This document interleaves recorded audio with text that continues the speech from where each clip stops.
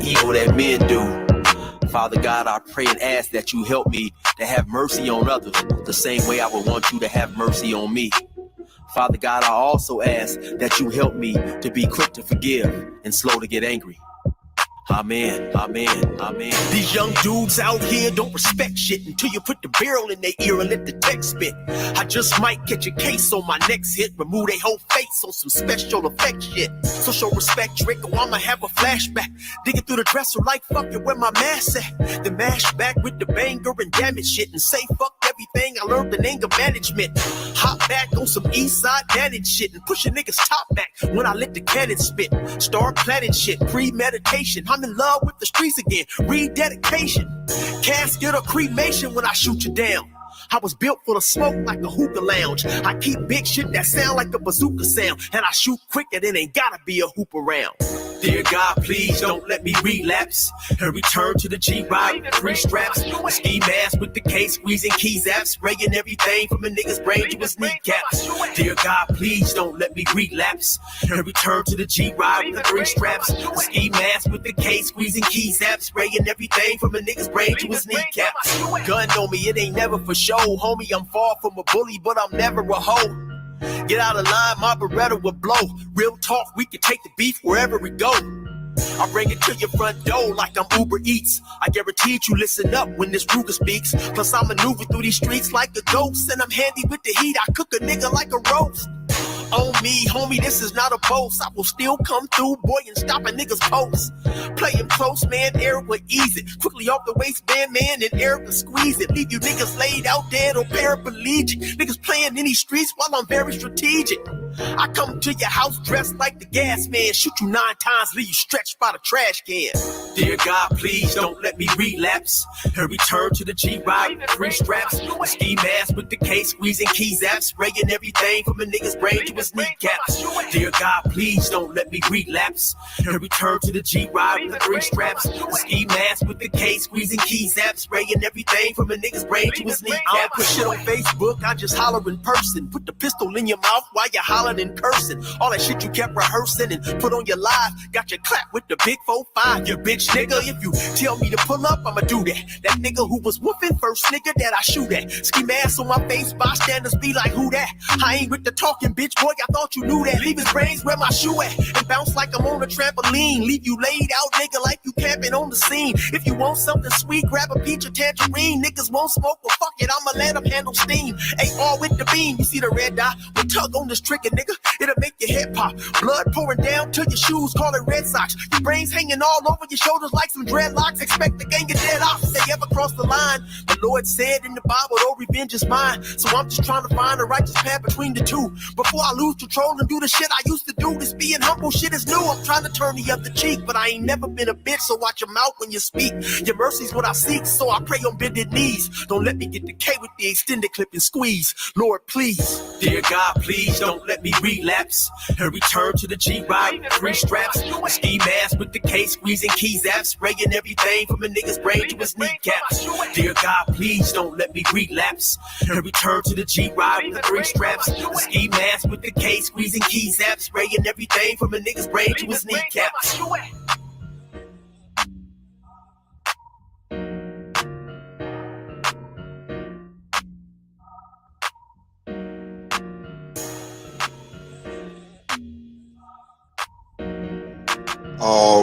All right, y'all. That's my brother Eric, better known as 16 to Life. You can go over to his website, 16tolife.com, get some of his gear, get some of his music, and other funny stuff that he got over there, man. I mean, I keep telling y'all, man, this dude is a funny dude. You should go over to his webpage. He's got a YouTube page. You can go to his YouTube page. I think it's called 16 to Life. I did an interview with Brother Eric. Made no bones about doing 24 years in the California penal system. And, made no bones about, didn't try to run around saying, well, I'm innocent. He just said, hey, I had a hand in it. He didn't want to go into the details, which I understand. But he said, yeah, definitely I had a hand in it. And I'm there. I was there on my own, decision making. And, he stood tall on that. But he stood tall on the fact that, he turned his life around. That's what we're about here, man. Turning your life around. I was a degenerate as well, so I know what it's like to be about to have that going on and to try to turn your life around. Uh, shout out to Quantum. Good to see you in the building, Sister Quantum. Risa Neal says, hello, Brother C, and everyone. Good to see you in the building, Risa. Risa said, happy birthday, Brother C. Hey, appreciate that. Happy born day. Happy born day. Well, and we was taught in the nation, you should go and tell, whenever on your birthday, you need to go and tell your mother thank you. You need to go to your mom and tell your mother thank you. You know what I mean? And tell her, celebrate your mother on your birthday, right? Because she has to pass through death. She has to pass through death to bring you into this world. So you need to go to your mother and thank your mother, right? But unfortunately, my mother passed on a few years ago. You know, shout out to her. Uh, okay, got you, Rico. Yeah, so, but that's what we should do. That's what we should do. All right. So anyway, y'all, it is my birthday, and I appreciate the fact that y'all wishing me happy birthday. I appreciate that.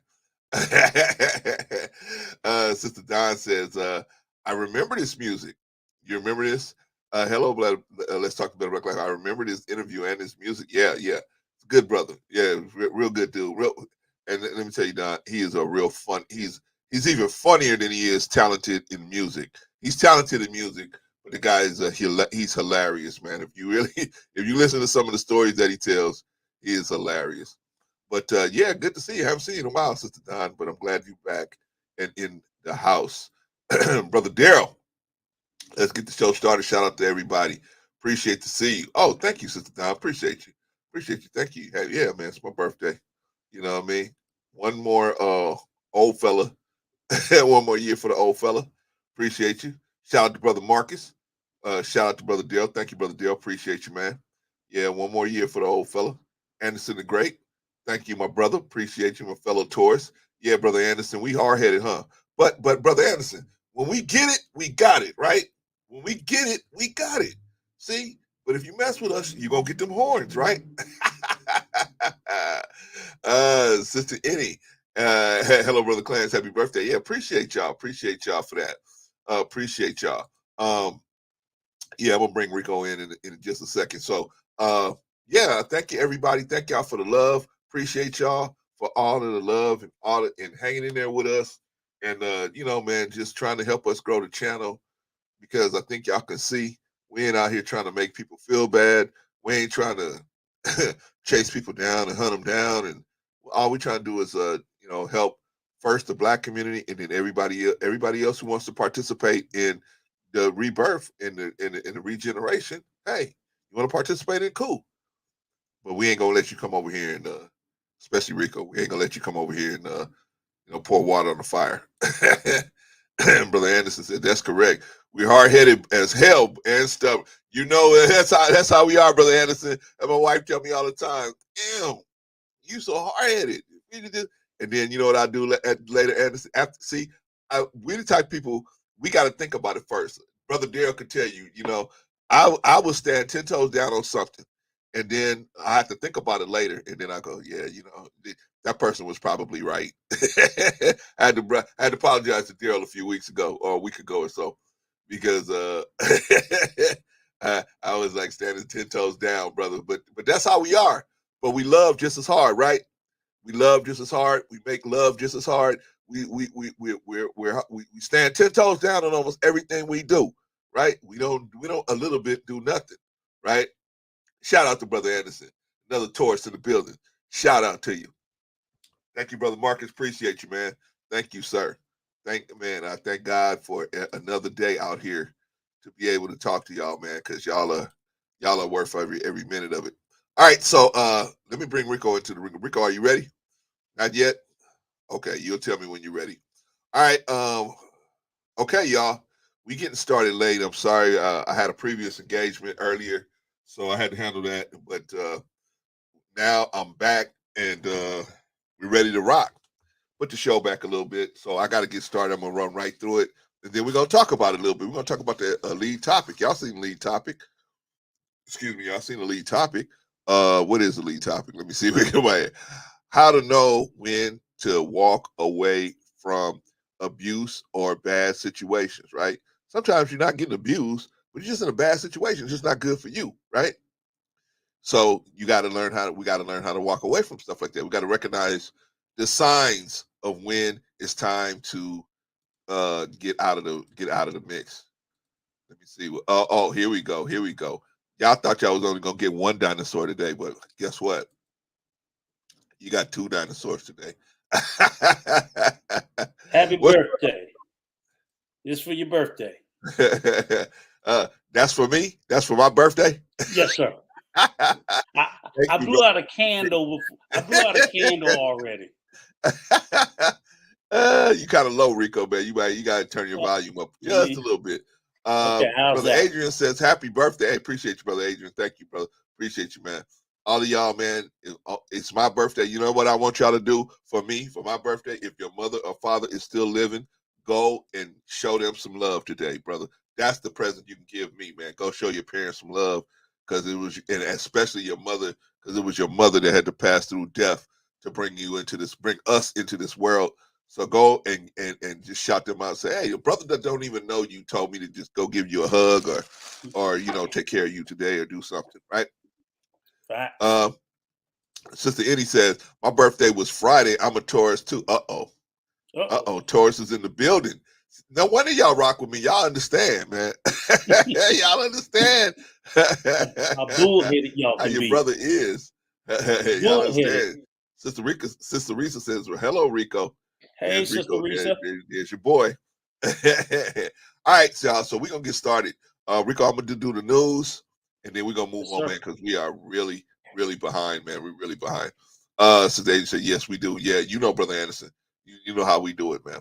All right, so, but we really behind, y'all. So we got to get moving, man, to catch up on the time. Let's see. Let me find the news. Okay, the news is here. All right. Marshals offer reward for info on escaped inmate, missing officer. Did you hear about this story, Rico? Yeah, I did. Alabama, right? Yes, Alabama. Florence, Alabama. Florence, Alabama. Yep. The U.S. Marshal Service said Sunday that it's offering up to $10,000 for information about an escaped inmate and a missing endangered correctional officer who disappeared Friday after the two left the jail in North Alabama. That does not sound good, brother. No, it's pretty ominous. This didn't happen quite a few times the last couple of years. These women these women correction officers be falling in love, and all the signs is pointing to she helped him get away. The white guy too. He was doing like he killed. He was a murderer and all this. So let me finish the article, man, real quick. Sorry. Casey Cole White, 38, has been jailed on a capital murder charge in the Lawndale County Detention Center in Florence, Alabama, for about 75 miles west of Huntsville. The inmate and assistant director of corrections, Vicky White, 56, left for Lauderdale County Detention Center on Friday morning to go to a nearby courthouse, the sheriff's office said in a Facebook post Saturday. Investigators said the two were not related. Casey White, who is believed to be a serious threat to the corrections officer and to the public. The marshal's office for Northern Alabama, Marty Keeley, said in a statement Sunday, while in state prison for other crimes in 2020, Casey confessed to a 2015 stabbing of Connie Ridgway. Ouch. WHNT TV reported. Vicky White has been with the department 16 years. At a news conference Friday, Singleton said that she was armed when she left the jail with the inmate headed to the courthouse for what she said was a mental health evaluation for Casey White. She was alone with the inmate, which the sheriff said violated department policy. You're right, Rico. It's probably an inside job there. Our policy in any inmate for those kinds of charges is to have two sworn deputies escort them, and that did not happen. Holy smoke. The vehicle the officer and the inmate were in when they left the detention center was found at a nearby shopping center parking lot, according to the sheriff's office. What do you think about that, Rico? It's pretty much an inside job. I saw they actually interviewed the sheriff. And even though right now they're treating it as if like the inmate overpowered the guard and took her weapon, in all reality, it's very much looking like it was an inside job. Somebody Yeah. that he probably was sleeping with the corrections officer, and she helped Right. him to escape. Because they had the remember the case a few years back. I want to say it was Rico, Tennessee. you real low, man. You real Oh, low. I'm sorry. You remember the case? Can you hear me now? Yeah, we can hear you. You just Oh, low, okay. that's all. There was a case a few years back. I think it was Tennessee, where the woman helped the guy shoot. She helped him do a shootout from court, kill some Oh, people. The corrections. So I mean, you get these cases where some of these correction guards, these dudes, they put a mouth game on these correction guards. A lot yeah. of them, they lonely. And I saw the picture of the girl. She was kind of homely. You know what I'm Yeah. saying? So he Yeah. was like, oh, he was the dream come true. And a lot of these female correction guards will tell you that, they're getting all this attention from these men. And a lot of these men, they don't look bad, even though they're locked up. So, they might be in there looking like male strippers, and these women ain't getting no play outside the jail. So they go Right. as far to do something like throw their whole damn life away, I kids, mean, but your whole everything. career, Rico? Wow. Yeah, well, you had they did the hey Sister Inya, they had the series about the woman up in upstate New York. Remember, she helped those two murderers get away. Yeah. Yeah, I remember And that. same thing, working in the corrections, and they one got caught, and I think one got killed.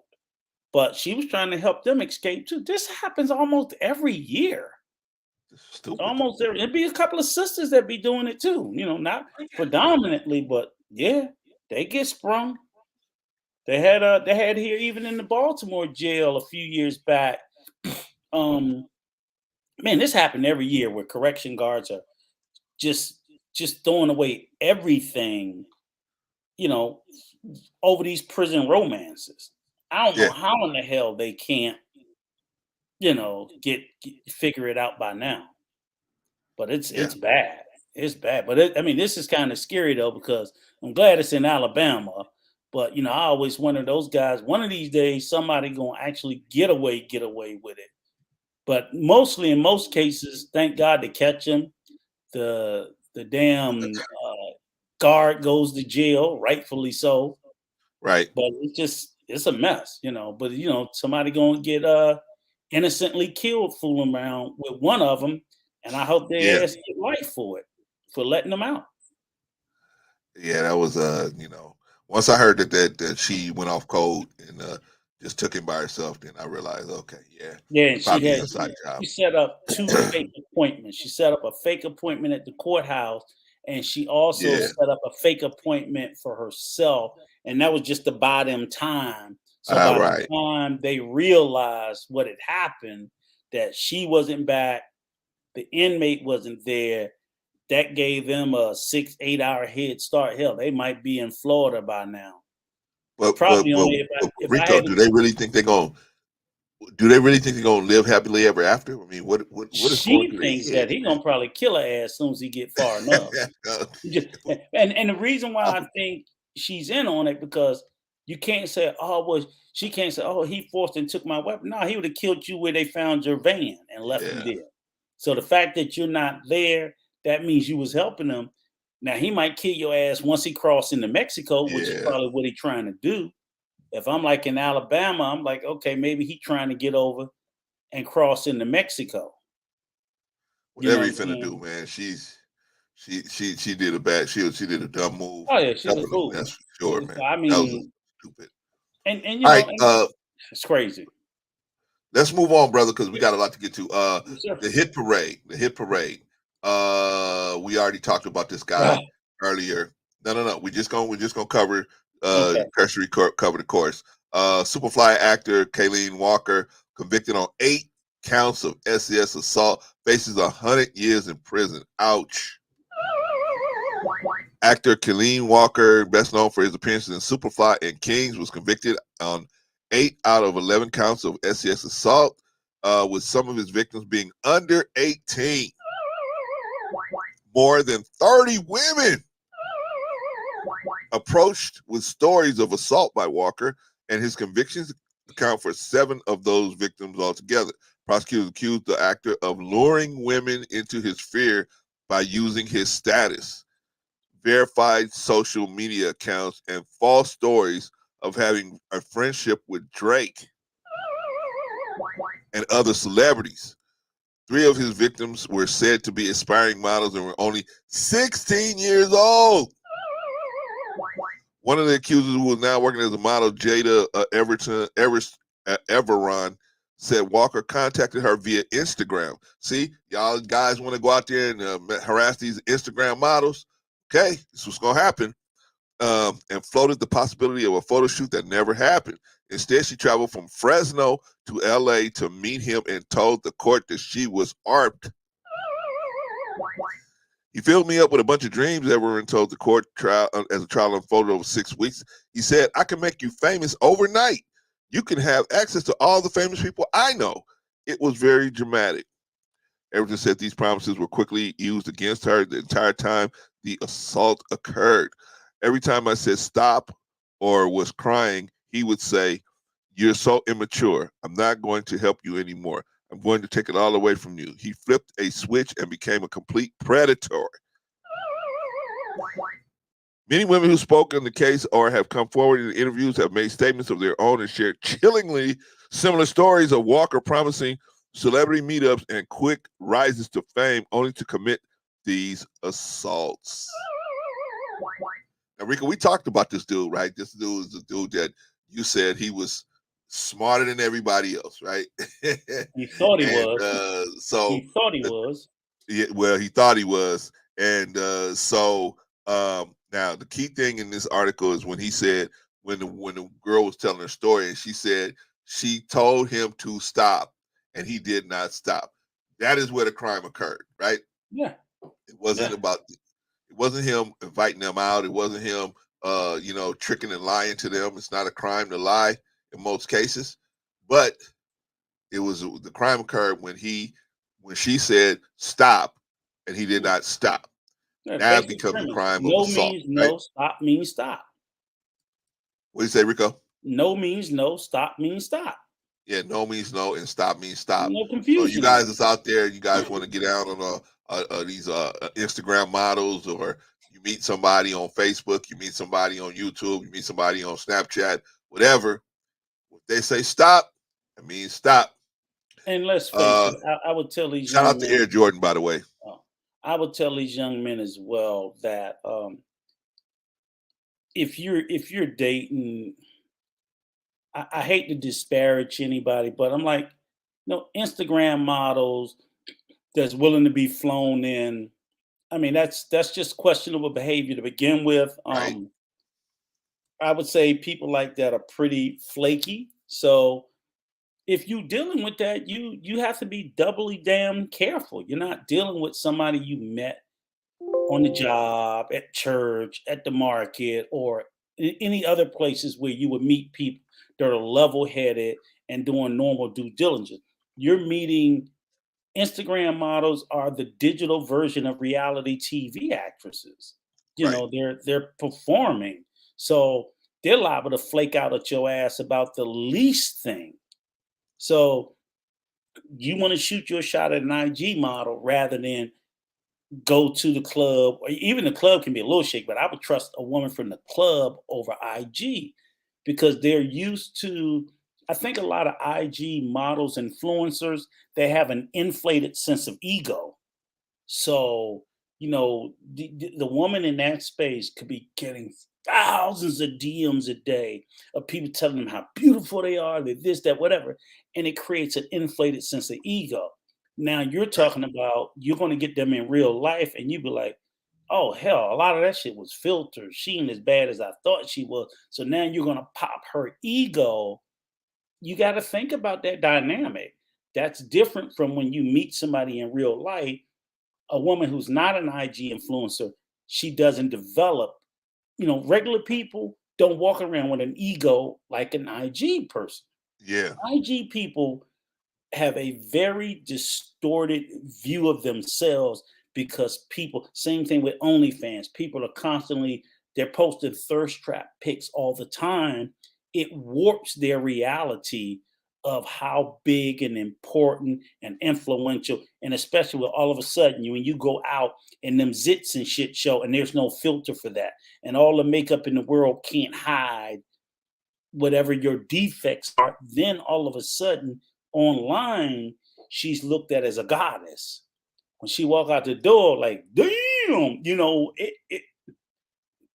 all of a sudden they react differently.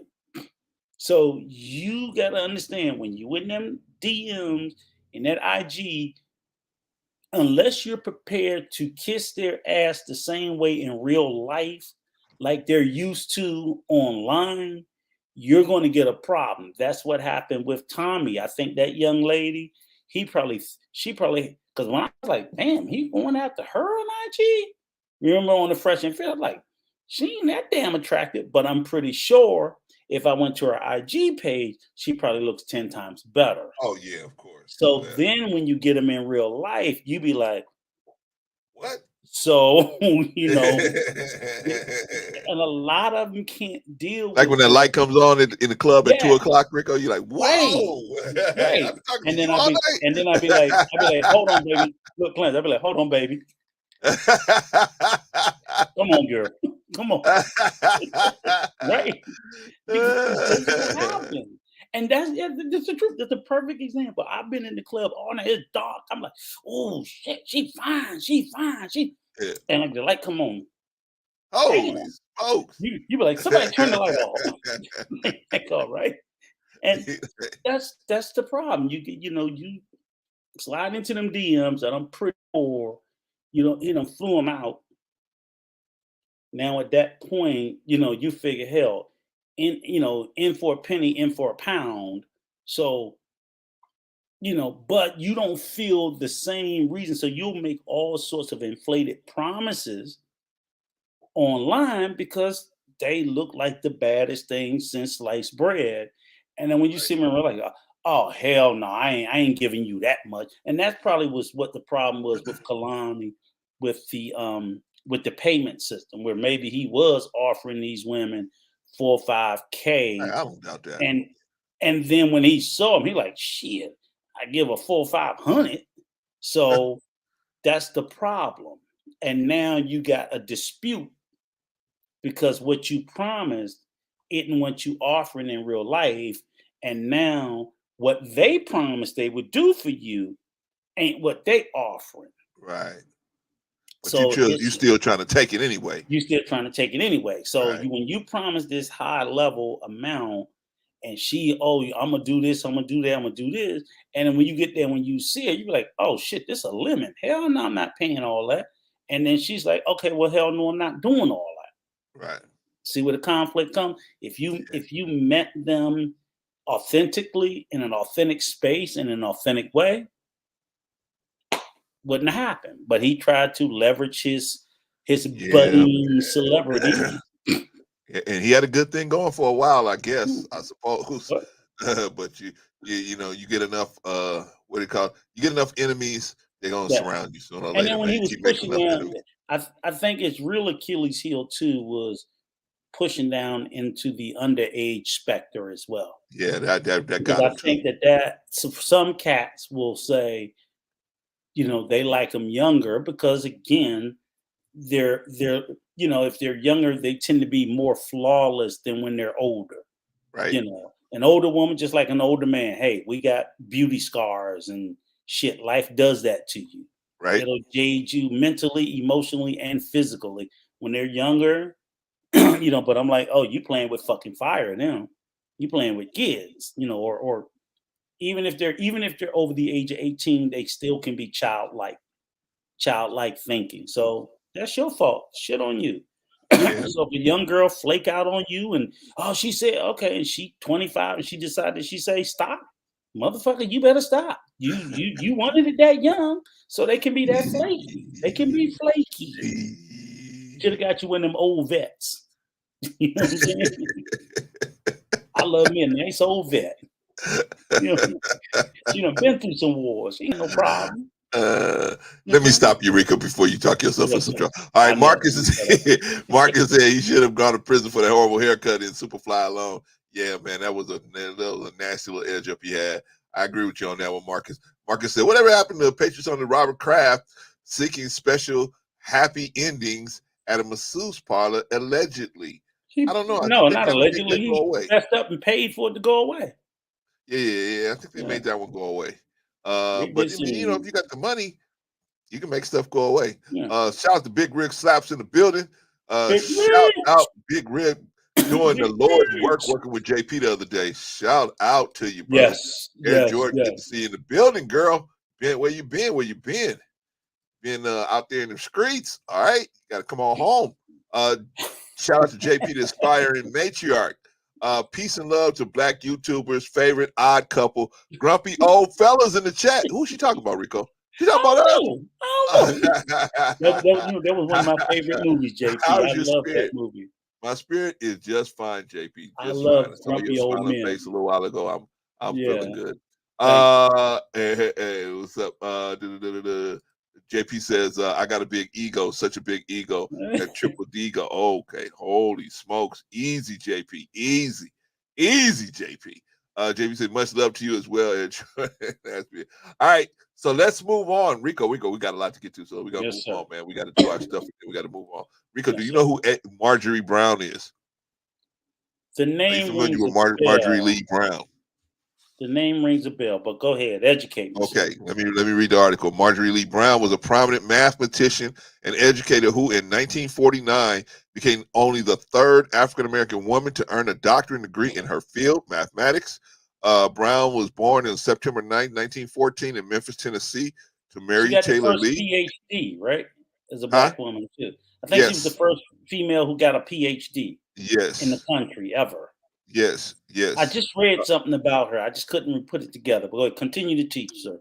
Okay, and Lawrence Johnson Lee, her father, a railway postal clerk, remarried shortly after his wife's death. When Brown was almost 2 years old, he and his second wife, Lottie, a school teacher, encouraged their daughter to take her studies seriously as she was a gifted student. Brown attended Lemoyne High School, a private Methodist school that was started after the Civil War. During her schooling, she won the Memphis City Women's Tennis Singles Championship in 1929, and 2 years later graduated from Lemoyne High School. From there, Brown put together enough funds to attend Howard University, go Howard, in Washington, D.C. She received her bachelor's in mathematics, graduating cum laude in 1935. What's cum laude, Rico? That's like 1B or something? Yeah, I want to say it's right below Magnus. Yeah, Magna is like a straight A, but I think cum laude is like a B, maybe 1 or 2 B's.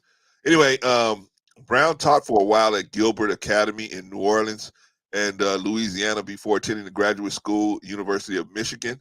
Shout out to Brother Darrell, where she received her master's degree in 1939.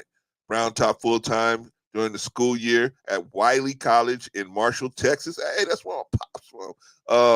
While attending the University of Michigan during her summer breaks. She completed her dissertation and received her doctorate in 1949. Later that same year, Brown joined the facility of North Carolina College, now North Carolina Central University, where she remained for 30 years. The first 25 years of her career, she was the only person in the mathematics department with a PhD, holy smokes, in mathematics.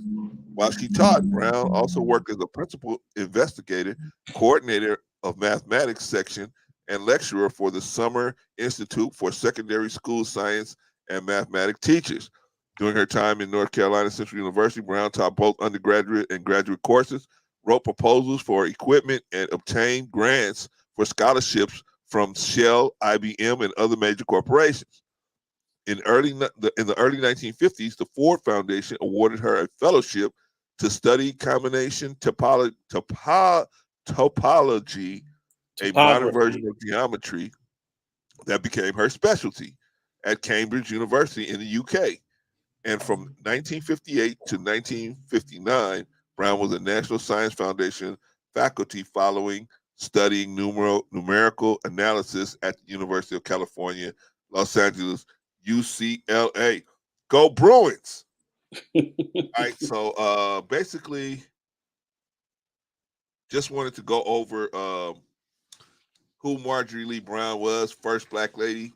That was no, not first, but the third black lady to have a PhD, and I think she was the first to have it in mathematics. I think she was the first or something, but I think it was the first to have it in mathematics. Mathematics, yeah. But that's Marjorie Lee Brown. Don't take our word for it.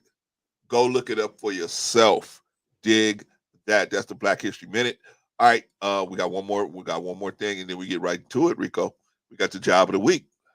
Job of the week is a registered nurse. Why, Clarence? Why are you telling us about registered nurses? Why? Because I'm trying to tell you guys about things where they have a low barrier of entry, but you can make a lot of money. You can make a lot of money as a registered nurse, and it doesn't. All you need is really a 2-year degree to actually get into the field and get started, and then you can actually, when you get a 4-year degree, you can double your income. Okay, what does a registered nurse do? Registered nurses provide, coordinate patient care, educate patients on and the public about various health conditions, and provide advice and emotional support to patients and their family members. Registered nurses' duties and titles often depend on where they work and the patients they work with. Most registered nurses work as a part of a team with physicians and other healthcare specialists. Some registered nurses oversee licensed practical nurses, nursing assistants, and home health aides. Holy smokes! If you work as a registered nurse, you're going to assess patients' conditions, record patients' medical histories and symptoms, observe patients and record the observations, administer patients' medicine and treatments, set up plans for patients' care, and contribute information to existing plans, help perform diagnostic tests and analyze the results, operate minor medical equipment. All right, y'all. Let's get to the root of the situation. How much does a registered nurse make in the United States? Average salary $41 an hour. It comes up to about $111 per year, $111,000 per year. That is not bad. That is not bad. What are the requirements to be a registered nurse? Registered nurse must have an associate's degree, that's 2 years, or a bachelor's degree, that's 4 years, and have passed the National Council of Licensure examination. Each state has different requirements for being allowed to take the examination, so be sure to check out your state's requirements to become an RN. That is it. If you want a job, Rico, who else is telling them all of this information on a Sunday morning? Who else? And they ain't getting nowhere else, man. They ain't getting nowhere else. My ex-wife, the one that passed, she was a registered. I put her through school to become an RN. Okay. Yeah, when I met her, she was a CNA. She went to school, got her 2-year degree, got her licensure, and became a registered nurse. And I would even tell people to go even further. Like you said, she was making 6 figures, and easy. Yeah. But what was even crazier, in the nursing field, you can do things like a travel nurse, where you can make some of them make 150. Right. Close to 200. I know some with a 4-year degree making almost $200,000 as a travel nurse, going to different parts of the country, because nursing need is different. And when you're willing to travel and say, okay, I'm going to go up to Maine for 3 months, I'm going to go to North Dakota for 2 months, and so on and so forth, you can make some ridiculous bread. Ridiculous money. It's never been for me because I'm scared of needles. I don't like blood. I just, I just don't like that. That ain't my cup of tea. But she loved it. I loved supporting her through it. And she was good at it until she started experiencing her own personal struggles and demons that she had to deal with. But she was a good nurse. That was one thing I always told everybody, couldn't never keep a job because of her demons and her struggles, personality issue. But you talking about competent when it came to me and my kids and our healthcare, I wouldn't put my life in her hands because she tried to take it. But the kids, she was good. She was good.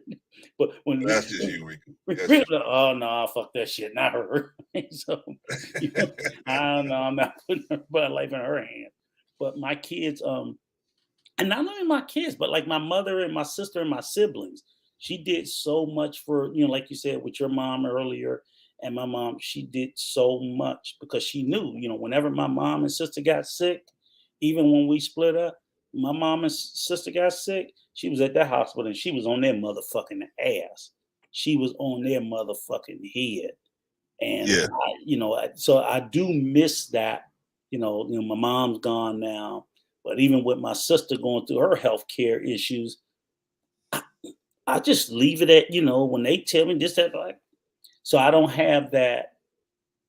In spite of our differences, I did have that to bounce off of someone that would go, she was like, Rika, I went to it and they not doing, and I cussed them out and I made them do it. And I'm like, and I knew that my parents, my mom, and now my sister was in good hands because once my ex knew about it, they couldn't tell her shit. They could tell me any fucking thing.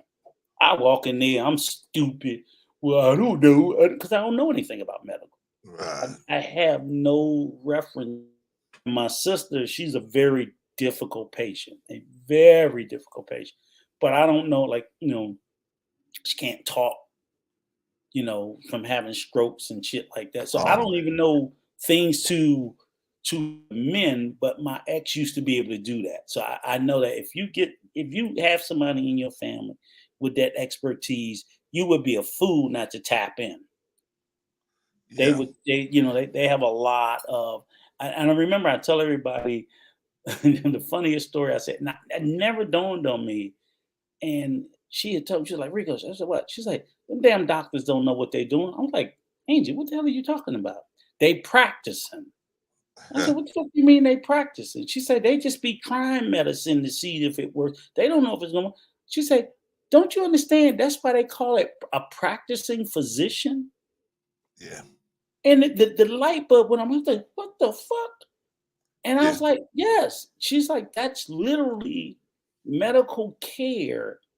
Oftentimes when you come in, they look at symptoms and they diagnose. They're guessing. Even with all the tests and everything, they're guessing. That's medicine.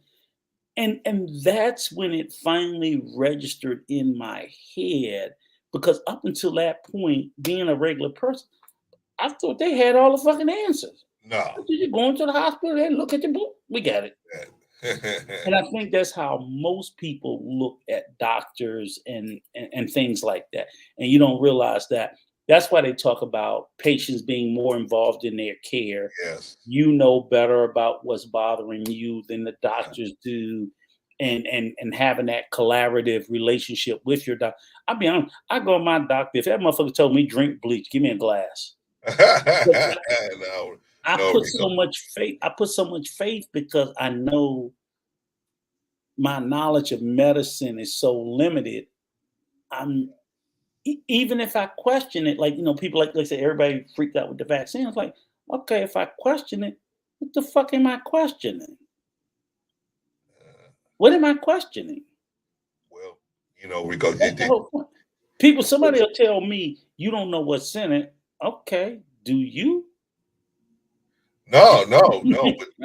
But Rico, if you have a doctor, remember this, and everybody out there, if you have a doctor, your doctor, like Rico said, they're giving you their best guess. Yes, it's now, granted, they've been to school. Yeah, they supposedly have paid attention in these classes. They have a better guess than you, but it's still a fucking guess. Well, but see, here's the thing, Rico. You are the last line of defense. You're the one that actually gonna make the decision. Yeah. And I'm telling you, man, if I had listened to two doctors, if I had listened to them, I wouldn't be here right now. Yeah. So sometimes you got to say, hey, maybe, okay, I know this person's a professional, but let me just get another opinion. Let me get maybe let me take another look at it and see what I think about it and move from there. Right? Yeah. And that was the one thing, like I said, being married to an RN, putting her through school, that she taught me to question it. And I'm like, cause she would question, but I'm like, God damn, Angie, you know this shit. You know this shit. I don't fucking know. Yeah. But she knew it, you know what I'm saying? But she did from that point forward teach me, and I think even my knucklehead son that you met earlier today, Yeah. the youngest one, them two motherfuckers ain't taking no vaccine. And I'm Okay. like, and they fight me. I'm like, when y'all gonna get the vaccine? Nah, I ain't taking that shit. I don't know what's in it. Like, motherfucker, you don't know what's in nothing. But you take that other shit. So, Yeah. but they do, and they got that from their mom. That was their mom. Yeah. And they question, and so I'm kind of glad they do ignore me on that, But I'm just like, motherfucker, you better not call me from the hospital talking about you got no, I got corona. I'm gonna hang up on your ass. That's all I told you. I said, that's Rico, all you I'm can gonna get tell the you. vaccine. Rico, you can get the vaccine and still get coronavirus. I know, motherfucker, I was triple boosted and got it. You telling? That's I what I'm was saying, man. I spent my New So, Year's so Eve showing my black ass and came home 2 days later and couldn't get out of bed for 4 days. yeah, Who you man. Yeah, telling? yeah. I've been there. Yeah, I I was was I there. was A I while was ago. triple boosted. Like fuck. But Yeah. like I said, man, you gotta ultimately we are responsible for the Our way our own health healthcare. goes. Our We own decide healthcare. Right. we are the ones that decide what goes in Yeah. our mouth. We Yeah. decide what goes in our Yeah. bodies, and we decide how much sleep we get. We decide Mhm. how much rest we get. We decide all of these different things. This all the So vaccine I need. libations, the libations is all Rico needs. A shout out to brother Rico. All right, man. We got to talk about it, Rico, because it's been Yes, sir. coming up. A lot of things are going on. A lot of things are going on. So here's the first question I'm gonna ask. Okay, we all know that a certain person's channel got taken down. Are you familiar with this? Yes. Okay, a certain person in the YouTube space, particularly in the Black YouTube space, that calls himself a morning millionaire, right? His Okay. original channel got taken down. And do you know why it got taken down, Rico? No. I think Okay, I think I saw a clip, something about I guess somebody flashing something yeah, yeah, pornographic. another flashing situation, right? Where Mhm. the people that were actually, and I don't think it was him. I don't think he was even on the channel at the time. The He owner of said the he was channel, at least wasn't on the right. channel at the time. He had At other least the people that video I he had saw him, yeah. But he put has in a place to be on the yeah, channel, right? yeah, he has a And his habit of channel, leaving. unless I could He's, just say it now, Anton yeah. Daniels, his channel was taken down. Mhm. And so he usually has on there, Rico, at nighttime, he'll have like 8 or 10 people on there talking about different topics or anything like that. And I Mhm. get it, build up the watch hours. I get it. Mhm. So when he goes to potential advertisers, he could say, "Hey, we got people watching us around the clock." Mhm. So you can, and it's a good strategy. I give it to him for that. So, but they're now being targeted, and Mhm. so unfortunately, somebody dropped the ball. That's Yeah. why I see you guys out there when we say, "Hey, we don't know you," and we say "cam up." This is why we saying "cam up," because now his whole channel got taken away. Now he caught it. He caught it. He said he caught it, and he ended the stream, and then he removed Remove that the piece video. from, Yeah. which you can do. You can pull it down from StreamYard. Remove. I did that. Remove that piece out, and then you can put it back up. So he said he did that, but it was too late. YouTube put the whole channel down. Now, here's my question, Rico.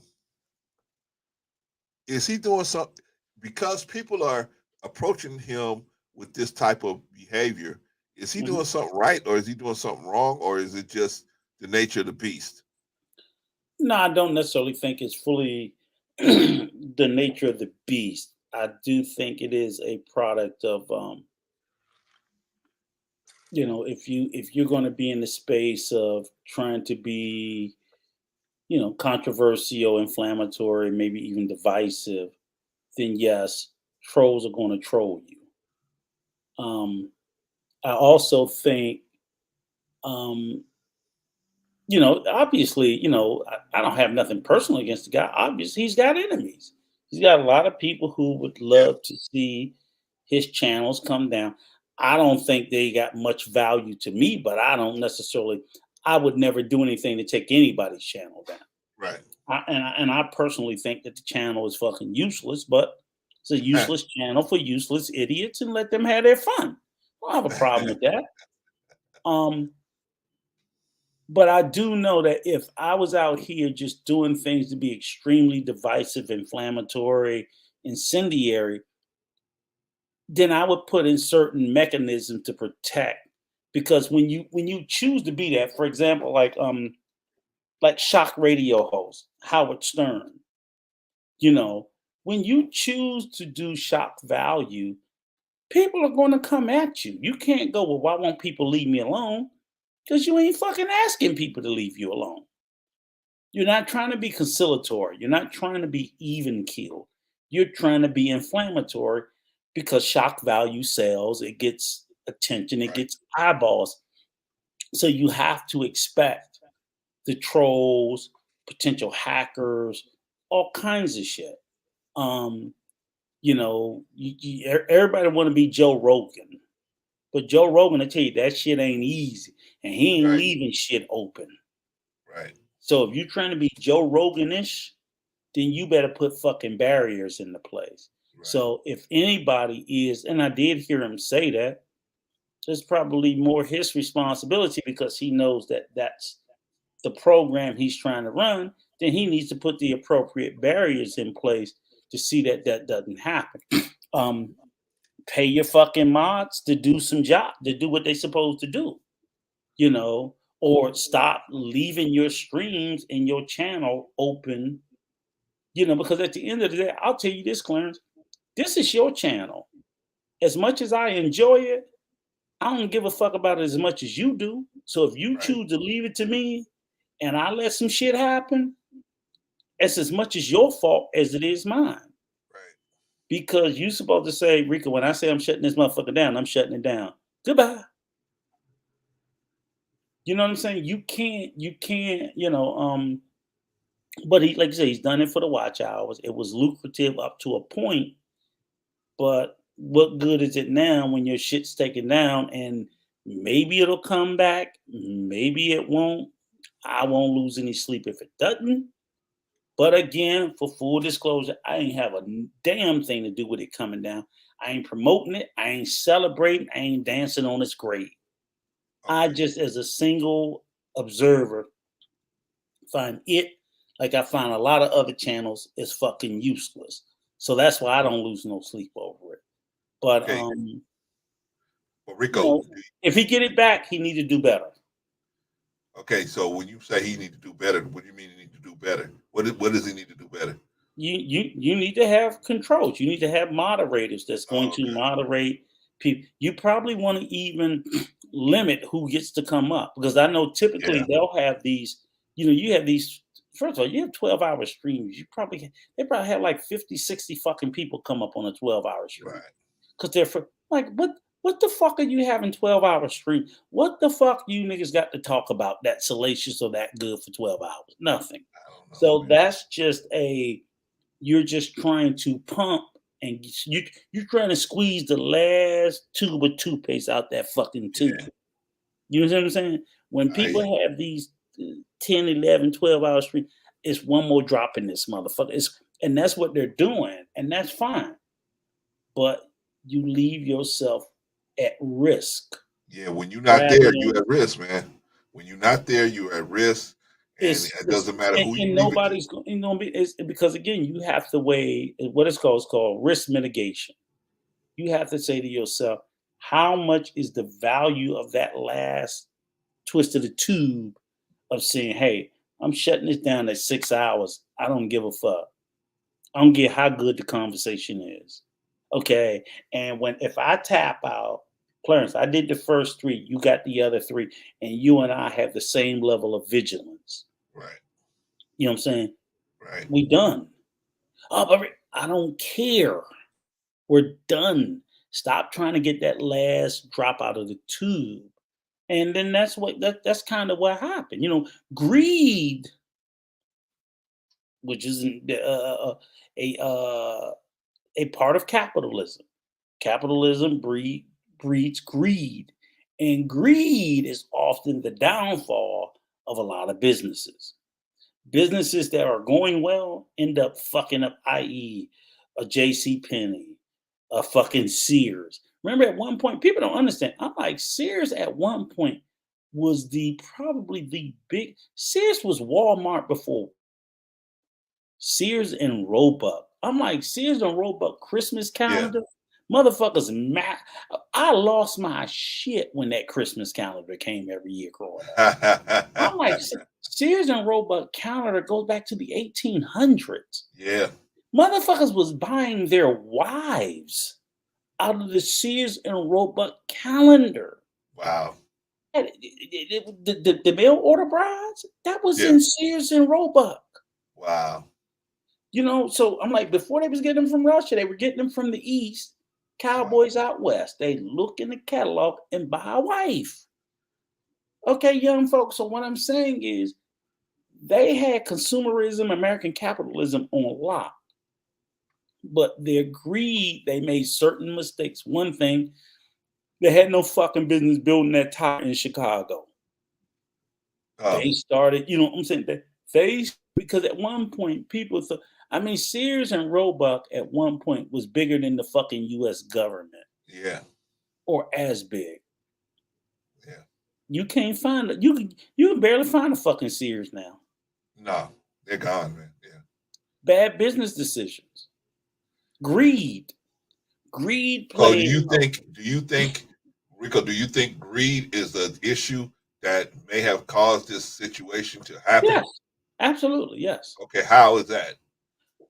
Well, like I said, you know, who the fuck else turned their operations over to willy-nilly anybody with no protocols, no rules, no structure? Even if you sat there and say, okay, these are regular panelists, I see no evidence of rules, structure, protocols being put in place. This is what they've done, not just on this stream.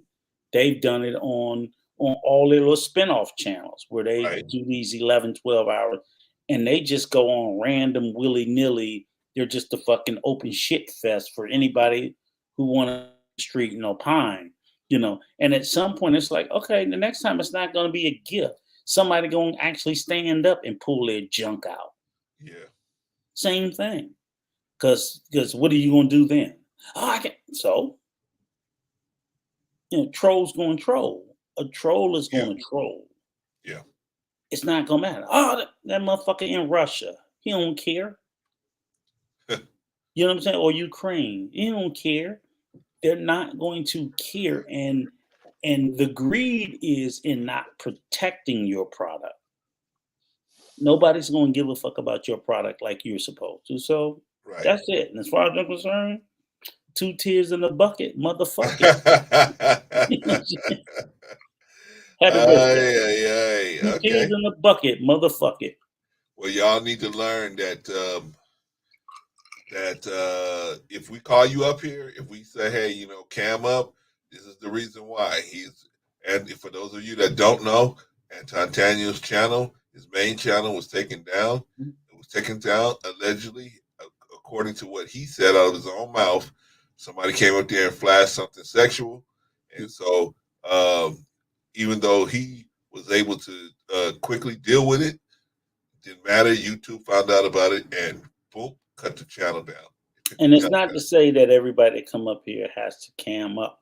People that we know, certain, you know, we know you creators, then, you know, we're not going to sit there. So don't come over here whining about you didn't make him do. I don't give a fuck. I'm gonna make what I want to make. Okay? Let me just say that, okay? Yeah. I don't care. We're going to make who we want to make. If there are people that we have a history with and we know that they can be trusted, we're not going to sit there and hold them to the standard. But if you're a new motherfucker and I don't know you, yeah. Boo-hoo, cry me a fucking river. You don't have to participate. So I just want to say that because I don't want nobody to see the disparity to say, you may see go to the mothership. You can't may go to see Anton Daniels. Right. You may see 4 or 5 avatars. And I'm be honest with you, Clarence. I'm fitting to be an asshole about shit. Yeah. Well, sometimes you gotta be, man. An asshole about it. Right. Sometimes it's just like I don't give a fuck. I'm not playing with you, motherfuckers. I told you I ain't to be fucked with. So if you can't do it, bye. I'm done. I'm arguing with you, motherfuckers. I said what I said. 2 to the head. 2 to the head. That's it. I ain't going through this shit because it's not necessary. So that's how this program runs. All right, Rico. So anyway, yeah. So if we ask you guys cam up, it's probably got something to do with this situation. All right, so let's move on to our real situation. Our real situation is, how do you leave a bad situation? Okay, Rico. So over the last couple of days, we and me, you, myself, JP, Patrice, we have kind of been catching wind of all types of different situations online. And well, first of all, how do you know you in a bad situation? What should let you know? What are the things that would let you know you're in a bad situation, even online? Let's say I got an online relationship with somebody, but it's not serving me. How do I know that it's a bad situation? It's tough. It's tough because the bottom line, any online, offline, anywhere, usually when you find yourself in a bad situation, it's kind of hard. You kind of look at yourself. What do you want out of the situation is what you start with. If you want a serious commitment, marriage or some shit like that, and you're not getting it after a period of time, you have to start to assess the situation for what it is. And I'm not a firm believer, but I know in all my experience, every time I left a bad situation, I left it badly or poorly. Oh. It's hard. It's hard to leave good because feelings are involved, emotions. Right. It's your level of investment, how much you've invested in the situation, which makes it tough. Without a doubt, I think you always have to leave it. But as to how do you leave it, it's rip the Band-Aid off, peel it off slowly. Motherfucker hurt either way. Right. You know what I'm saying? So when people say rip the Band-Aid, the level of pain is no less. It's like, am I gonna pull this shit off slow? Am I gonna rip? If I rip it off, it's not like it doesn't hurt. It hurts if I pull it off slowly. It hurts if I rip it off. Either which way, it's like how fast do you rip the Band-Aid off because you want the pain to be over more quickly. But it's the same level of pain. It's the same level of shock. How do you know? Oftentimes, you usually don't know until it's too fucking late. Yeah. And for me, when I know is when the amount of cost has gotten too high. I've lost too much. Whether it's I've been in bad situations or relationships where I've lost financially, I've lost personally, I've lost self-respect. I've lost respect of family and children, because just being too invested in shit. And then it just get to the point where usually at that point, that's when when you see your losses mount up, yeah, you go, man, fuck this shit. This shit is crazy. But that's how most of the time for myself personally, and I've been in a couple of them, that's when I realized, okay, this shit just ain't good. It ain't working for me, and I need to get out of it. But usually, you're going to walk away with a hell of a deficit. You just are, because you've invested. You don't put a whole bunch of shit in it, and you just get to the point where I've been in some where it's just like, I ain't got no more to lose, but I ain't staying in. Because motherfucker done cleaned me out and took everything. It's just like, yeah, because you stuck around being that fucking stupid. So I always tell people, and I had to learn that myself before this last month. Learn to look at the red flags within yourself. Things that you do that put yourself in a bad space. Okay. Wearing your heart on your sleeve. That ain't good, man. Stop doing that. It's not good. That's not good. It's good to be a good dude, but don't wear that shit out there for everybody to see. That's the problem when they talk about wearing your heart on your sleeve, is people see that, and that's a vulnerability. Right. And people take advantage of it. So right. I have a good heart. I just don't put that shit on my sleeve no more. Right. I keep that motherfucker right here so people think I'm heartless, and I'm not. I'm a very selfless man. I am very loving. I am very giving. But I'm not putting that shit on Front Street. Because every fucking time I did, I got fucked over 7 ways to Sunday. Do you understand? You gotta learn. You gotta learn. Okay, so if I'm you need to answer the question. No, don't get the answer from. I want your answer. Same. You want my answer? Yeah, yes, sir. Oh, okay. Well, my answer is, how do you know you're in a bad situation? When, for me, is when what I want to be happening is not happening, and I start to realize that it's not going to happen. Let's say, for example, you and I have a real good friendship, but I wanted our friendship to be like how it is now, but you didn't want that. You know what I'm saying? Like I call you, Rick call me early in the morning. I might call him early in the morning, right? And I'll be like, oh, that's just Rico. And he'd probably do that's just Clarence, right? But we cool with, it's cool. But what if I was calling Rico early in the morning and Rico was like, God damn, again? Come on, man. You calling me again? What's going on? Right. And so I mean, once I start seeing that, and I start saying, damn, maybe this ain't working for both of us. That's when I would say, oh, maybe, you know what I'm saying? But now, Rico, we both know that there are some people that get out here and they what was that old was the Spinners, the makeup to break up? Oh yeah. All of them, but make that's all stylistics. Yeah, so it was a stylistic. To break up. First you love me, then you hate me. That's the game. That's the thing we do, right? Yeah, that was it. Hey, if y'all don't want Rico to sing, just hit the Cash App, and we'll pay Rico not to sing. I don't know about that. But you're right. You know what I'm saying, Rico, right? You know what I'm saying. One-sided. Yeah, exactly. So when you see the thing as one-sided, or it's very you can see that the other person is not at the same level you at.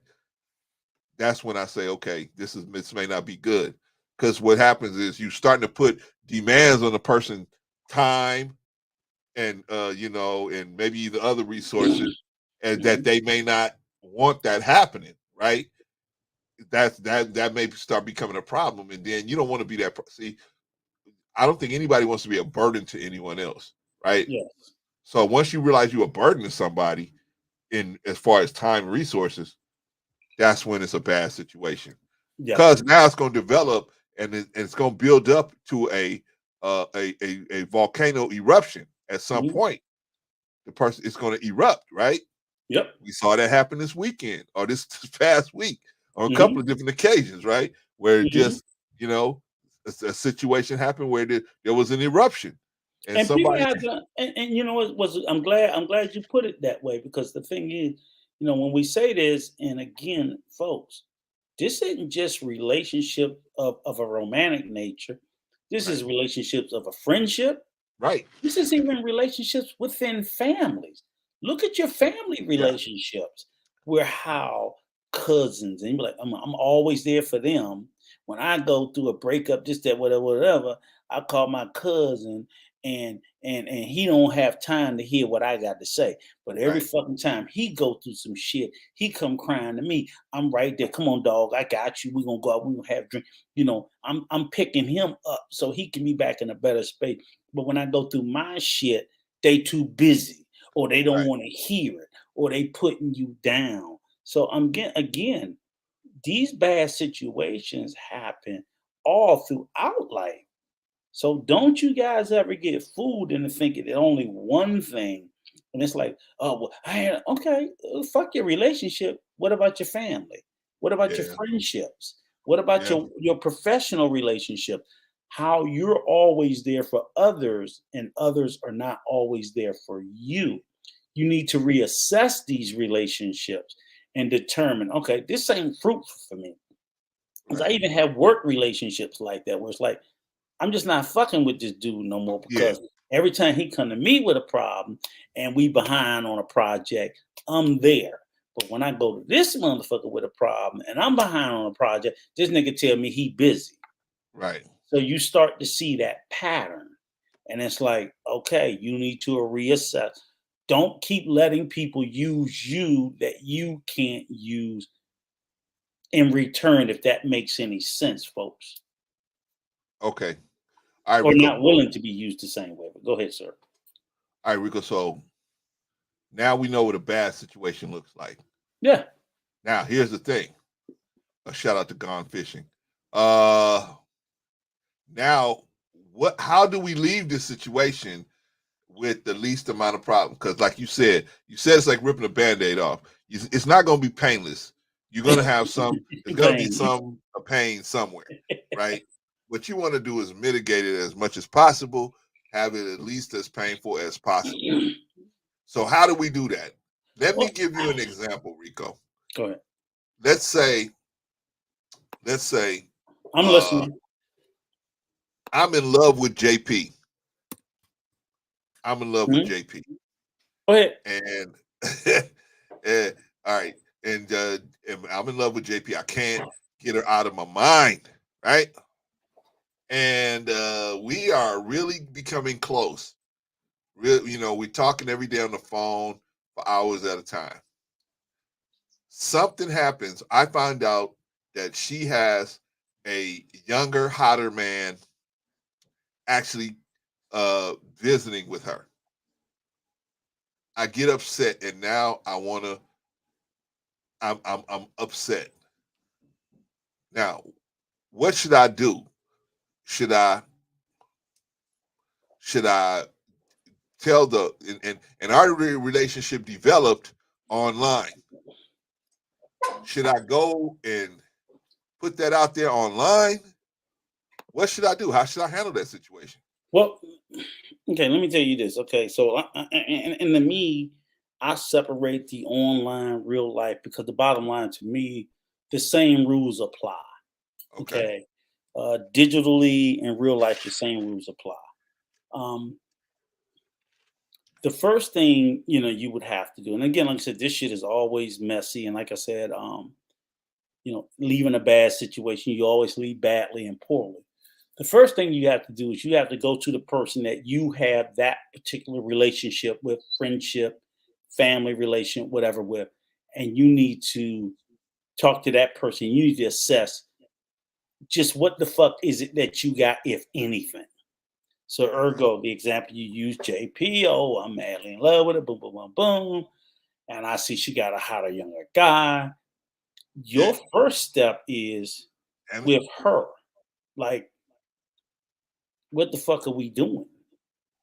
Because oftentimes, and see, that's usually the place where we least want to go, because when the situation then got bad, you kind of always have your intuition, right?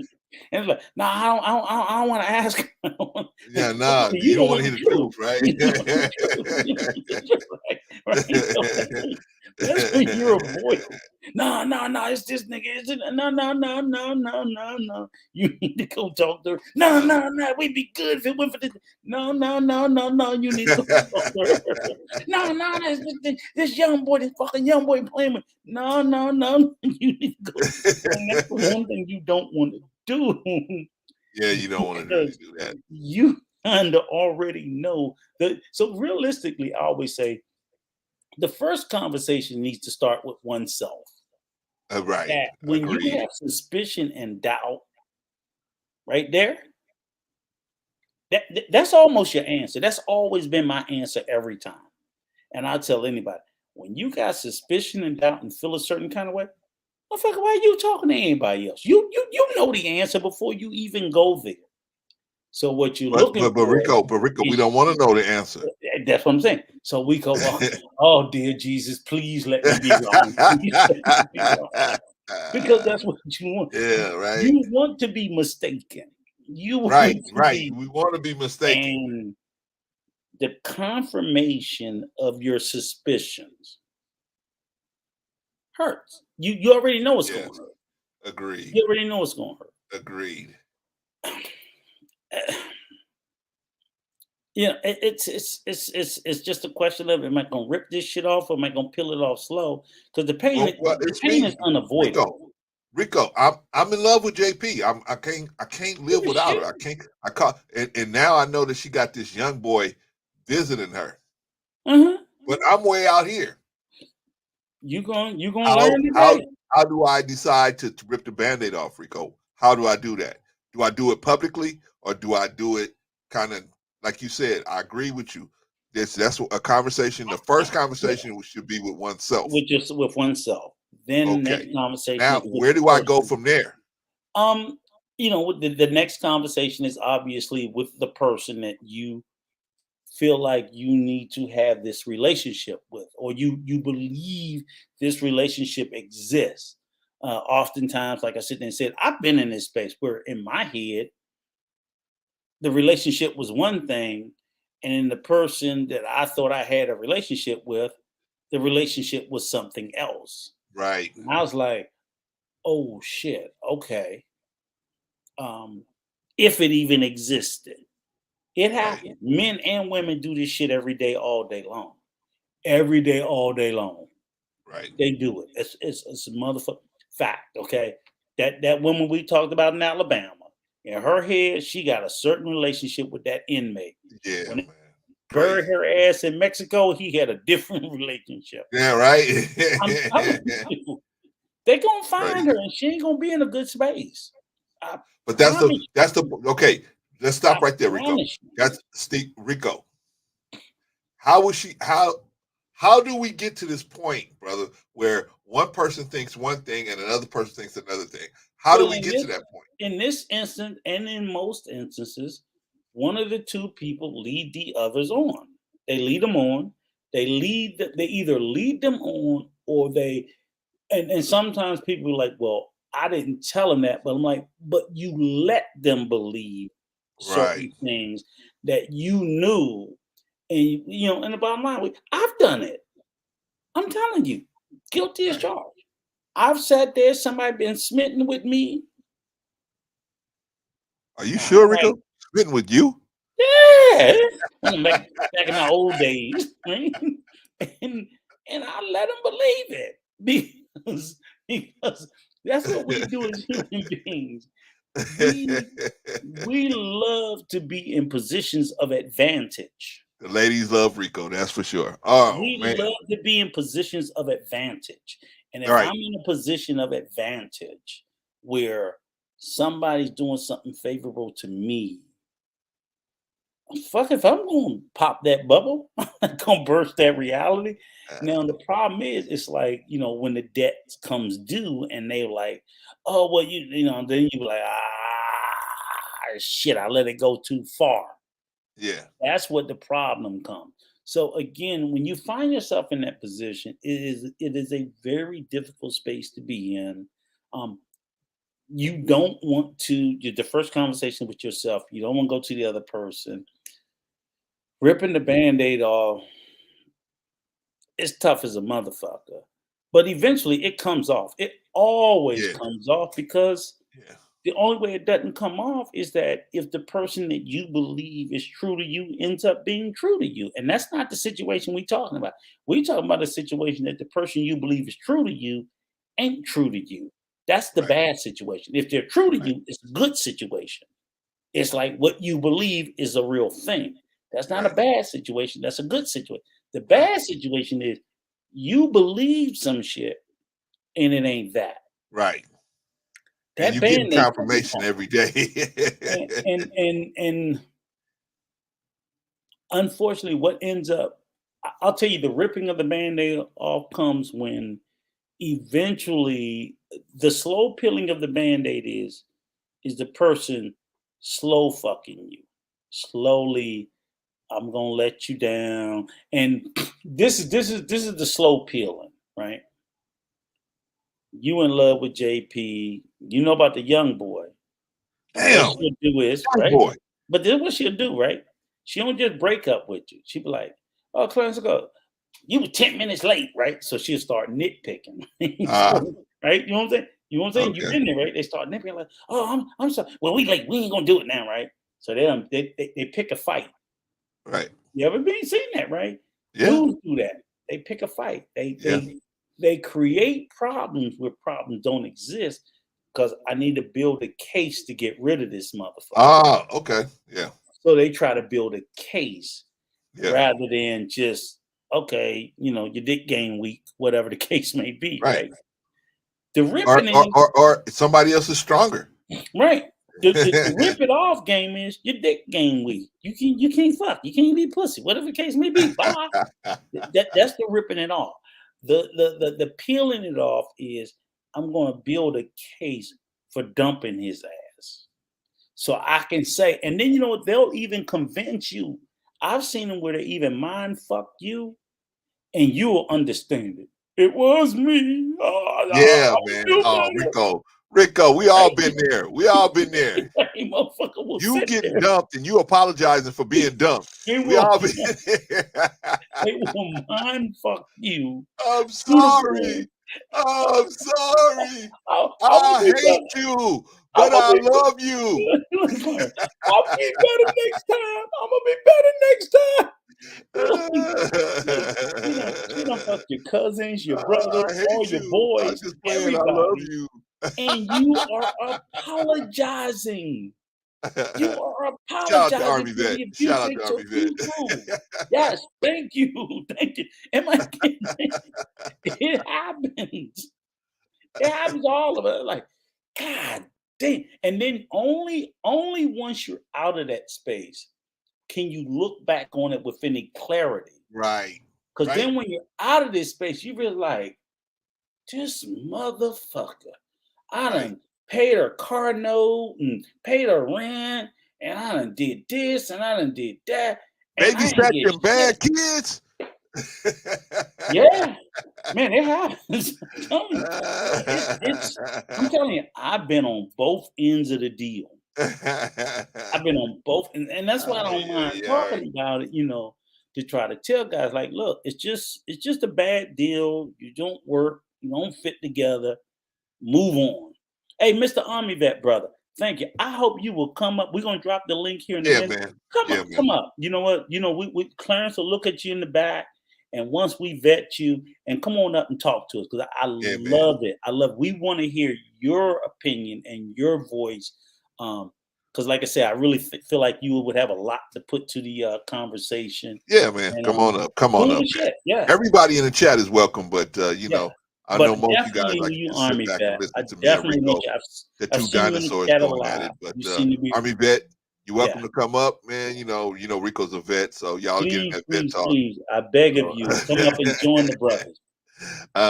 You don't have to be on cam either. Yeah, we just gotta take a look at you real quick. Now, Rico. Matter of fact, Clarence, drop the link. All right.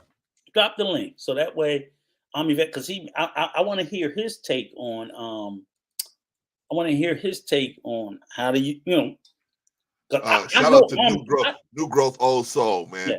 New Growth Old Army Soul. Vet got some stories. I know he got some stories to share. Army Vet? He do. Yeah, man. He resonating with us, man. Okay, Rico. Yes, Rico. Yes, sir. I'm sad. JP got the young boy there. I'm sad. I'm sad, man. I don't know what to do. How do I rip this thing off? Okay. I love you. I hate you. I love you. I hate you. I love you. What am I gonna do, Rico? How am I gonna get this Band-Aid off? Every time I take it off, I put it right back on.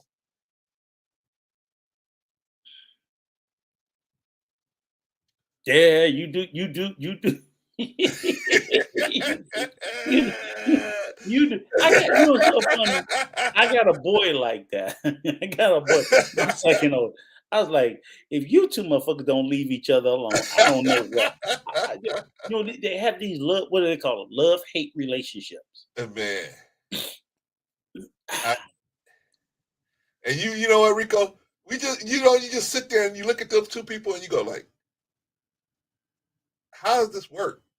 But they make it work some kind of way. I love you. I hate you. I love you.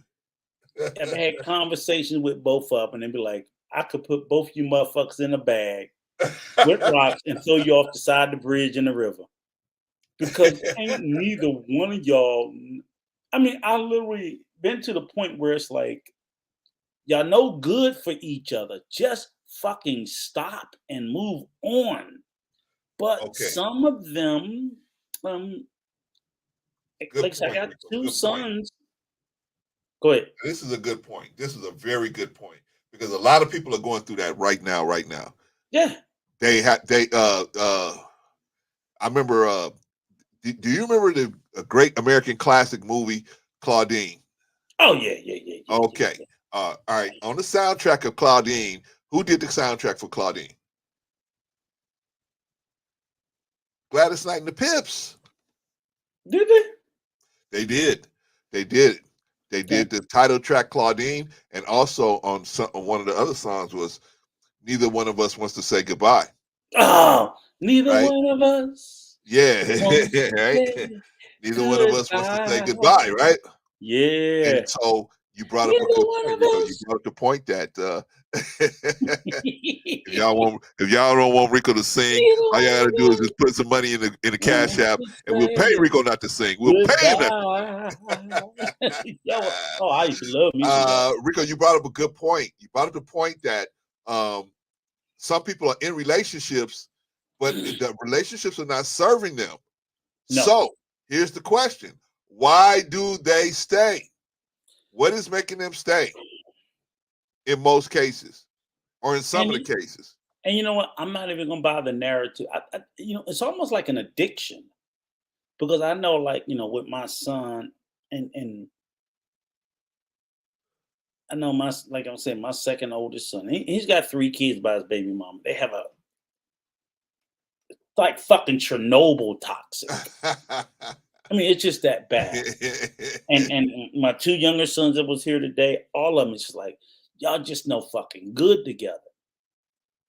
He will consistently say it's because of his kids. Okay. So we like, nigga, you don't even take care of your kids. So we know it ain't for them. It's her. But he tells us it's the kids, but none of us believe. We're like, Demetrius, you don't give a fuck about them kids. We see what you do. We're always on your ass about your kids. Right. It's not about the kids. It's about neither. Y'all two are addicted to each other like a drug. And we've been trying for the better part. My granddaughter's about to be 12 for 12 years. I've been trying to get this motherfucker to detox. I'm like, detox. And the thing is I blame my son more than I do her. She has the kids. But I'm like, if you detox from her, because I'm like, I can't help you in a toxic relationship. You need to break the relationship to get your life better so you can become a better father. And I'll fill in everything in between. But every time they break up, they find a way back together, and they are going at each other like cats and dogs. It just doesn't end to the point where all the rest of us just said, I threw my hands up, and his brothers were like, you so mean, this, that, what. I like, okay, y'all motherfuckers fix it. And I feel like the last 5 years, the one that came here from Germany, he's like, Pop, fuck him. I can't do it. I told y'all.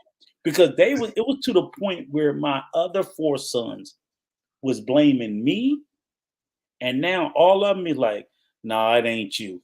Yeah, It's his ass. I said, they thank blaming you. you. That's what I've been telling you because he would tell them, Pop's so mean on me. He this, he don't do Yeah. this, he don't do. I done bought the motherfucker a car. I done all kinds of shit, right? Yeah.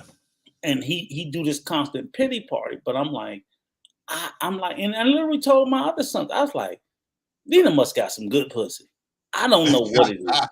But literally, I ain't never It's looked typically not that, brother. He's 30.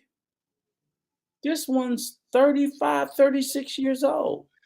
And I'm like, and she's like 10 years younger than him, maybe about 5 years younger than him. But I'm like, Demetrius, he's the crazy part about it, he is the least productive of the 5. But all 4 of them will tell you he's the smartest of the 5. Right.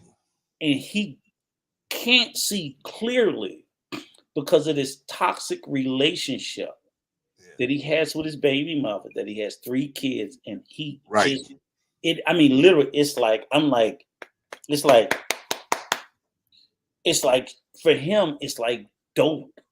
And literally every time we try to, like we were talking about earlier, I was like, I don't try to fix it between them anymore because, and I think she's actually as addicted to him, where it's like, you two, they are like both the perfect example of addicted to toxicity and drama, in particular to each other. They're like the yin and yang. I like you motherfuckers are the symbol of toxicity. And he found his perfect match, and you found your perfect match. And as much as I love you, I hate you, I love you, I hate you, that they literally do that every day. Right. I've tried to tell her, go take him out for child support. Stop. If he come to the school and take the kids, call the police. She won't do any of that because she loves him. Because she loves him. But see, here's the thing, Rico. What it really comes down to, it's not.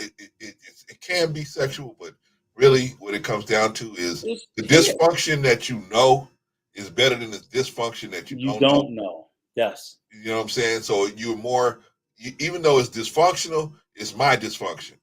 I'm used to my dysfunction. Right. And the only thing that I'm relying on is that hoping that at some point the gentrification of the area where they live will cause the displacement of my grandkids' mothers, that she will have to leave an area where she's no longer easily accessible. So then at that point, it's like, okay, so what is he going to do? Hey, new growth, old soul. Please tap the link. You can leave your avatar. You don't have to climb up. Come on, join the conversation. We're inviting people to come up here and talk to us, old Negro. Come up here and push back on us. This ain't like the Super Friends, man. You can come back. You can push back on us, man. We're not going to make you see it our way. We just want to talk, man. Right. I don't want to do the conversation Rico, back and forth to the chat. He asked you a good question. How are they talking? I know. That's why I want him to come up. Because when they ask a question in the chat and we talk back, then we gotta wait for an answer. It's easier, and I'm just trying to invite. All right, please, New Growth. But I'm gonna try to answer. I'm gonna try to answer. I saw New Growth yesterday when I was watching the stream yesterday. I think it was Great Pill, and I was pushing back on Nathan Daly just a little bit, and I saw New Growth over there. Shout out to New Growth. So I'm gonna try to answer his question. What to me, if you don't come up, but I beg of you, sir, I'm gonna assume you're a sir. If I'm mistaken, I'm sorry, and you're a ma'am, I apologize for that. Because with that name, I can't tell. But okay, great, awesome. Okay, right on. Come on. Handle your business. I'm gonna wait till you come up because I'd rather chop it up with you, sir. Okay. There you go. Good. Okay, great. But you still haven't fixed my problem, Rico. You haven't fixed my problem, Rico. Okay, one second. My problem. Old soul. JP, I love you. I hate you. I love you. I hate you. I love you. I hate you. You toxic. What? How am I toxic, man? Don't you cheat on them kids and the love is so strong, man. How am I toxic, yes. Rico? Well, because here, Not you toxic. Just fucking with you. You bipolar, but you're not toxic. You're bipolar. Okay, I'm bipolar. You I'll buy that bipolar one. as a I'll buy that motherfucker, one. okay? I'll buy that. I'll buy bipolar.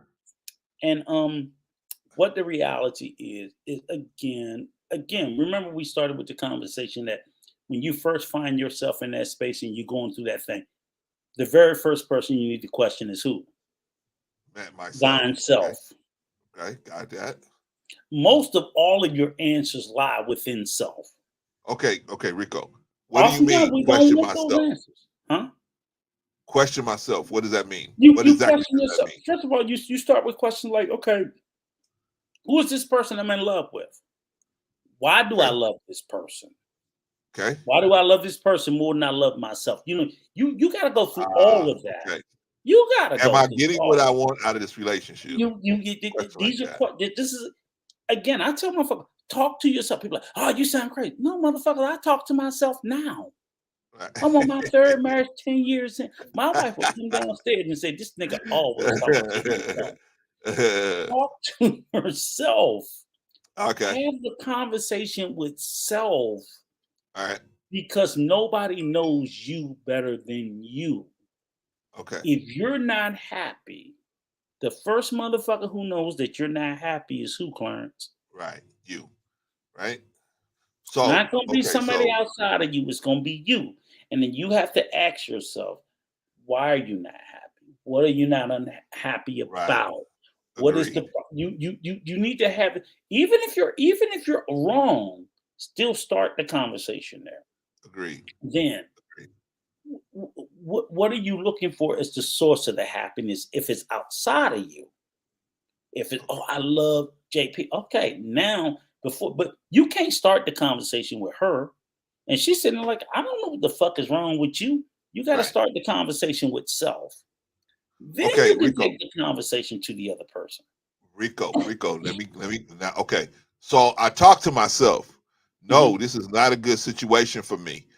JP is all the way in across the country, and then the young boy keeps coming through there. So this is not a good situation for me. I'm always fighting with her, and it is toxic. It's a toxic situation. But at the same time, I got some kind of kinship with her, friendship, relationship with her that I want to try to do. You think you do. Go ahead. You think you do. Wait. Say that again, Rico. You think you do. Thank you. I wanted you to say that again. Yeah. Okay, you so think you do. But I'm talking about in my mind. In your mind, right? There's some kind of way this can work out because I have a place in my heart where I do care about her. I do have strong feelings for her. And however, let me correct you. It's not even in your mind. That's called hope. Hope. Okay. Hope is not in the head. Hope is in the heart. But what I'm saying, Rico, what I'm saying is the feelings in my head, the feelings in my head are just in my head. The feelings are not in your head. They're not in her head. The feelings are not in your head. The feelings are in your heart. Okay, maybe hope is in the heart, not in the mind. So here's the thing. Like you said, you had this conversation with yourself. All the questions about JP, they've already manifested. They're already in your head. Now you see this young boy, right? Yeah, and man. You right. So now your anxiety done come across, right? Your mind ain't changed. Nothing in your head doesn't change. What's changed is what's in your heart, because your heart is, I hope I'm wrong. I hope I still got a chance. In your head, when that conversation you had in the beginning, you already had doubts. Now you see the manifestation of this young boy. So your hope is like, please don't let her love him as much as she loves me. Rico. Or I tell myself. We got new growth is in the building. New growth is in the building. He cammed up, showed me. Awesome. New growth. What's going on with you, brother? What's up, Black brothers? How y'all feeling? All right, man. All right. Super on a Sunday. How you doing there? Nothing, chilling, man. Just checking y'all out. You ain't cheat them kids on Uno, did you? Nah. See, what happened was my little they reversed your ass out the game. My 6-year-old beat me, so I had to blame it on y'all. Hey. What they call it? If you're gonna lose to the baby. I love me some Uno. They'll reverse your ass to death and pick 4 and some more shit. Yeah. How you doing, sir? I'm good, man. Blessed. Good. Glad to Hey, hear. New Growth, you had a question, man. I want you, Rico wants you to ask him directly that question. Well, Oh, because okay. I wanted the clarity. I just wanted to make sure, it's kind of hard. And the only reason I asked you to come up because it's kind of hard when people type something in the chat, and No I doubt. think I know what they're talking about, but nuance sometimes is left out. So that's why. I definitely understand. I was just saying, like, because toxicity in relationships can, manifest in so many different ways. Some of it is physical. Some of it is just, like infidelity, and some of it is just like not getting along, right? Just, it's just like you say something, I say something different, and we don't get along. So I was just wondering what dimension of it you was talking about. Okay, so and I think I was talking about my son. Okay. Right. I didn't know you were talking about. Yeah, that was your son. Yeah, Okay. I was.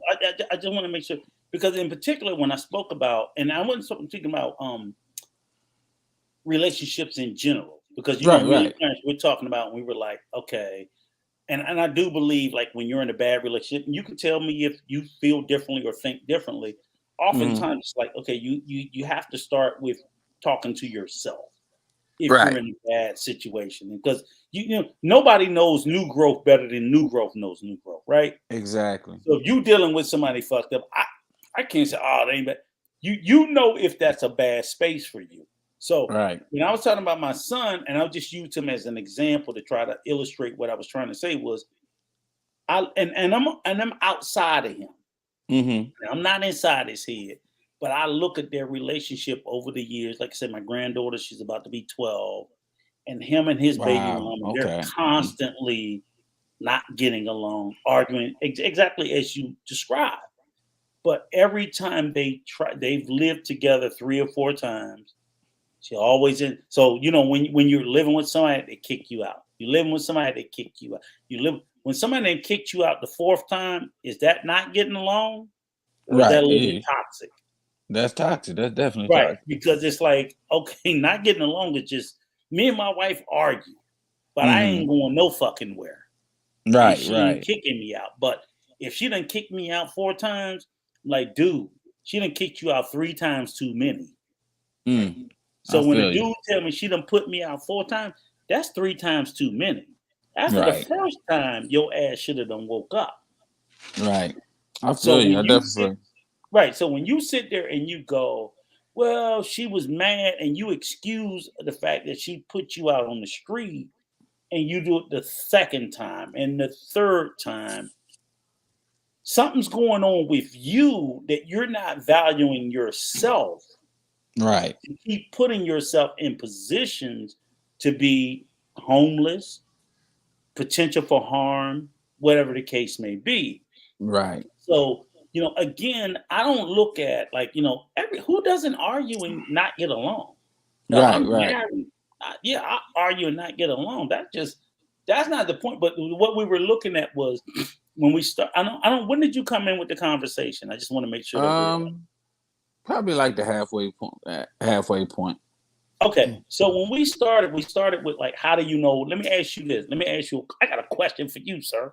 Yes, sir. How do you know when you're in a bad situation or a bad relationship? How do you identify it? That's a hard one. You talking about male female relationship or just yes. That's kind of hard because I've been with my wife for 24 years. So since I was a baby.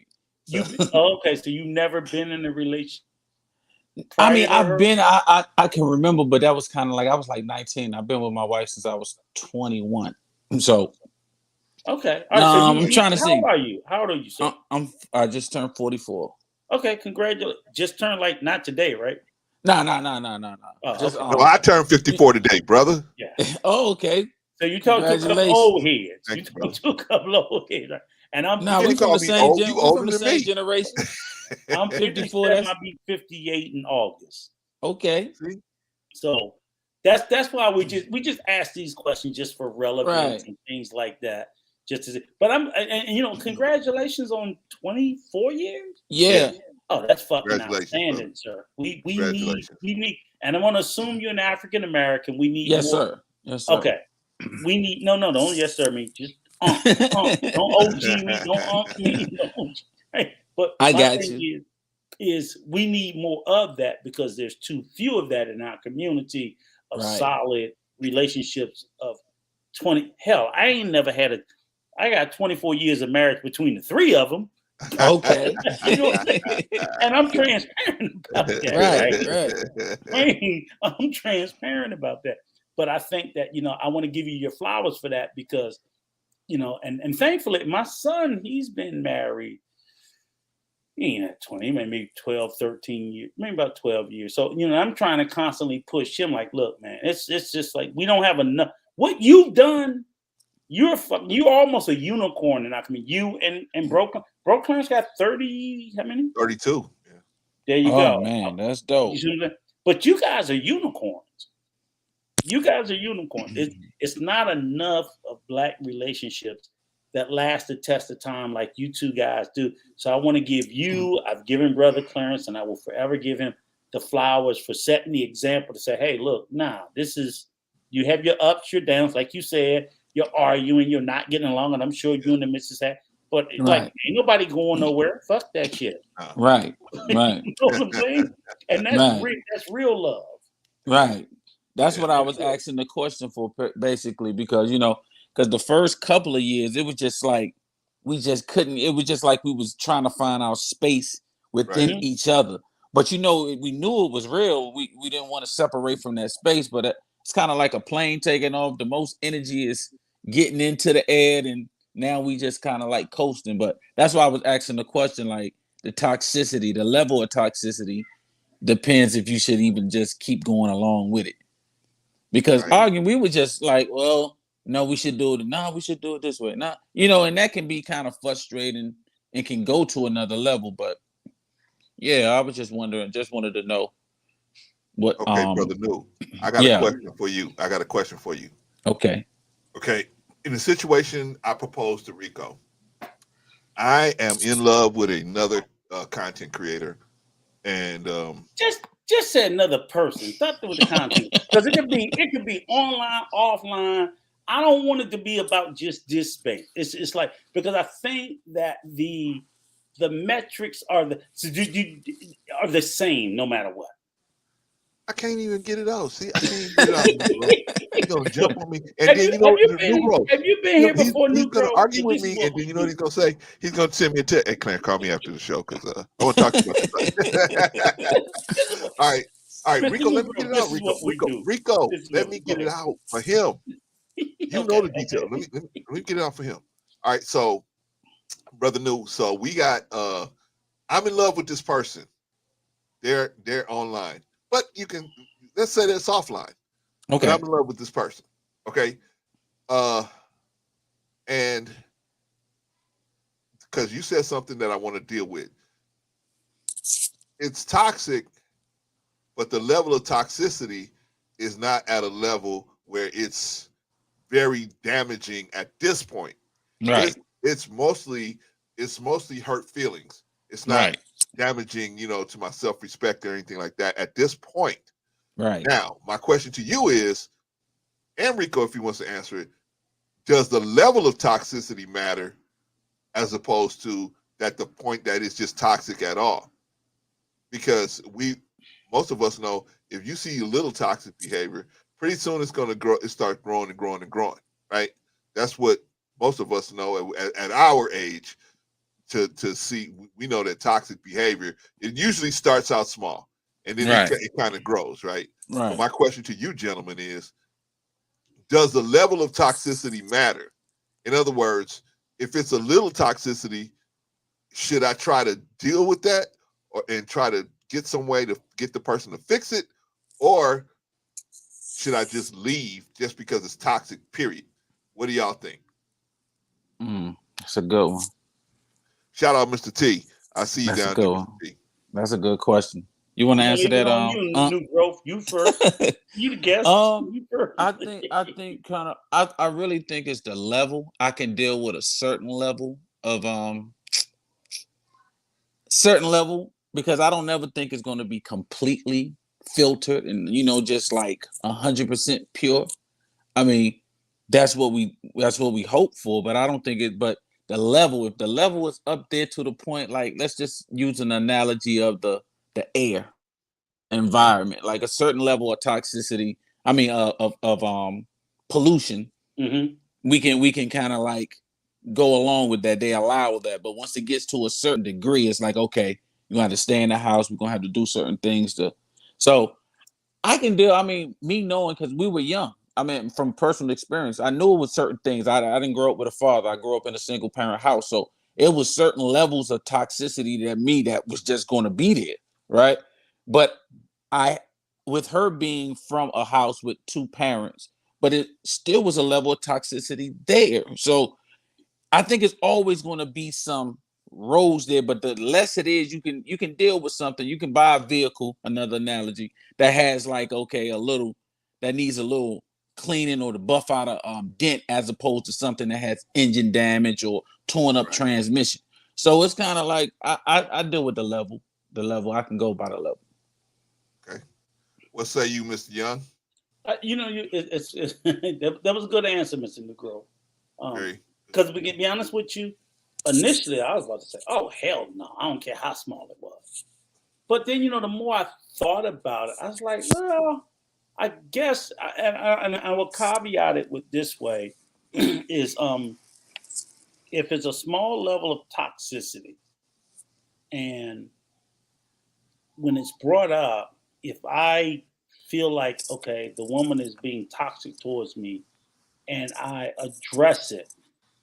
Mm-hmm. And they can acknowledge it. They don't even have to call it toxic. They can acknowledge that, hey, look, I don't like the way you talk to me. I don't like what you did, just that whatever. And it could have been a toxic thing that was said. You know what I'm saying? Like, right. Sometimes I can tell you this. I know sometimes a sister will call you out your name. So I look at toxicity. What is toxicity but a certain amount of disrespect? So the first time, nigga, hey, I don't like that. And how they respond to it, even though it's at a low level, if they respond to it in a less than accepting way, then because I know it's gonna get worse. But if they go like, I've had to do, my wife got mad at me about shit, and I was like, I'm sorry. You acknowledge it. Right. And I think that's why I've been married to her this long, is because of the fact that when she do call me about shit, I apologize for it. If I was unapologetic, she probably been told me kick fucking rocks, and I would have done the same thing. So if you're dealing with a partner, we're all toxic. We all got toxicity in us. Come on. Like you said, Mr. Negro, I grew up with a single mother. We know what that shit's like. Right.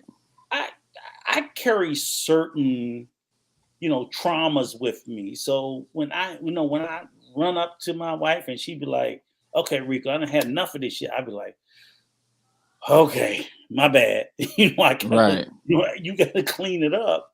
But if I lean into it, fuck this shit, you don't tell me what to say, brother. Right. We're going to end up on our way to divorce court. You don't get, like you said, Clarence, like a lot of young folk don't say, it is compromise. Ain't nobody, and I thank my wife for putting up with my shit as I have to put up with hers. Exactly. Because we're different individuals. We're not the same. I know I'm not always right. Her ass certainly isn't always right. So I make grace for where I know, I always tell my wife, look, I fucked up today. I'm going to fuck up tomorrow. You going to still forgive me? I love you. You know what I'm saying? Because I don't even know what I'm going to do tomorrow wrong. I don't know it's going to be something because I know me. Right. So that's only for that reason do I say it, but it's still got to be small. Okay, you can't take my head off at the neck with toxicity, and I'm gonna put up with that shit. Right. Okay, you can call. Like I would tell my wife, you can call me a bitch. Don't call my mama one. That's a bridge too far. You can call me one. You can call me an asshole and a piece of shit. Don't disrespect my mama now. You know, my mama's not here no more, but when she was here, and I was like, I'll never disrespect yours. Because I know that's a bridge. We know the bridge too far. I'm still her son. You still her daughter. And I will never put you in that position to feel like, you know, I would never do that. Don't do that to me. Please just don't make me feel that level of discomfort. And I'm never going to do it to you. Even though I don't agree with my mother and you don't agree with yours. I'm still not going to make you feel that level of discomfort because life is hard fucking enough. And that's it. If you can give me that, I'm good. I'm like, now I'll cuss my kids out for you because I don't like the little motherfuckers no way. And all my kids are grown, Mr. New Grove. They all grown. I'm like, I don't like their little grown. I just saw them raiding his refrigerator. All it seems like you got boys, huh? Yes. Yeah. Yes. Grown ass men. I got he got 5, I got 3. Yeah. Oh man, yeah. So hey, Mr. New Growth, how old is your oldest? 10. 10? Yes. You still got some time. You still having a good time, brother. You just two. You still having fun with him, man. And what's the youngest? Yeah. What's the youngest? 6. Okay. All right. She'll be 7 next month. Yeah, I still love mine. All right. Hey, Clarence, shout out to Mr. New Growth. Hey, Clarence, we still love them. We loved ours at that age.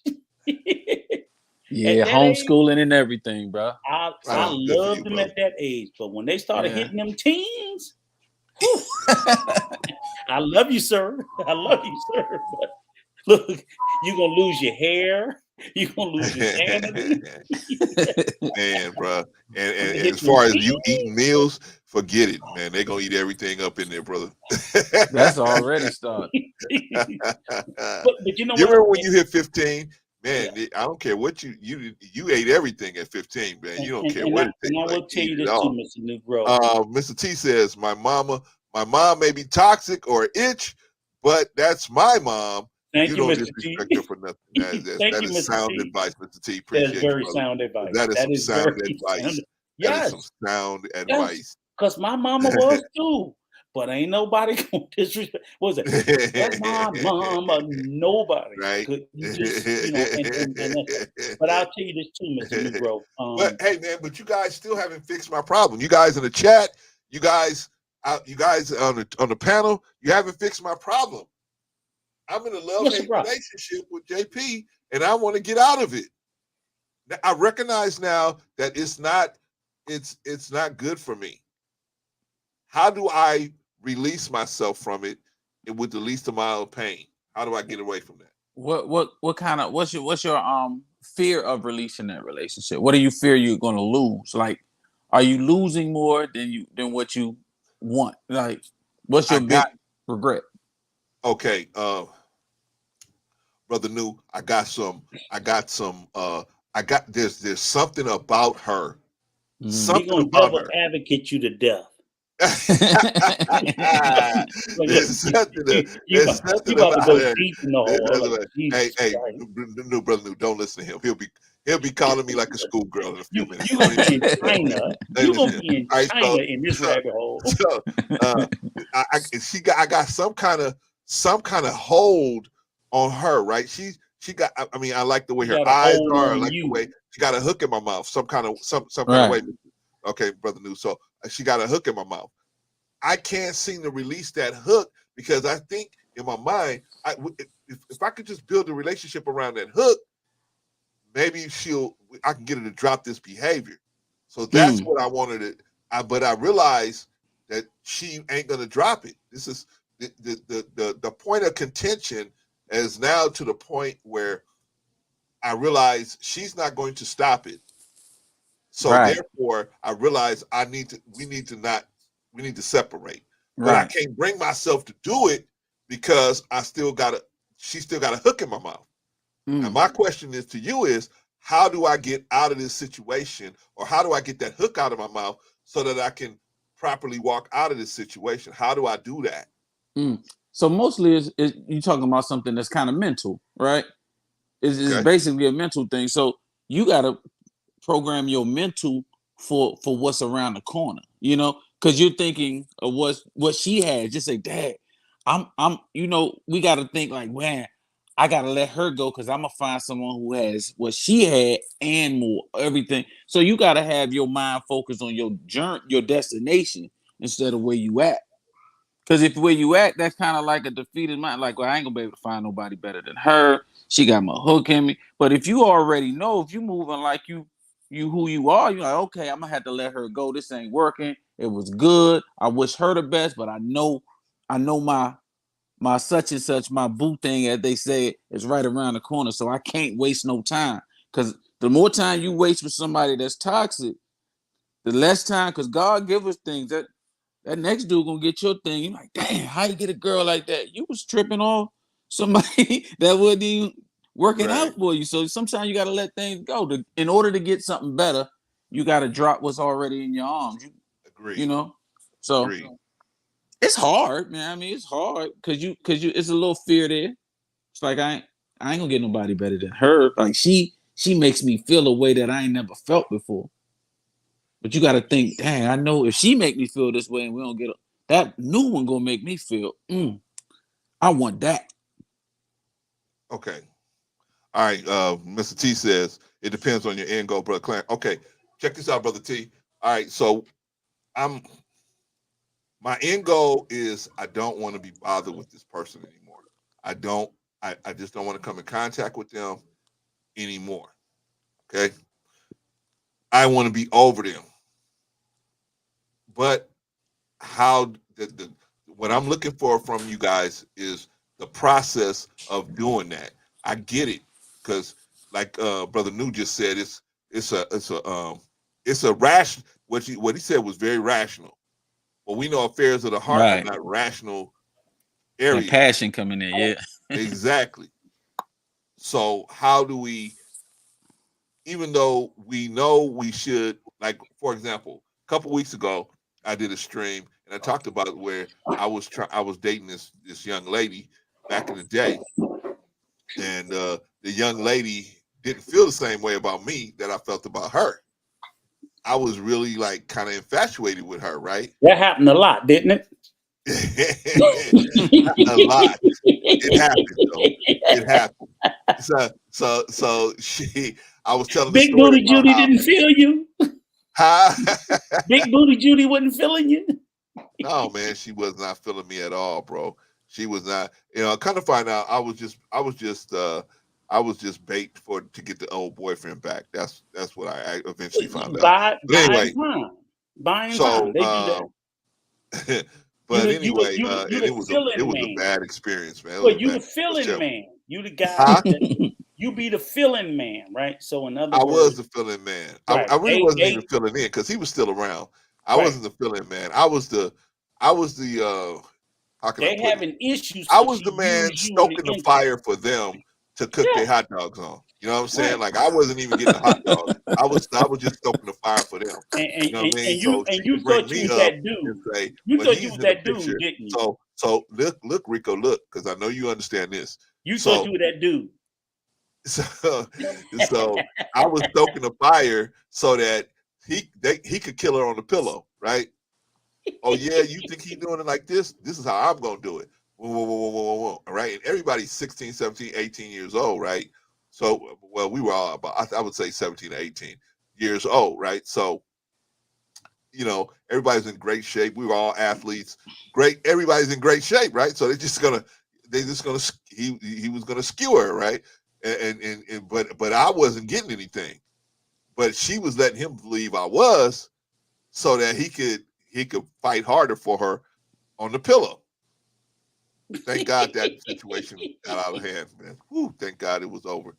But I'm trying to tell y'all that I was so caught up with her that I thought we had what I had in my head, but we didn't have that.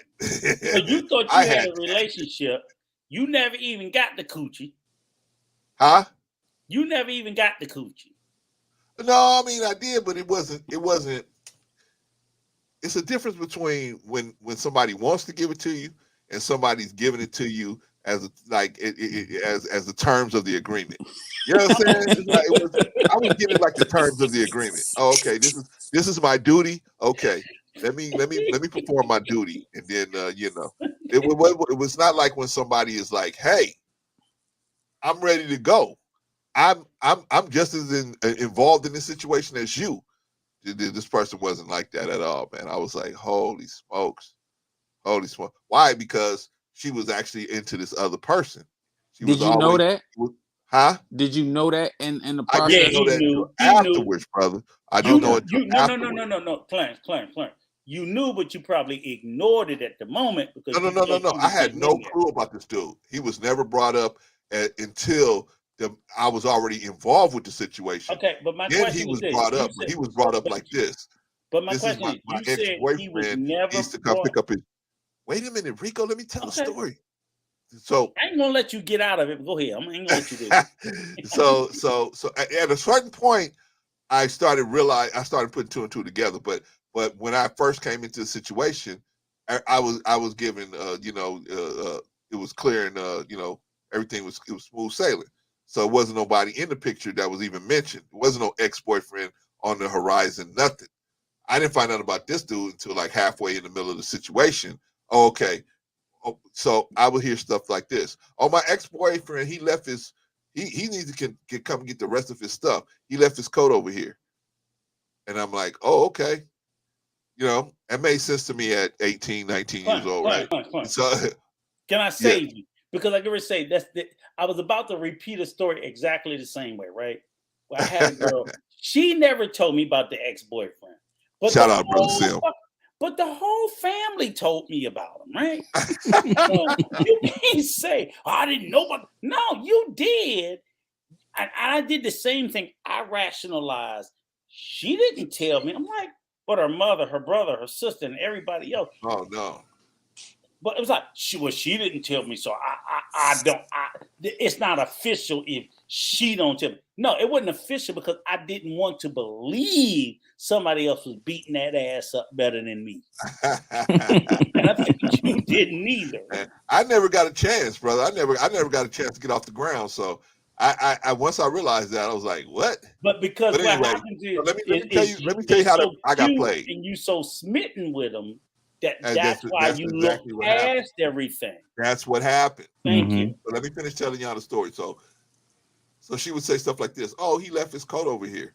And I said, oh, okay. So she said, yeah, he's going to come over here and pick his coat up. And I was like, now I wasn't even allowed in the house.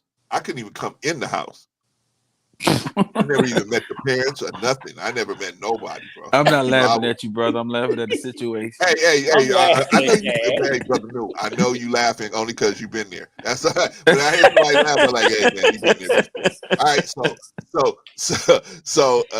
but I could never go in, right? So I was like, man, what's going on? So anyway, so the next time I would talk to her, she said, yeah, he came over and he picked up his coat, but he left his sweater. And I'm like, wait a minute. And I got to come back again? All these clothes coming off. Yeah, but it was always like this. But I hate him. I can't stand him. Why does he keep coming over after me? I was like, why don't you just leave all this stuff on the porch and let him just come get it, right? She's like, I can't do that. That would be rude. I was like, oh, okay. He won't come back. But if you really want it, man, I'm telling you, man, that girl used to dog me out so bad. So how did it end? Go ahead, Brother New.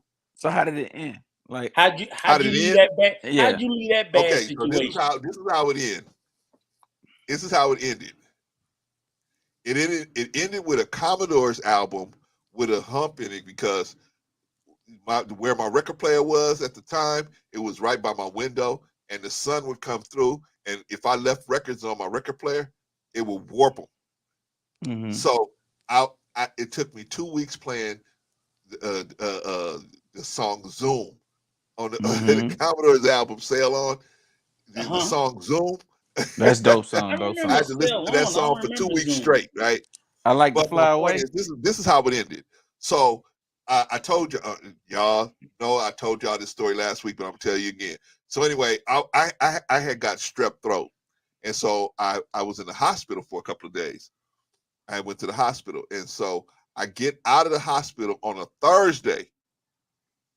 I hadn't heard from this girl in like 3 weeks. 3 weeks. I hadn't eaten anything, brother. I got down from 160 pounds to down to about 98 pounds, man, because I just didn't eat anything. I didn't eat or drink anything for 3 weeks. I don't even know how I was still alive on that one. But anyway, so my father finally took me to the doctor.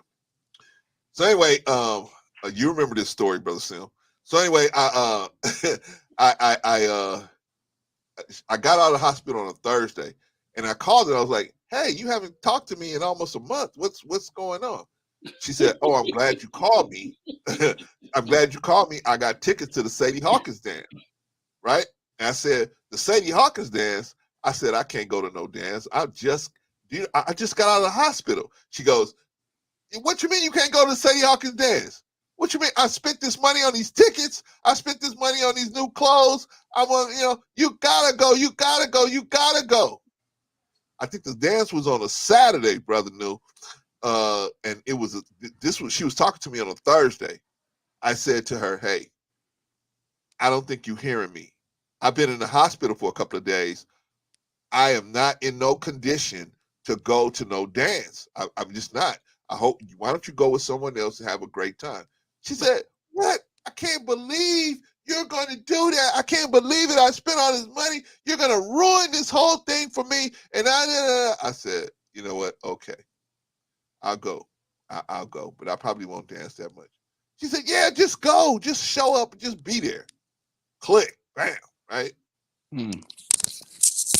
So, brother, when I lost 60 pounds, right? So I don't have no muscles. I don't have nothing, brother. I'm just a scarecrow, right? Walking around, man. I'm trying to find something in my closet that actually can fit me, that doesn't look like a dress, right? So I found some corduroys. Rico, stop laughing because you don't know nothing about no corduroys. I had some corduroys. I'm in the cold weather. Go ahead, I had some corduroys, man. I put on some corduroys, man. We talk about the 80s, brother. I put some corduroys on because it made me not look as skinny, right? Because the jeans would just show that all your behind was gone. So the corduroys, man, at least covered it up a little bit. I put on the sweater, whatever, right? I look like, man, you ever watch those shows where they show the kids from Africa, man? Faye has to walk 15 miles to get a bucket of water from down here and walk back. And by the time, and they're emaciated, right? Shout out to the African kids, man. No disrespect, but I was looking like that, man. Dehydrated, emaciated, and everything, right? Because I lost 60 pounds, right? The last time she saw me, I had all that weight on me, right? So that's what she was expecting to see. Brother, I walk into the dance, and my father told me, just like Rico, my father said, "Brother, don't go. Don't go. You don't have nothing to prove to her." I was like, "But, she spent all this money." He said, "Okay, go ahead on. Go ahead on." He said, you got to bump your own head to find out. Okay, go ahead on. So I go to the dance. When I walk through the door, brother, I'm telling you, disgust, Brother New, disgust is not even the right word to describe the way she saw me, brother. The look on her face, disgust wasn't even. That's not even a mild word of how she felt, man. She was thoroughly disgusted with me, right? After you nearly died. First thing she said, Rico, was, "Why did you come here?" I said, "Because you told me to come. I tried to tell you that I had been in the hospital. I told you all that stuff." She said, "Just sit down right here at this." So they had a little table, right? She said she had reserved this table. So she said, "Just sit down at this table." I said, "Yes." Right? I was heavy. SIM card in capital letters. Had the SIM card in capital letters, brother. So she told me to sit down, right? And so I sat down, right? And then, hey, let me tell both of y'all, this is how big my SIM card was. This is how big it was. She told me to sit down, right? So she was gone, and I hadn't seen her for probably about an hour and a half, 2 hours, right? Because she just was that thoroughly disgusted. She got up and she hooked up with her friends, and she left, right? So I'm looking around for her. I'm like, man. But then check this out, Rico. So I was about to go get up and go use the bathroom, but I didn't go. I said, man, if she come back and I ain't here, it's gonna be a problem. I gotta stay right. You gonna sit there and pee on yourself. I was like, I better stay right here, man. I got a Cause she simple gonna be story looking for me.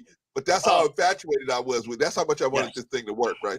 So anyway, about maybe 2 hours into it, brother, I realized now it's probably about 11 o'clock.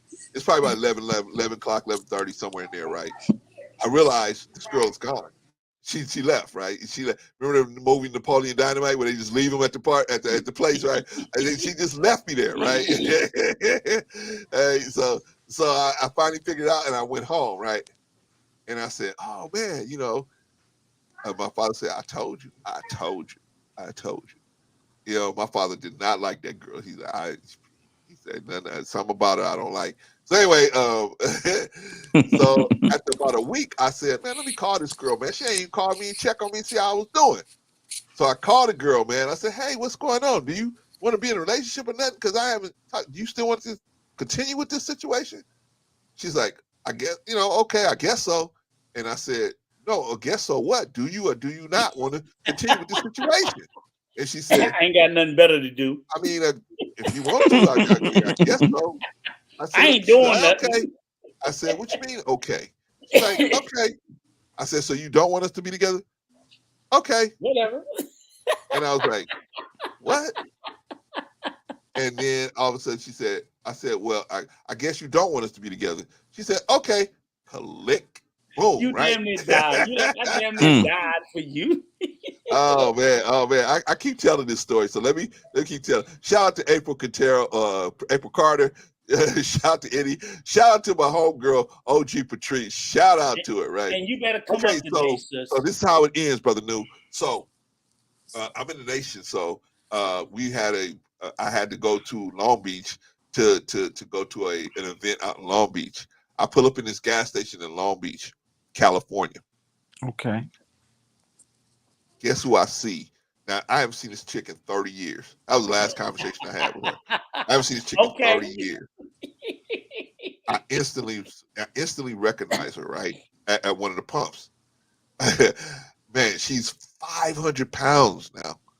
She got this old beat up Nissan Maxima, man, with dents all in it, man. And I see the baby seats in the back of the car. And just the look on her face, you could tell that she had a hard life, right? And bruh, I look, so I didn't want to embarrass her, right? This how how bad when somebody looks that bad, you say, right. I don't want to embarrass them, right? By starting conversation with them. So I stayed in the car because I didn't want her to see me, right? Right. Hey, Clarence, how you doing? I didn't want to have or embarrass her to try to explain her situation because it was obvious from just a cursory inspection her situation was bad, right? So I stayed in the car and I let her pump her gas and everything. And I could hear when she opened the door, get in the car, blah, blah, blah, blah, blah, this chaos, right? So she gets in the car, she leaves, right? I sit in the car for about 2 seconds and I sit back and I say, thank you, God. Thank you, God. Because he pulled me out of that situation. Sister Eddie said, Brother Clarence was playing from the Himalayas. Not from the Himalayas, from the hill, not from the end. Yeah, it took a minute for me to learn the game, Sister Eddie. Once I got it though, like we said about these Tauruses, once we get it, we got it.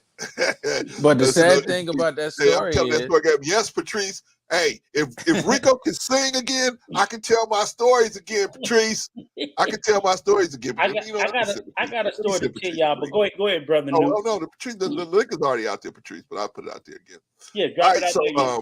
Yeah, man. So that's how it ended, brother New. Right. I realized, I saw that it wasn't a good situation. Right. And sometimes the universe, the Lord, or whatever higher power people believe in, is working in your favor by having this person reject you. That is working in your favor. Right. But sometimes we don't see it that way. We think being rejected, we're losing something. But like you said, Brother New, you got to get rejected so that you can get something better coming to your life. Exactly. Can I give you a story? Yeah, man. We challenge to change the stories today. Shout out OG Patrice. OG Patrice, what's good? Hey, Negro, I'm laughing my ass off. That's a broke ass telling this story again. It's a good story. I'm gonna give you one more story. And let me hear. Bring in stories. I want to hear the story. My story is shorter than Clarence. I ain't as long-winded as that old Negro. But I'm gonna tell you. And this is a true story. And I'm like, I'm 58. Hey, my story is true. No, I said I'm not as long-winded. Oh, I didn't say it wasn't true. I believe you that one, Rico. Because mine is very true, and mine is. My story is got to be 40 years old.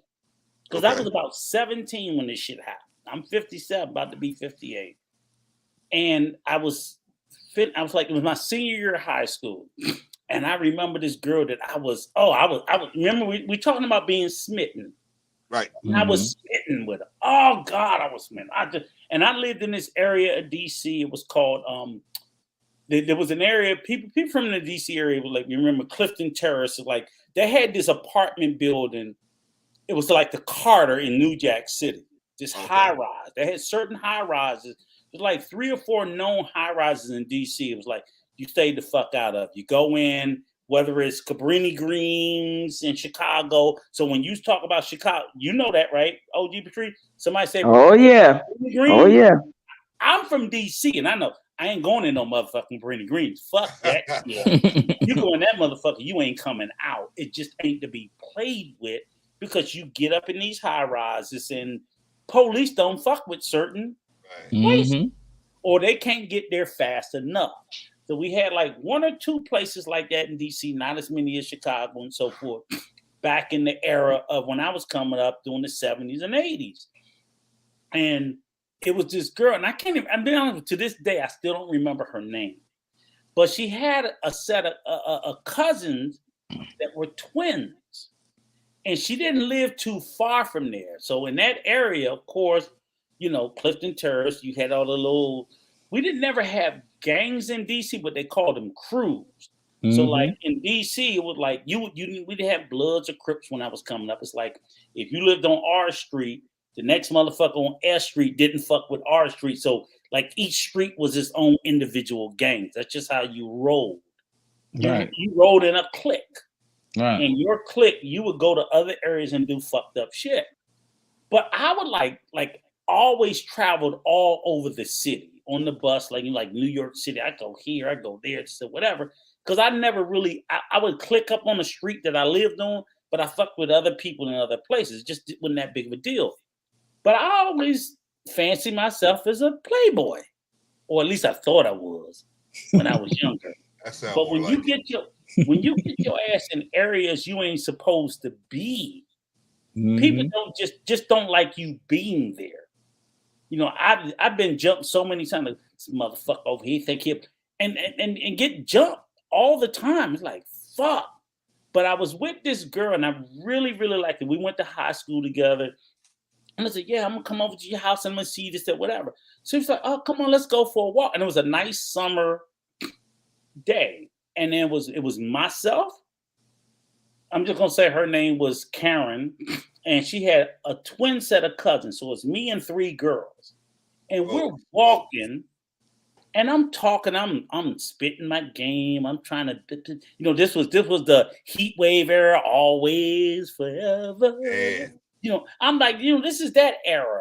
And so I'm all into my R&B, my spit game, Ray Goodman and Brown. You know what I'm saying? Sitting on top of the world. All that. You know, I was like all that. That was me. That was me. That was my era. So you would walk and you would talk with them, right? And after a while, you know, sometimes you get lost in conversation. And I didn't realize, like, you're like 20 fucking blocks from where we started because I was so lost in conversation. So after a while, I'm like, okay, you know, let's turn around and go back. Because like you say, I was like you, Clarence. I can't, they lived in this apartment building. Better not get caught my ass in there. Or mom and daddy gonna fuck me up, this type of shit. But I'm like, you know, meet me on the porch. We gonna go, we gonna talk, we gonna walk. Right. But we walking back. and we like maybe halfway back. And I always had this spotter sense. You know what I'm saying? When you grew up in the hood, your perception is like, oh shit, I feel danger, right? So I look over his shoulder and I just see this gang of boys. And I'm like, oh shit. I don't know none of these niggas, right? And I'm trying to tell them, like, come on, ladies, come on, let's just walk a little faster. Let's just walk a little faster. And they walking just as slow and cavalier. Like, the fuck is wrong with them, right? Because they're not picking up on it. And I'm not trying to be a punk. I'm not trying to say I'm scared. Right. Well, I was fucking scared. I'm like, of course. It's me by myself. Right. And I'm like, come on. I'm trying to speed them up and they still walking slow. So I said, and it was the first tail time sign. I was like, come on, let's cross the street. And when I crossed the street, I looked back, oh Lord, these motherfuckers done crossed with us. So then I knew, like, oh Lord, these motherfuckers, right? You know what I'm saying? It's like, oh shit, sharks in the water, right? Yeah. They done smelled blood. They done already figured out I'm by myself. And in each block, they're getting closer and closer. Oh man. So I'm seeing them, I'm feeling them closing distance. And I'm sitting there like the whole time, and I'm just like dreading this shit, right? I'm just like everything in me is dreading it. And I'm literally telling them, like, look, and I'm trying to formulate a plan, like, look, girls, when I tell you run down this street, run down that street. I'm trying to formulate a plan, right? But these motherfuckers, I swear to God, I cannot remember the girl name. She was just so fucking oblivious. I'm like, is this bitch stupid? What? Right? I'm literally like trying to understand because my heart is beating. So they finally caught up with us and they surrounded us, right? And they didn't cut us off. They surrounded us and they walking with us because she was cute. Her cousin was cute. All three of them, three little red bone, pretty, whatever, right? And it's like maybe 10, 12 of them. I'm by myself. And I'm looking straight because I already know. Don't look at them. Right. Don't you fucking eyeball them. I already know I know what they trying to do. And I'm trying to tell them, come on, will y'all keep up with me, right? So then they're caught up with us, right? Shout out to Carter. They're being sexually aggressive to her cousins and her, right? And I'm like, okay, well, they fucking with your cousin. Come on, keep coming, right? And they like, and she's like, no, leave my cousins alone. I'm like, so they're getting argumentative. And I'm like, the fuck is wrong with you? I'm literally, I know what this is, right? So they done smack their cousins on the butt. I'm like, the fuck do you want me to do? I'm this many. It's literally me. It's 12 of these motherfuckers. Right. This girl turned around and said, I'll get my boyfriend to kick your ass. I looked at her, and the first thing that came to my mind was, this bitch can't count. Because it's 1 and it's 12. I'm already I'm looking at her like, what? And the dude turned at me because at that point, that was it. She threw down the gauntlet, not me. I'm trying to avoid the gauntlet. Right. I was like, I don't want to run and leave y'all. I'm going to try to say, y'all run that way. I'm going to say, fuck y'all, because I already know I'm fast. Right. I ain't about to let these motherfuckers catch me. You better believe this. You best believe these 12 niggas ain't going to catch me. You best believe that. I will run from one end of town to the other. I ain't about to get stomped out again. Because I know what's going on. But when she did that, her whole point was, we ain't going nowhere. And he'll fight you. And I'm sitting there and literally at that point, I hated her. Because I'm like, do you think this nigga gonna fight me one-on-one? He's not gonna fight me one-on-one. As soon as he throw his hands up and I start to defend myself, them other 11 gonna jump in. Ain't gonna be no fuck. It's 12-on-1, you stupid. I was so fucking mad. Yeah. She set you up to get the beat down. She set you up to get the beat down. I don't say nothing like I fucking turned around and he started throwing punches and I'm ducking and I ain't even trying to throw no punches back. Because I'm like, if I tag them, they Hey, Rico, you don't want to be disrespectful? No. They trying to corner me and the whole time I'm looking. What you doing? Bobbing and weaving. And weaving. And I swear to God, I'm looking for an escape route. Right. Because I was like, I was so smitten with her. I did. And you know what? Instead of them running when I'm doing that, they standing there watching. I'm like, this bitch. Even with me trying to distract, now they just surrounded me. And I'm like, oh, Lord, I'm in a fucking circle trying to bob and weave. I'm about to get my ass whooped. And they standing outside the circle looking in. What's going on? My ass whooped. And literally, I mean, they jumped on me. They got the kicking, and eventually I got out and I squirted my ass out and just took off running. Bitch, you can die after that. I don't know. Oh my God. I was so fucking mad. Oh boy. I was so mad that she put me in that space. I was like from that point on, and I always told my kids, I was like, do not ever. But literally, the only thing I remember this was 40 years ago, and the first thing I thought to myself was like, when she turned around, like, I get my boyfriend to kick your ass. And I looked at her like, I think you want to say, are you crazy? The words that came to my mouth was, this bitch can't count. Right. It's one of me, and it's 12 of these motherfuckers. What the? Sir, I don't know I don't know whom she speaks of, but I was just on my way to the library. It was like literally, like, who ass do you think I'm going to be? It's just me, and it's 12 of them.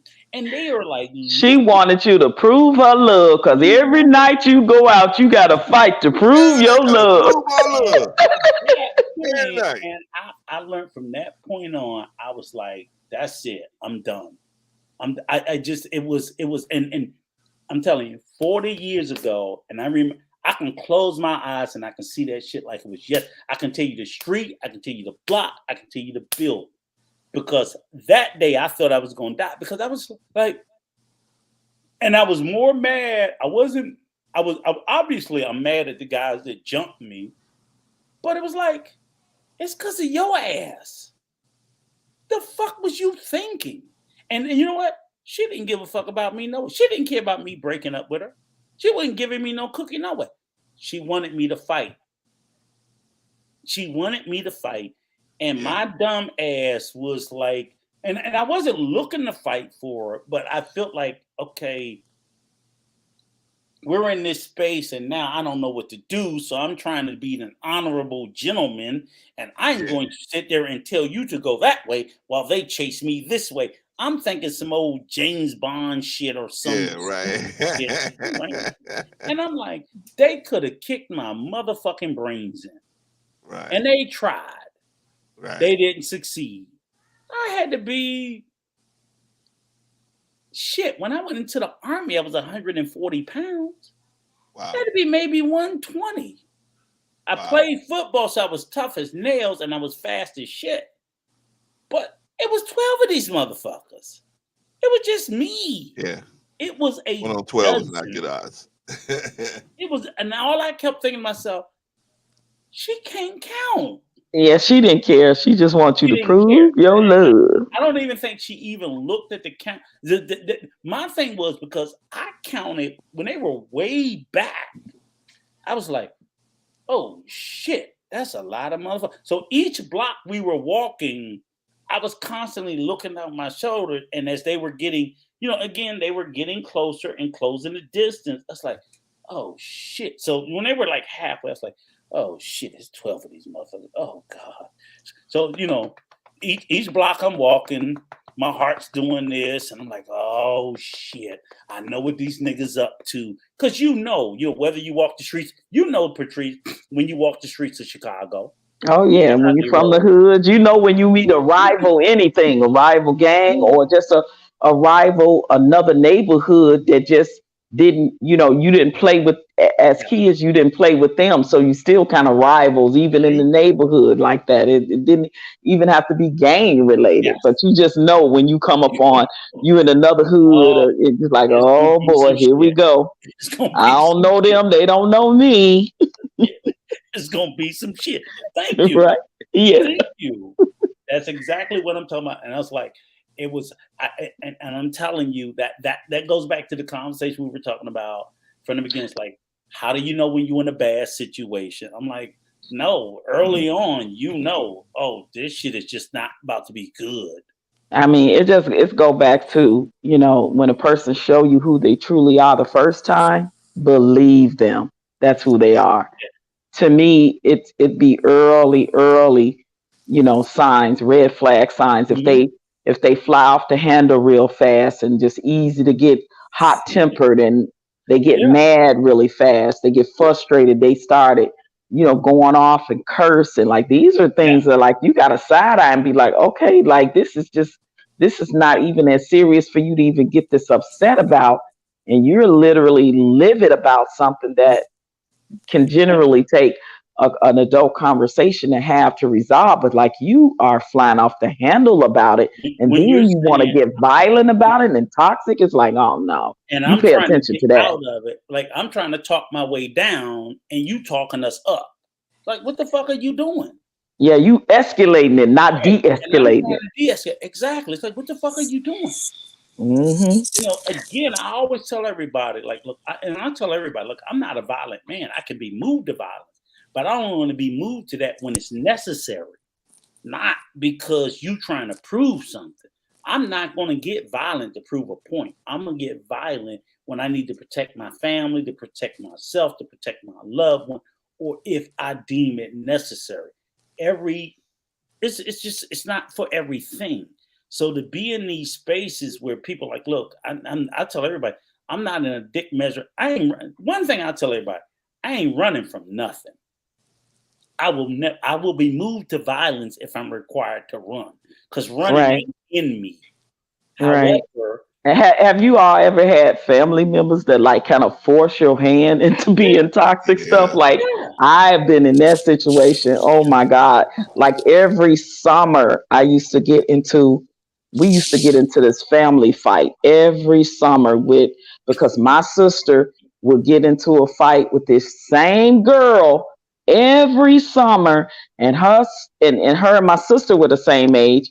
But then her sister would go get the bigger sister, which was my age, and then they had a brother. So I would have to end up fighting the bigger sister because she would go get the bigger sister on my sister. My sister would come and get me, and now I'm fighting the bigger sister. My brother's fighting a brother, and my sister's fighting the girl again. And we all in the middle of the street on the block fighting. And they got into it every single summer. Because they wouldn't walk away from the chick. Because and you sitting there saying like, man, I gotta come over here every summer and fight these motherfuckers because of you.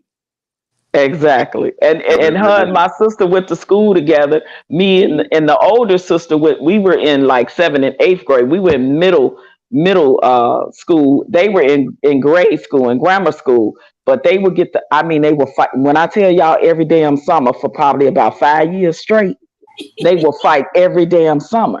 And every summer she would run and get her sister. My sister would come and get me. And then they had a brother would jump in it. And then my other brother would. And I mean, we in the middle of the damn street fighting every summer. It was crazy. But when you look back on it in retrospect, though, because it was just kids being kids, they have fights. This girl and my sister will fight, play together, fight, play together. Right. It was that type of thing. It wasn't, I'm going to get this, and now I'm gonna hurt you on another level. That's when we literally would just fist fight.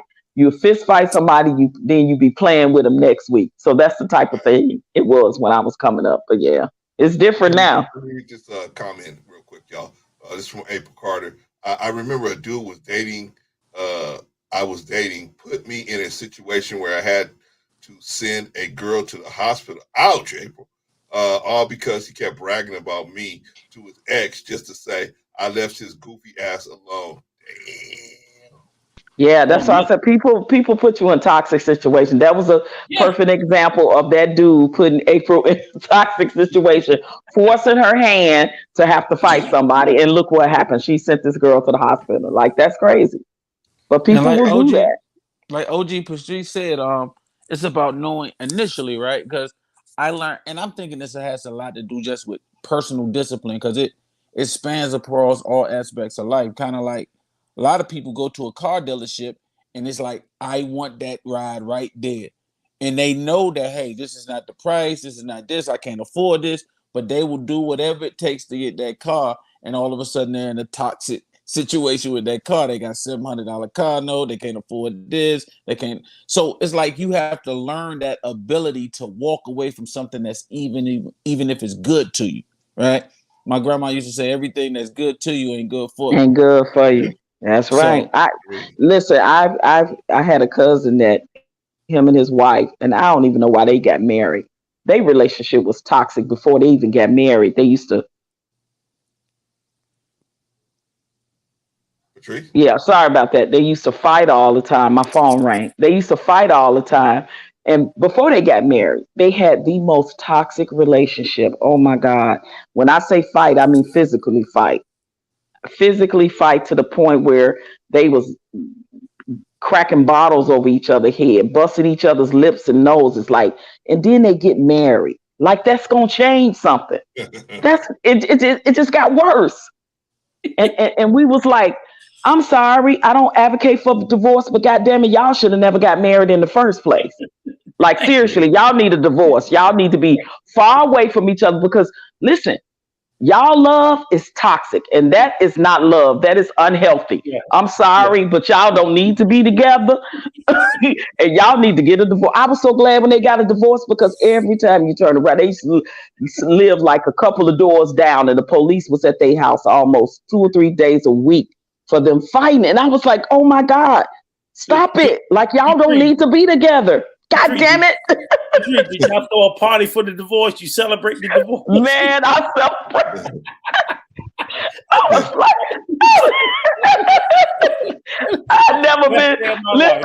I never been so glad in my life to see two people get a divorce.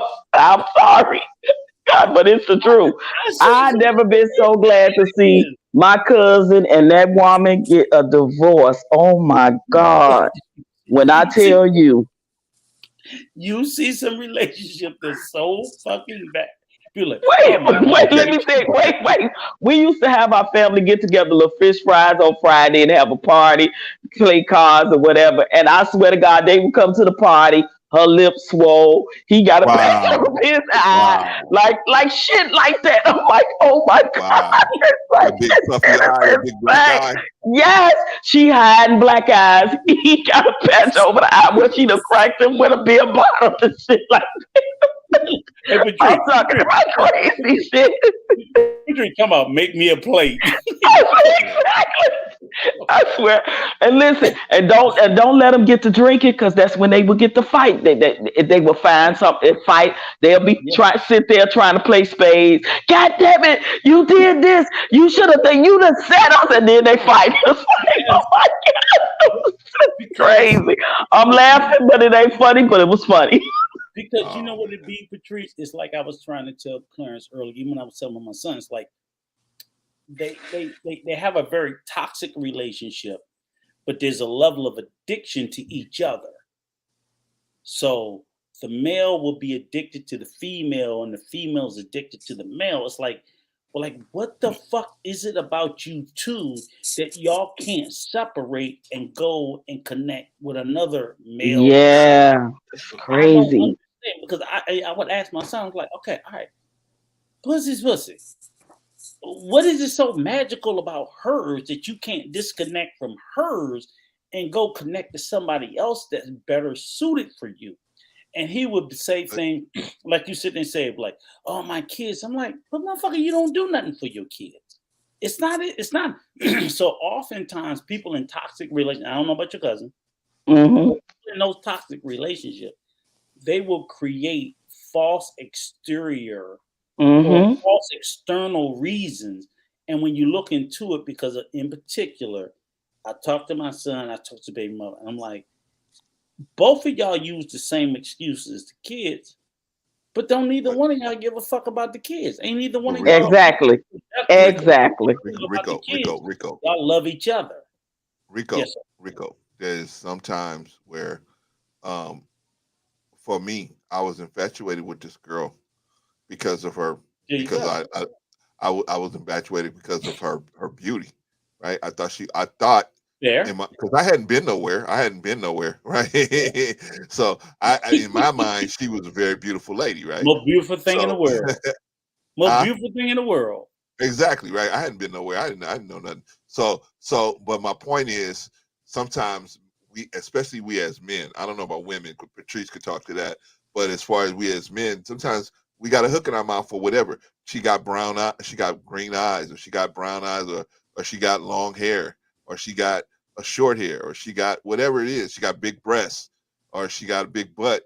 Whatever it is, sometimes it's that thing that we focus on that, and we try to say, I can, like Brother New was saying, I'll try to deal with this toxicity, and then the reason why is this is the reason why. This is the end game right here. I like her butt being big like that. But what you said though is what you spoke to, Clarence, was what exactly me and Patrice was speaking of before you so rudely interrupted us. I give it to you, Negrosaurus. I gonna give it to you. Hey, Patrice, he was singing again. Patrice, don't be up here telling him he can sing. See, that's why he's doing that stuff now. Rico was up here singing again.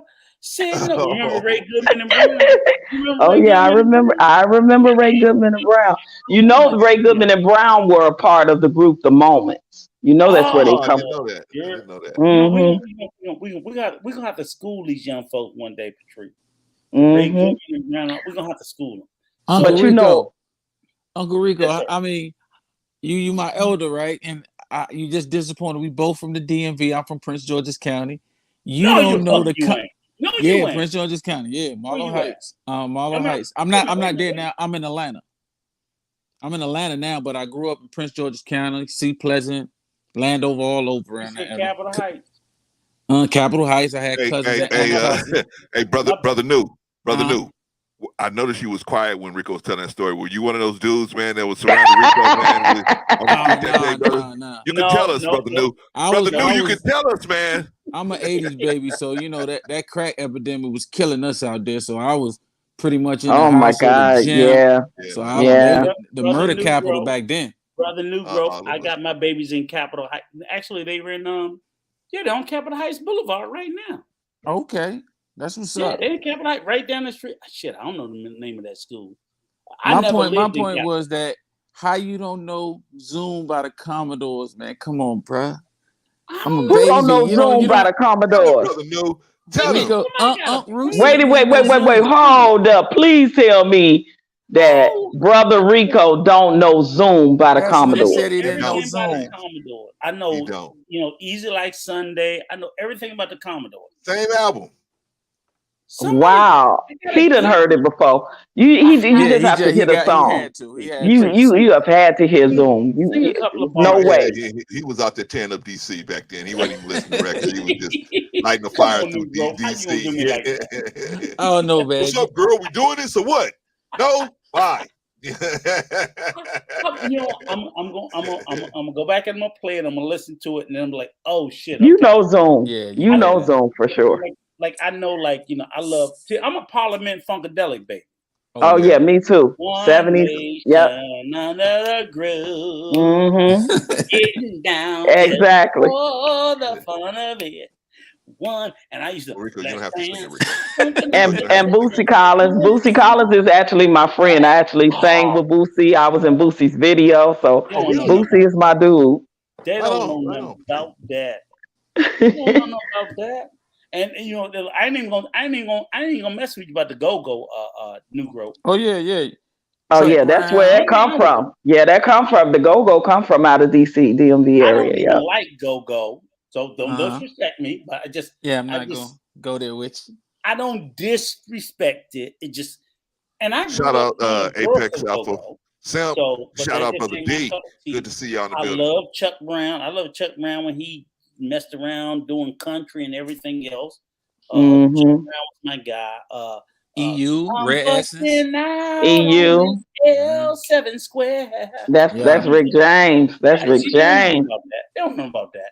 That's Come on, that. You right. That's our era. That's our era, Rico. Thank That's you, our era. Patrice. Thank Now you. hence the I name just New don't- Growth Old Soul. I'm talking about the music. That's all. I love the soul Zoom, music. So but I'm saying Zoom. The Zoom. title of the song don't register with me. Zoom. Zoom for sure. I'm gonna look it up.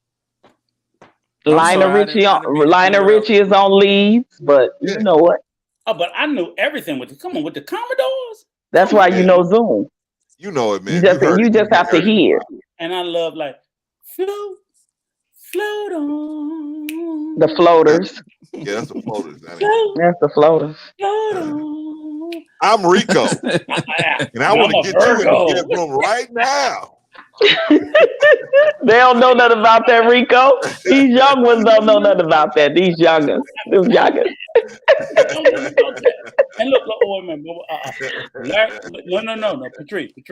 Mm-hmm. Hey, bro, hit him with a song, man. Hit him with some good music, man. Hit him with something, man. Patrice.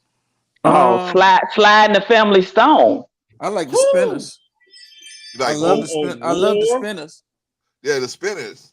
Yeah, I love the Spinners. I'm falling in love with you, baby. I'll sing it, bro, Clarence. Hey, I can do a few things, Sister Patricia. I can do a few things. Curtis Mayfield, you know. Oh, that's the homeboy there. Curtis Mayfield, Jerry Butler, Minnie Riperton. Right? All of them came out of Chicago. Mm-hmm. Yep. South Shore and High Park High School in Chicago. Yep. Right South Side. Right, Shaka Khan. Shaka Khan came out of South Side of Chicago. Right. That's right. Mm-hmm. But you know, we got the baddest one in the DMV. Mr. Unc Reek, right? Marvin Gaye. You can't. Oh yeah. You can't get Oh yeah. You know his sister Ziola is my girlfriend, so yes. Oh really? Yes, Ziola Gay. I definitely know that they got a park out there in DC named after Marvin Gaye. Mm-hmm. Wow. But his sister Ziola is my girlfriend. She lives in Vegas. Cool. Right on, man. Right on. Yep. Right on. Yep. Absolutely. Well, hey, y'all. I see y'all talking about all this good music, and that's good. But I got a problem. Brother New already know where I'm going. I got a problem, Patrice. I need your help. What problem? What's that? My problem is I'm in love with JP. I'm in love with her. I'm so infatuated with her that I'm trying to figure out, and I realize it just ain't gonna work because she got a young boy coming over there. Bro, Claire. I can't. You're so crazy. Patrice. So how do I leave this situation with the least amount of drama and stress? These two brothers have been trying to tell me how to do it, but I need a female's perspective on how. And when I talk about this, the reason why I'm bringing this up is because not only do we have our relationship is based on our social media. So how do we do that with our social media involved? What's the best way to go about it, in your opinion, as a female, to try to, because if you see all of these different people who had these relationships that blossom over social media, and then for some reason they may still have an attraction to each other, but they see that it's just not going to work. Toxic, right? How do we break apart? With my experience, and I'm giving my perspective, and I've said this to male and female friends that's been caught up in like toxic type of relationships that they know they need to be out of. because people tend to like a leave or attempt to leave, and then they still will have some type of way that that person can get in touch with them, or they can get in touch with the person and still feel a way to be tangible to that person and not completely distance themselves. My thing for me, and I'm speaking personally, that I've always handled situations like that. When I'm really done with somebody, I'm done. It's cold turkey. Okay. I cut off all lines of communication. I don't want to talk to you. I don't want to see you. I'm not going to put myself in your circles. Don't put yourself in my circles. I don't want your number. I ain't got to have call you no more. Don't call me no more. It's a total block of everything. I know we got social media, but I'm blocking you off all forms of my social media. Okay. Like I'm blocking your number. Like I'm not going to go in your circles and don't be in mine. That's cold turkey for me. Patrice. Because it's a way to get rid of people if you really want to get rid of them. That's real talk. I hear you. I'm just gonna keep throwing the roadblocks out there. Okay, so what if we running kind of the same circles? I'm running the same kind of circles that JP run in. I just said I'll take myself out of that situation until I feel like it's safe for me to be in that situation, or if I can handle it and know that I can still, like, say for instance, you in a chat, they in a chat. If you can totally ignore that person, and no matter what arrows they shooting at you, then that's cool, because that's kind of indirectly. But like physically, indirectly in somebody's path, I'm removing myself. If I know that we know mutual people and they having a birthday party and they inviting you, I'm not coming. Right. Because I'm not trying to see you at this point in time. You know what I'm saying? Or or either I'm not coming, or that person, I'll say to that person, look, I want nothing to do with that person. I don't want to be around that person. So if you want to invite them, cool, invite them, but just know I ain't coming. That's me. That's me. That's just me though. That's how I roll. If you genuinely trying to be away from somebody, you have to do it like cold turkey, cut off all forms of contact. Like I understood why my girlfriend had to break off contact with me and my family, because she needed to get over my brother. I had a girlfriend that dated my brother. Okay. And I understood that. And she said it was too painful until she could have time to get over my brother and digest things. She needed to be away from my family. It was just too much of attachments. And I understood that, which means our friendship was frozen for a while until she was able to handle being around us. And she didn't even come back around until she was like in another relationship and over my brother. And I got that. Sometimes you just have to go cold turkey on people, like zero, absolute no contact. When people say, oh, we broke up, but he's still calling me, that's because you answering. Yeah. You still letting them. You didn't block the number. He's still calling my phone, but you still picking up and talking to him. You see what I'm saying? So if people really want people out of their life, they really get people out of their life. They try to say, oh, I did this, but they still call and they still coming up. Okay, then you need to let the police know this person is still coming to your house. Yeah. Unwanted, uninvited. Like, it's a way to do it. It's a way to do it. I agree. All right, well, real quick, Patrice, we on Lock Nation. Where is God in all of this? Brother, can you come up and kind of explain what you mean by that? I think I got the link out here. God is with me at all time, but sometimes you got to have your other two friends called Smith and Wesson to keep folks off you too. So just know that. Yeah, we on Lock, man. Where is God in this? You let us. I think what we need is you to be more specific about what you're asking us, and then we could probably give you a better answer. But I'd rather you come up here just like Brother New did. Just come up here. Brother New Growth came up, and we on Lock, man. You're doing good work over there on We on Lock Nation. But come on over here, man. Come on up on the panel, brother, and ask your question, because let's find out what. I don't exactly know what you mean. Like you say, peace be still. Yeah, that was a kind of blanket statement, but I just said what I said. My God is with me everywhere I go. But guess what? There's also a thing called the Second Amendment, and then sometimes When you telling somebody to get away from you and stay away from you, and they stalking you and they threatening you, and they doing something crazy, you just have to do what you have to do to protect yourself. Period. Point blank. Like I I got said, I got 2 friends called Smith and Wesson. I got you, Patrice. Okay. You back with us, brother New Growth?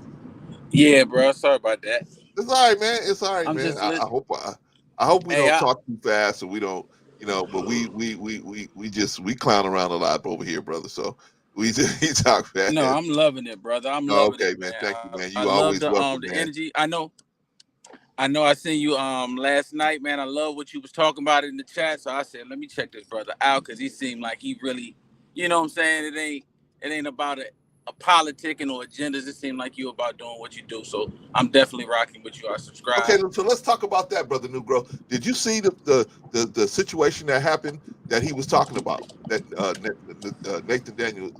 Oh yeah. I seen it. Okay. Yeah, I seen Wait, tell me, because I'm lost. What situation? What happened? Give me the scenario. That's what I want to tell you, brother. OG Patrice, and this guy named Wing Sign, and we kind of have like a relationship with brother Nathan, right? So we have things. See, brother Nathan is very passive aggressive, and he's kind of, in my opinion, narcissistic. So we might have a conversation, but when we refute things with actual facts, he becomes vindictive. Like, I've seen several videos on his page on my sister OG Patrice, and I'm like, whoa. Wait a minute, what? Yeah. Oh yeah, I told you. I wrote a whole thing. Yeah. Well, I didn't know that. So but Patrice had told me that he had said something, but I didn't know he had whole videos about it. A couple of them, kind of like refuting what we say. He's like got to kind of refute to his audience, and usually I will let it go. But he's big here in Atlanta, so he's on the radio stations. He's pushing propaganda and agendas. So, and forgive my language. He's on the radio stations out there.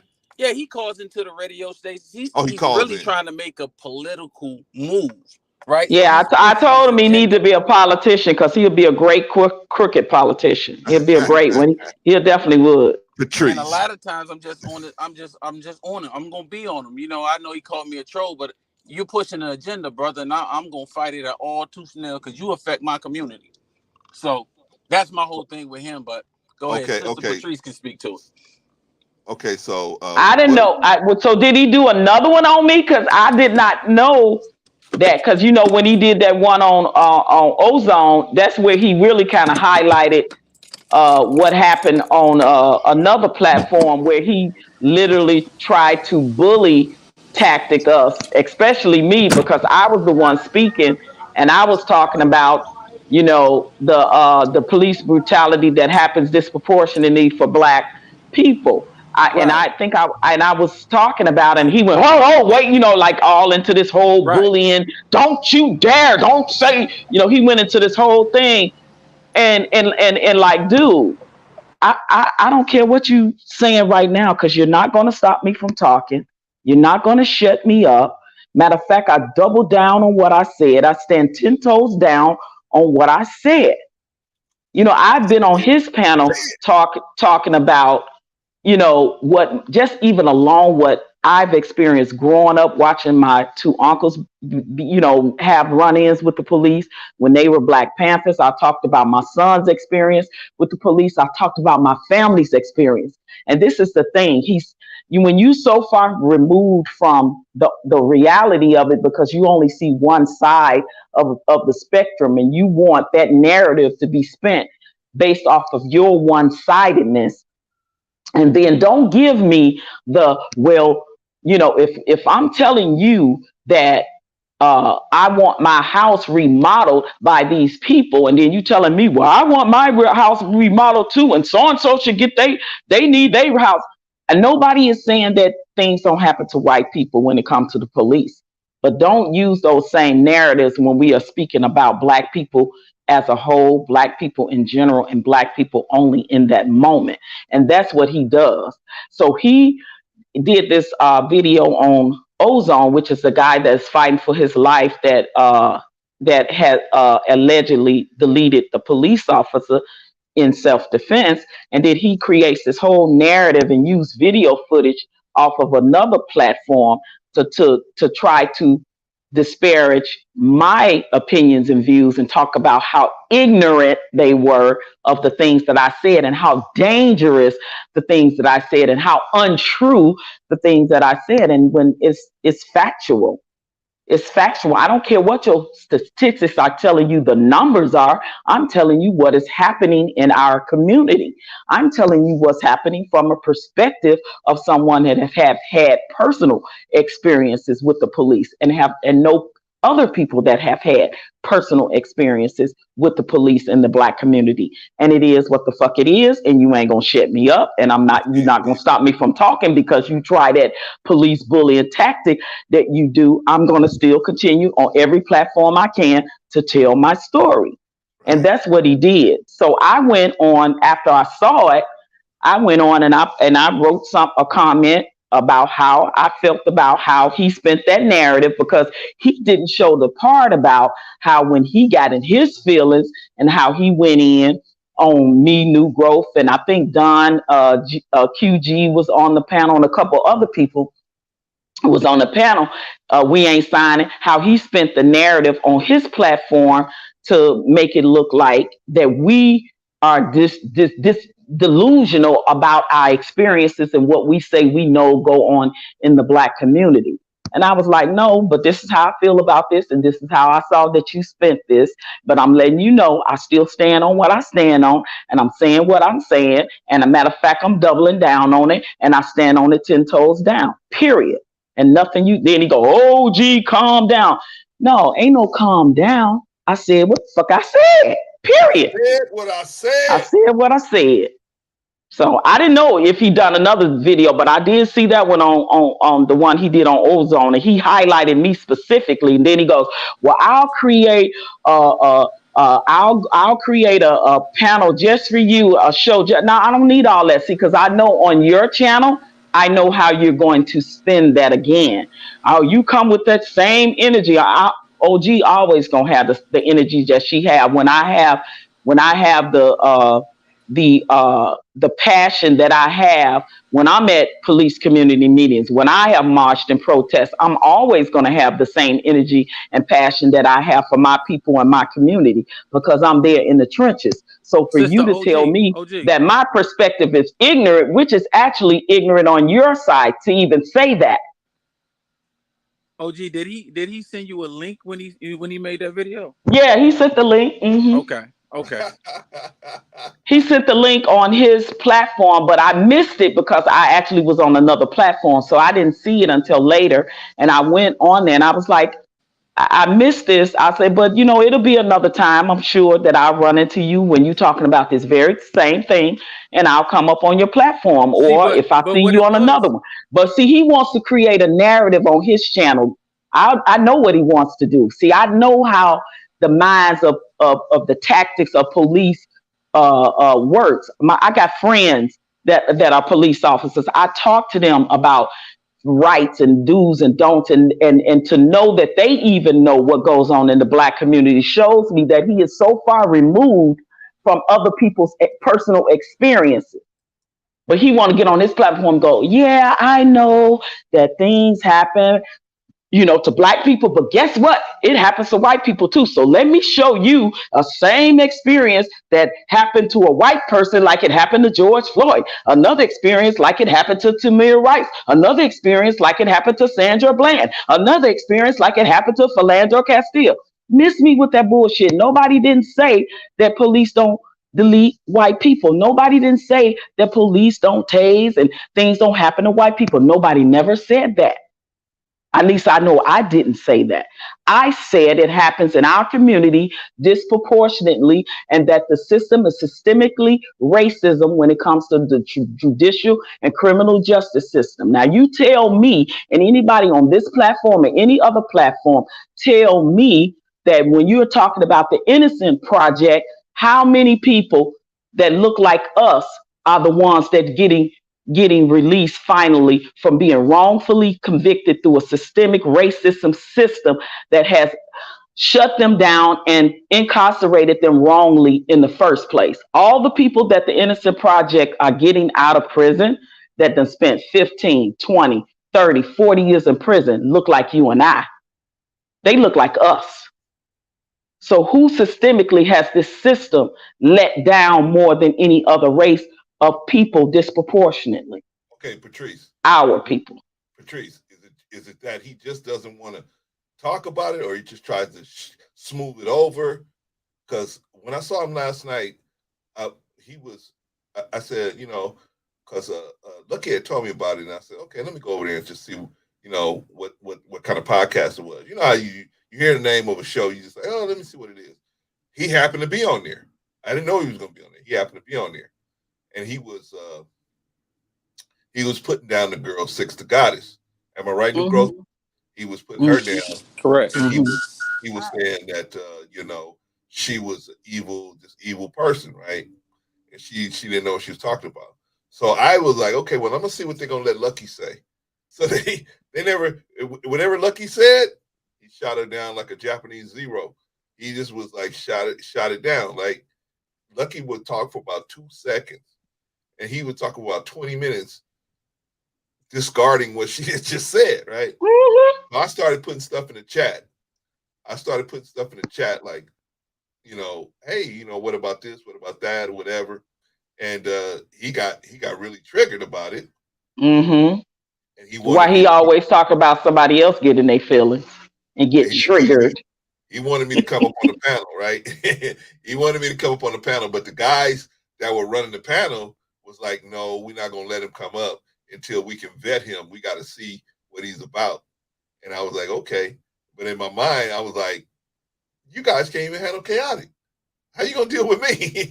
You guys can't handle chaotic, but they're more than welcome to come over here and step up over here. I'll deal with them over here because I will at least be fair with them.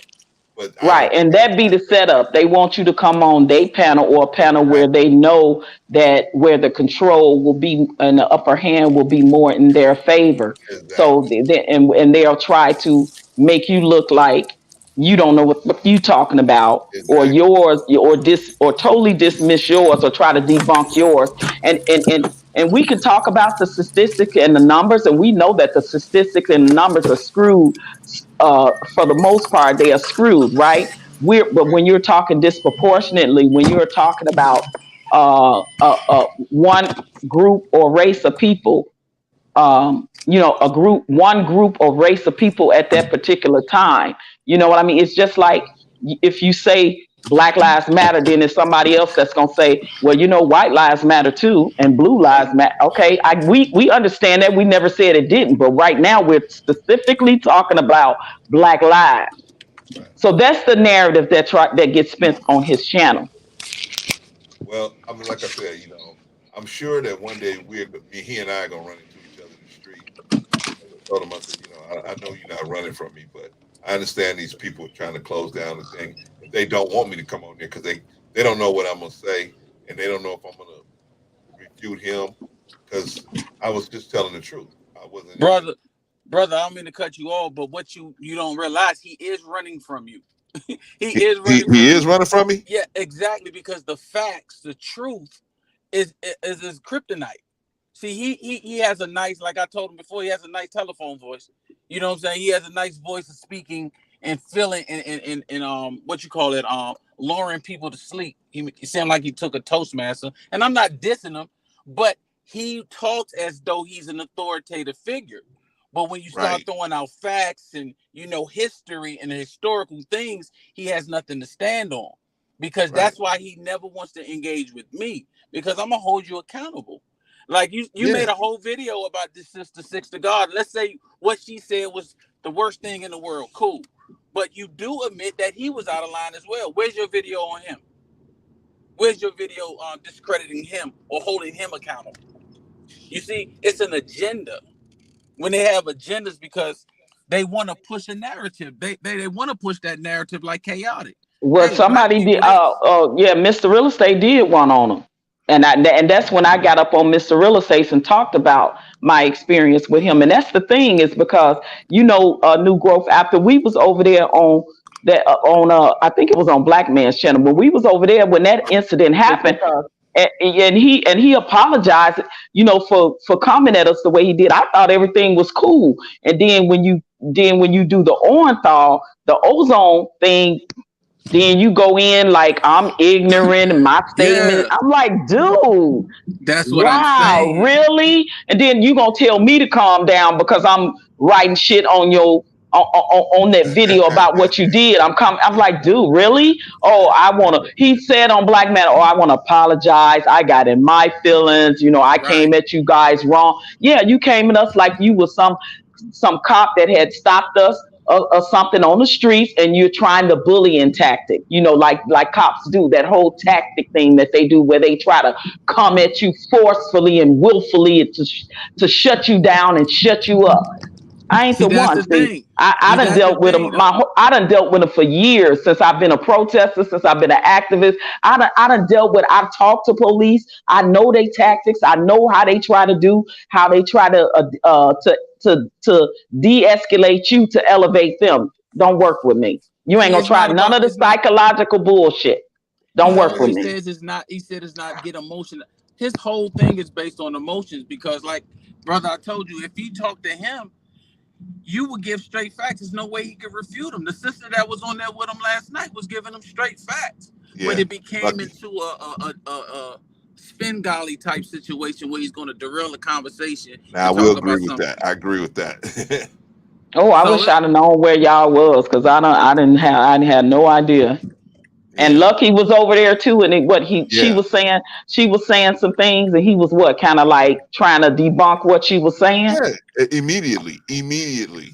Yeah, that's that defense tactic. and she You was a could, very strong sister. She knew her stuff. I mean, I give a kudos out to her because she was just speaking from like as they say, they feminine place, whatever that is. That's something that they change according to their situation. I'm right? noticing now because Yeah. Right. because when a woman defends herself, all of a sudden she's acting masculine. But where are you to defend her where she don't even have to go to that point? See, that's what I don't understand about him and a lot of them people. It's like they said that he called her. I mean, Sister Six called him a Carlton, right? That was Jonan. I heard Chaotic on many platforms say, "Hey, I grew up Jonan. If you can't get over jokes, that's what we had to do growing up. We too sensitive." So if he says a joke about her, all of a sudden, that's his talking point for the situation. She disrespected him because she told a joke on him. No, That's what it's like. Marcus, I was never on the panel. Any panel Chaotic was on, so because he's one I don't be on the panel with, so Yeah, I was. I don't know anything about that. Let me read it, Patrice. Let's be honest and transparent. And he, aka Nathan Daly, held Chaotic Truth accountable before on Black Man Unfiltered. He held him accountable. I don't know what that means. I don't know accountable, but he definitely tried to shut him up on Courtney's show. When you weren't there, OG, I think New Growth Oh, he was. said when I weren't there. Okay. Okay, Yeah, I I was wasn't there. there. and I Okay. think New I was Growth definitely was there. there to add context. All right, I was and he definitely said, there. huh? Yeah. Go ahead. I'm sorry. Go ahead. Oh, okay, all right. And then he Okay. says, but Clarence, there's plenty of ties when Chaotic and Nathan Daly got into it and clashed heads or debated. That's the point they make in Marcus. That the point that is when Nathan's agenda is when Nathan's agenda is threatened, he'll even side up with Somebody Chaotic. go on mute, because that's a lot of noise somebody's making. Yeah, he'll even go on. He'll go Thank on you. mute. He'll go on mute. He will even side with a guy like Chaotic, who he really doesn't. I don't think he really likes Chaotic, but at least he has a tolerance for Chaotic. But now that this agenda is being pushed that he don't like, he's willing to team, kind of like E Black. I'm willing to team up with my enemy just because I don't want this narrative to get pushed. But hold on, y'all. Yeah, because he said on Lapeef when he was doing the breakdown about the young lady Six the Goddess, he was saying, he said, yeah, Chaotic Truth may be talking what did he say? Talking weird or talking off the wall, but he also telling the truth. I'm like, how could he be talking off wall and be truth at the same time? Like, it didn't make sense what he said. It was something like he was saying he may talk out of like off the wall, but he's speaking facts. I'm like, how is it off the wall and facts at the same time? I don't know. But anyway, I didn't get that. Well, last night, Patrice, he said out of his own mouth. This is what I got him with when one of the positions I got him with in the chat was he said that that the girl Six the Goddess felt uncomfortable. But then he said Chaotic felt uncomfortable first. Right? Please. Then he said whoever felt uncomfortable should have got off. If she felt uncomfortable, she should have got off the live. So I asked the question, well, if Chaotic felt uncomfortable first, why did he jump off? Crickets. So yeah, exactly. They never answered none of those questions. Anyway, see, once you break things down, then yeah, you get a clear understanding. All right, let me bring We on Lock, man. We on Lock, man. I seen you over there doing good work over there on your channel, brother. What's going on, man? What you got to bring to the table, brother? Well, first of all, it's an honor to be up here. Thank you. Same for sir. I didn't have you up here. What's good? We on Lock. How you doing, brother? Ma'am, Miss OG. How are you? Salute. I'm good. Salute. Oh, my great uncle. Is he in the building? Who's that? Margaret, Rico, is he in the building? Oh, no, Rico had to step out for a minute, but I think he'll be back if he can. Damn. All right. Brother New Growth right here. New Growth. How you doing, sir? Peace. All right. I heard you talking earlier about losing my train of thought here about family issues. Okay. We all have family issues, right? It's the same thing in the Black community. I mean, every panel that I go on to, they all say the same thing, or they just venture off into there is no community. Well, they're wrong. I treat it just like when I have a situation with my younger brother. If we're in a situation and I get mad at him for whatever reason, we talk it out, duke it out. You may not like me for a week after I beat that ass, but we'll come back together as one. That's how families work. This is the same thing, the situation in the Black community. But we had to take in account that our spirit at that time is not in the right place. And we venture off into our own little world. We do things what man does. You know, you understand what I'm saying? So trying, brother. Sometimes you just have to just be in your spiritual moment at that point in time. You don't have to be mad at everybody. You don't have to be mad and say, I don't know why everybody's so upset. I don't know why everybody's so upset. It's something, I don't know. This is what I do. I'll just tell you what I do. I don't hop on panels anymore that every time there's a discussion, it turns into a debate turns into an argument turns into an insult. You have to insult me, I got to insult you. And I don't go into spaces like that. Chaotic Truth, he's playing a role. I talked to him before. He's just a guy that's just upset that at some point of his life, a Black female had disappointed him too many times. He's just playing a role. I don't take him serious. I never did either. Yeah. I don't take none of those people out there. Probably Chicago. Look to Jedi Mike. Probably Chicago Rilla. But other than that, I don't take none of those dudes up there serious. They're just playing roles on the mothership on the Beef Network. Yes, I don't know. It's just too much in this world that I've seen, that I've witnessed, that we have a chance. There's a chance to reinvent ourselves, regroup, and come together as one family. That's what I see. Why keep constantly throwing negativity out there in the world where when the next person says something, you're gonna go right with them. You're gonna go right along with them. You're gonna repeat this. It's a repeating thing. Okay, brother, we on lock. What are you talking about? Something in particular, like a construct that you can discuss in particular? Yes. Yeah. Okay, I mean, what in particular are you talking about? We'll put it this way.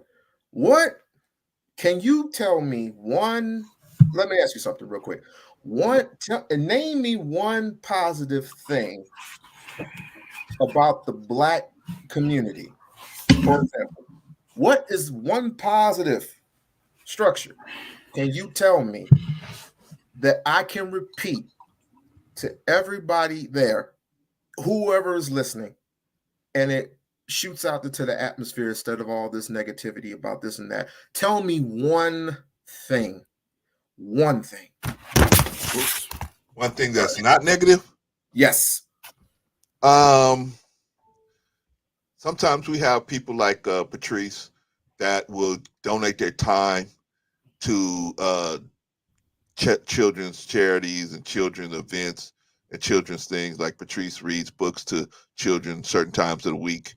And I know she ain't getting rich doing it, so it's obviously coming from her heart to do it. But that's one thing. That's one thing. Would you like more? And Jedi Mike, if you want to come up, man, just hit the link. Come on up here. What about that with Brother We Unlock? And not only that, I don't talk about a lot of work that I have done in the past. When I was in Nevada and Brooklyn, this is the thing about Black people. We always got to see proof. We always want to see the proof.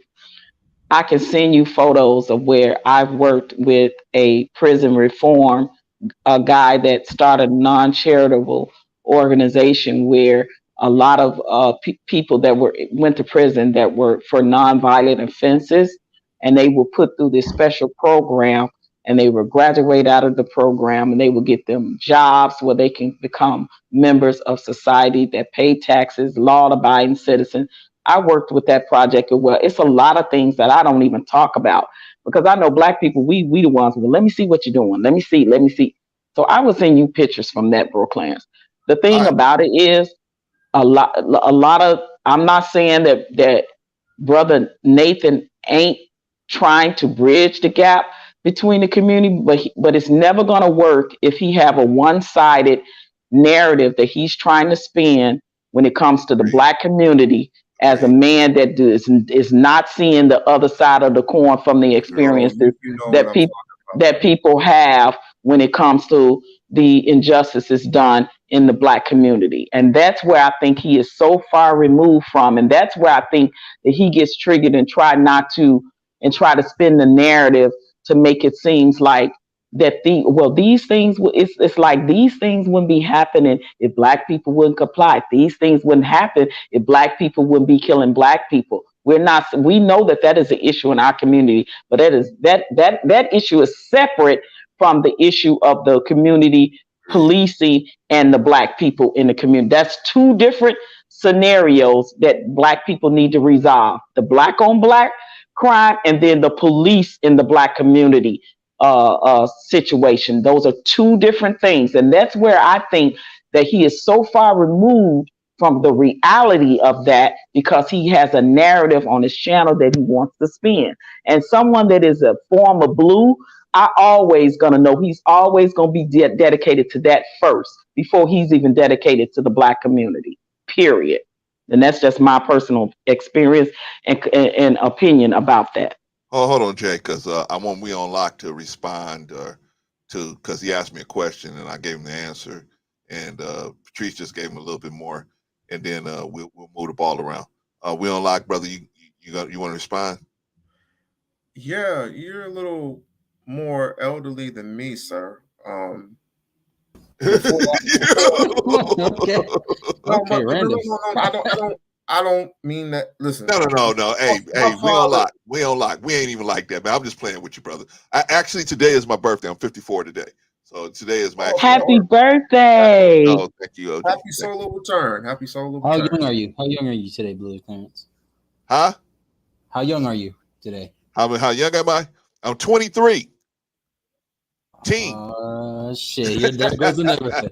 There goes the neighborhood. No, I'm 54, brother. I'm 54. You've seen things in your lifetime that obviously made you think twice, but you obviously also seen things in your life that make you think, hey, if this is something that I can work with, this is something that actually makes sense to me. Sometimes we need to venture on to things that, like I said, there are not, because there are issues everywhere. There's nowhere on this planet. There's nowhere on people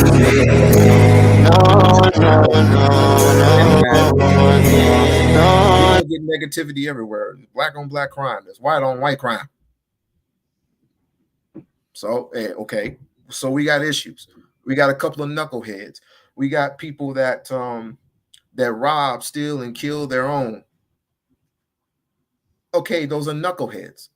Those are the unfortunate people that we didn't reach on time. Okay. I used to be in the Big Brother Little Brother program, and the person that they assigned me, they showed us like, well, I didn't get this type of treatment at home. I was like, well, what's family like at home? And they tell me their situation little by little. And I wonder, like, this is good for me, but I peel layers. I don't go into the personal business, the personal stuff, unless it hits home to them for them to tell me about their situation. But that's a start. That's a start. What Patrice is doing is a start. What's wrong with the rest of us? Not y'all cool, but what's wrong with the rest of us? On those people, all I hear all day is women. First of all, Right. You would not be here on this earth if it wasn't for a woman, fool. Right. A woman carried you for 9 months. I mean, what? And then and again, man on this earth has completely. Hey, hold on, brother. We on lock. Hold on. Somebody's out there making an egg or chopping some onions or something. That sounds like a pump, like a breast pump or some shit. Yeah, man is completely dominated, and most of us have fallen into that category because all we do is we basically retreat to those who think that they can save us, because they don't want to look at the Black community and say, I can't get nothing from them. You can get entirely any and everything from us. Dr. Claude Anderson has basically did the work. Did it, man. He did it. Absolutely. He did the work. Absolute work. He laid and laid the blueprint and told us what we need to do, and more than half of us is not doing it, and the ones that's not doing it are the main ones complaining. And there are women can't do the. Excuse me, are we forgetting Harriet Tubman freed thousands of slaves? Well, according to Chaotic, that didn't happen. According to Chaotic, he says she was carrying an Elmer Fudd musket.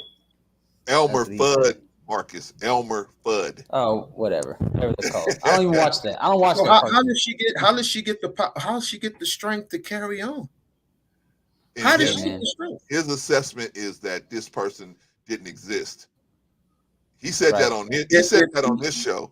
He said if she didn't exist, then Nat Turner didn't exist. But my point is, he picks the history that he wants to follow, and he picks the history that he wants to go. But brother, we on lock. Let me move the ball down down the court a little bit, so I can get everybody to tap in. Marcus was here first. Marcus, what do you got to say, brother? No, man. I was gonna pick up real quick with what We Unlocked was saying about tribes and tribalism and community. So, like, where we don't have a positive community or positive tribe, we tend to go to maybe one that isn't such a, how do I say, a very well character building tribe, or very well, positive tribe. So we go to the negative ones. We go to the ones that maybe aren't the best conducive, the best teachings, morality, integrity, how to be an honest, decent man. And then we stray away and go onto the wrong path. And before you know it, it becomes a record and a pattern. And then before you know it, men and women, the ones you thought were going to be something big, or they thought were the ones that you looked up to, end up being the ones that sometimes go down astray in the wrong path. And then you have the ones that, maybe were fortunate enough to decide to not maybe make an excuse out of it. Maybe they had somebody out there guiding them, somebody they could look up to. I've met people of both, and I met people on the good side and the bad side, in jail, prison, no longer with us. And I met the ones that prospered. So it's all about, what tribe you pick, and understand what that tribe represents and what they're about, So I think that's important to say.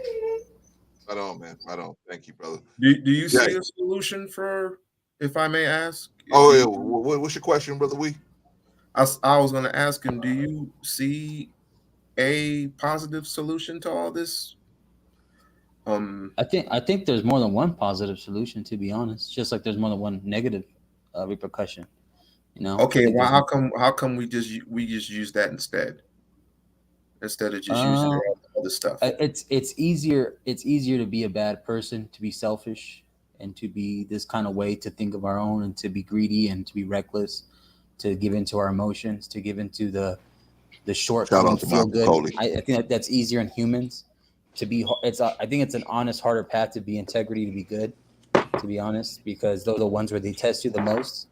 And when those people that are good are tested the most, and they choose to still be good, they choose to still have integrity and morals and values, they're the ones that carry on that good path, the good morality, the good knight, the good person, the good woman. And I think the bad path, or like the path that chooses like the side of the demon instead of the angel, that's the one that, as men, we're very vulnerable to give into. That's my opinion. Can I reply to that?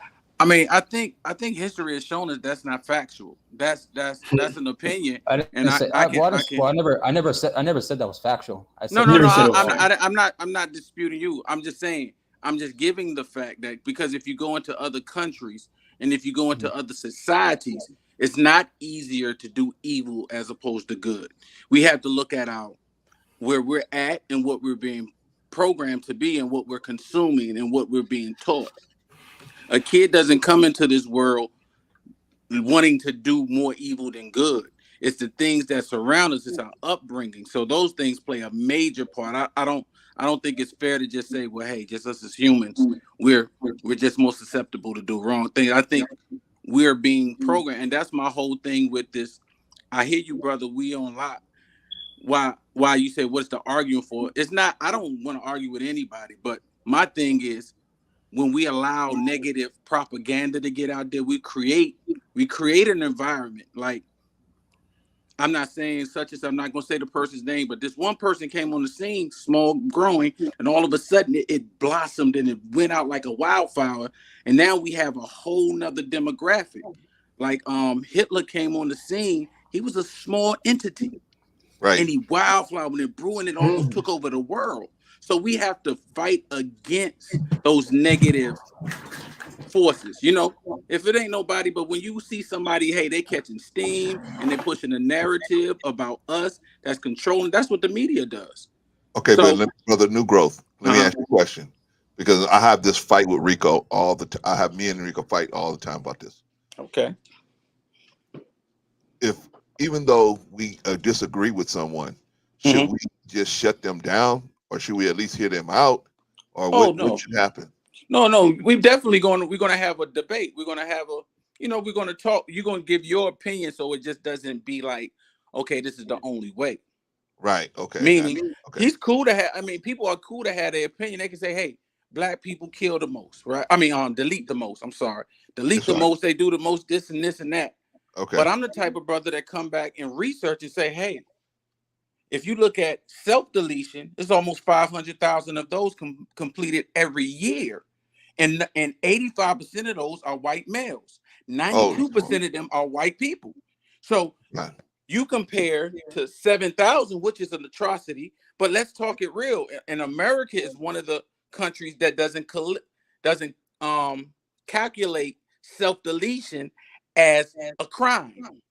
It's a Okay. crime. It's been crime, and it's been crime in many nations outside of Western civilization. So when Right. we can delete we can skew the score. You say we black on black crime.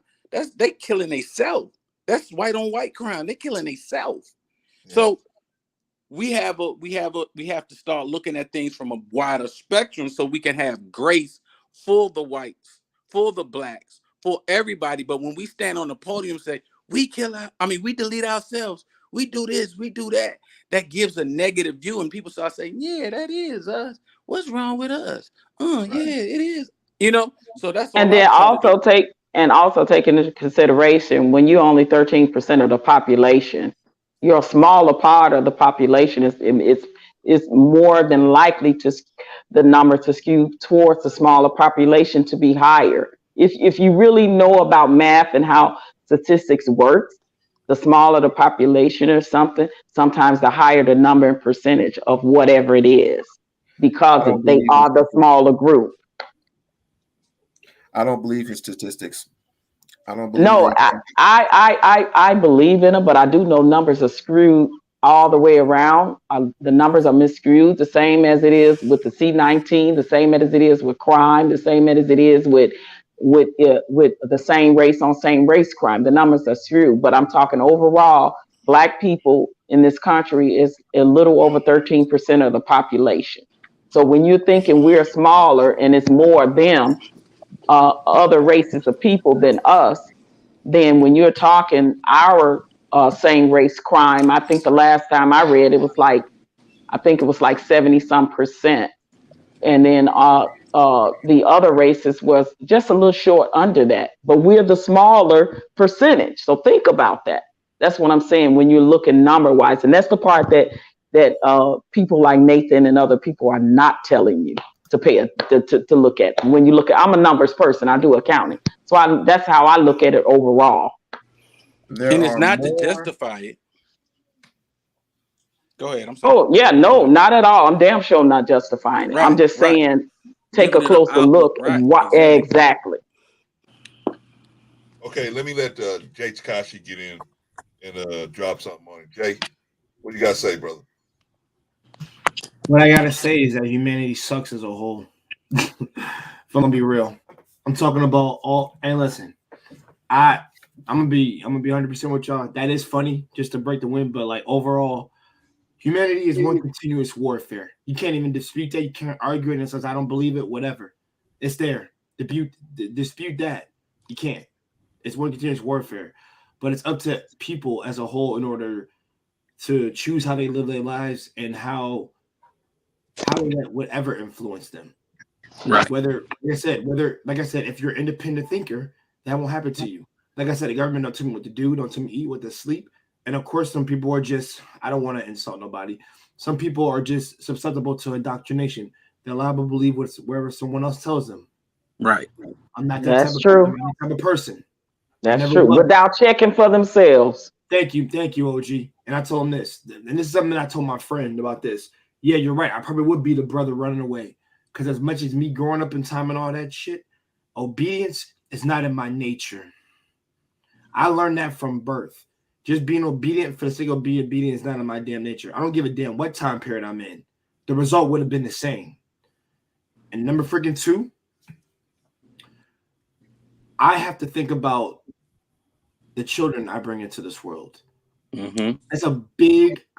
People don't understand when it comes to me because you guys are in my mind or in my body, so you can't possibly think what I think. And I'm not doing that as a means of throwing shade at y'all when I say that. I'm saying the responsibility that comes with bringing another life into this world means I have to carry on. I'm carrying on a generational lineage, a bloodline that has been passed on to me from generation to generation, and I have to do better than my last. Right. Do better than me. You know the amount of pressure that is. That's a lot of pressure. But here's what some cats gonna say. I think some of us can figure it out. But it's something that you picked, brother. It's what you picked. Exactly. It is true. It is what you picked. You got no excuse for it. So whenever we do bring that life into the world, it's like I said, the objective should always be, and I can't speak for anybody who's a father now, but my idea if I become a father is to make sure they are better off than I was, and to make sure they are taught better than I was. Not have any sense of naivete that I thought I had once had. But children all have it. Children have more naivete than adults do. Because they're more willing to believe that they're invisible when they're like younger. Because everybody thought this, like they're stupid about life and death. They think they're invisible. Mm-hmm. They are. They think that. This is why a lot of times in our community we don't move to things, or we wait till it happened to us personally to want to have something to say or jump out and talk about the injustice, this, that, and the other. Because as I said early on somebody else's panel, if I'd have known better, I would have had the conversation, the talk with my black son before he actually had that experience with the police. You know what I'm saying? And this is what we do a lot of times as black people and as a race of people, just people in general too. You don't have the conversation, but we know that when you're black, our experience is different. So you have to have the conversation with your black daughter and your black son before they have that experience, because like I said, my son was traumatized from that entails, which it made me traumatized from the experience. So are you going to wait till your child is traumatized, or are you going to have the conversation with them to say, hey, you need to learn how to handle yourself if you ever stop, whether you walking or driving, you need to know how to, comply. You need to know how to do this, that, and the other. But it's another thing. When we talk about, even when we comply, we talked about the experiences that we've had. Even when we comply, it does not always end good for us. That is something that another thing he's so far removed from, because, I agree with you. Yeah, Nathan, because when I said that, he was like, when I said, Philando Castile is a perfect example of when we comply. And I said that there is no reason on God's green earth why anyone should be getting deleted over a traffic stop. It's just no excuse. Yeah, that was bullshit. It is no excuse in the world, and nobody can tell me the reason why someone would get deleted by the police for a traffic stop.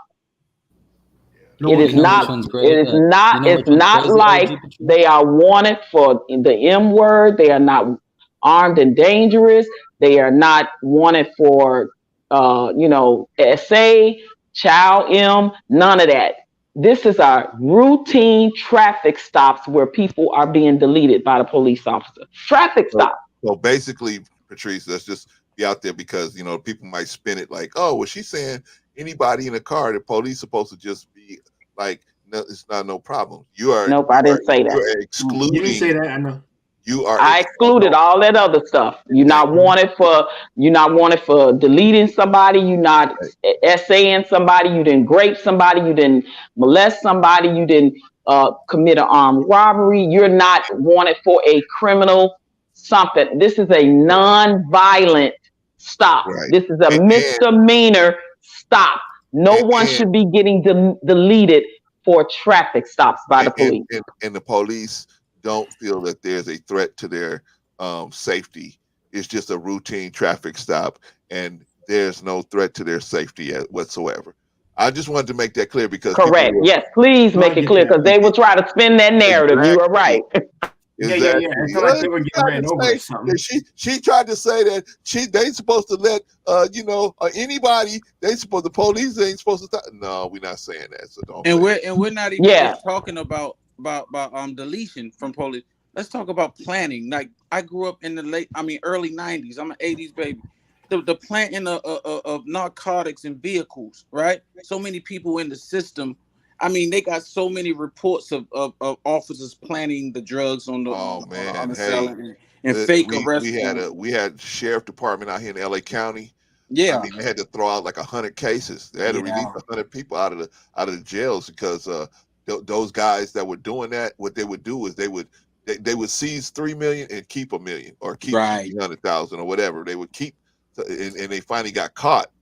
They had a unit that would go in and do it, and they would rob the drug dealers, and they was basically running the drug trade in LA County, Right. in certain parts of LA Oh yeah. County. You look at the Rampart. Look at the whole Yeah, Rampart Rampart, district. That that's man, LAPD. and that's LAPD, and they had something They had to that's throw out a linked. lot of cases That's too. linked.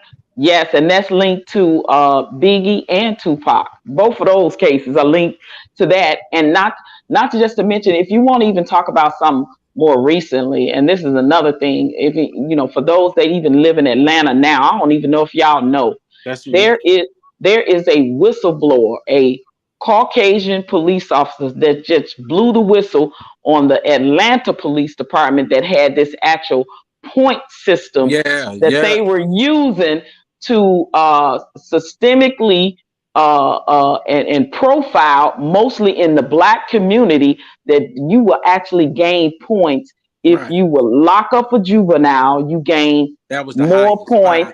That was the high. Yeah. And listen, and the chief of police have had to resign because I knew they was gonna fire him, but he's resigned. So and I think Nate is right there in Atlanta. So do you know all these things are happening right in your own goddamn?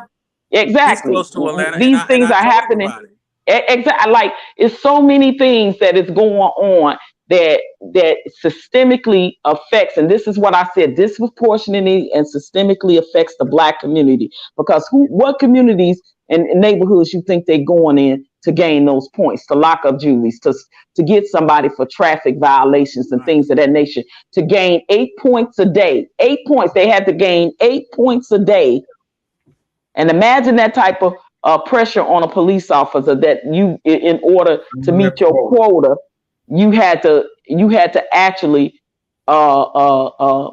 arrest a juvenile. Who do you think disproportionately? What neighborhoods you think they're gonna go in to find those children to do that? OG Patrice, I stay in the heart of the city of Atlanta, right? And what happened was, I bought a house, and they gentrifying it. So but I bought a house, and in the beginning parts when it was just starting, I would always see police like hidden in the bushes on like Mother's Day, Father's Day, Christmas, Thanksgiving. I'm like, what the? They are sitting over there wanting to catch people, wanting to put people in a position, wanting to catch it. They were just basically, and I rolled up on one day. I'm a man, I got my family. I said, look, do y'all do this in the nicer neighborhoods? Dorville? Do y'all do this in Buckhead? Do y'all do this in? Well, I don't know. That's not my jurisdiction. So I complained to my city council person, and I haven't seen it too much more. And they just disbanded, and then of course, like I said, the police chief just resigned because they asked all other different states, big cities, do they have this points plan that they use to police certain communities? And they were like, no, we don't have nothing like that.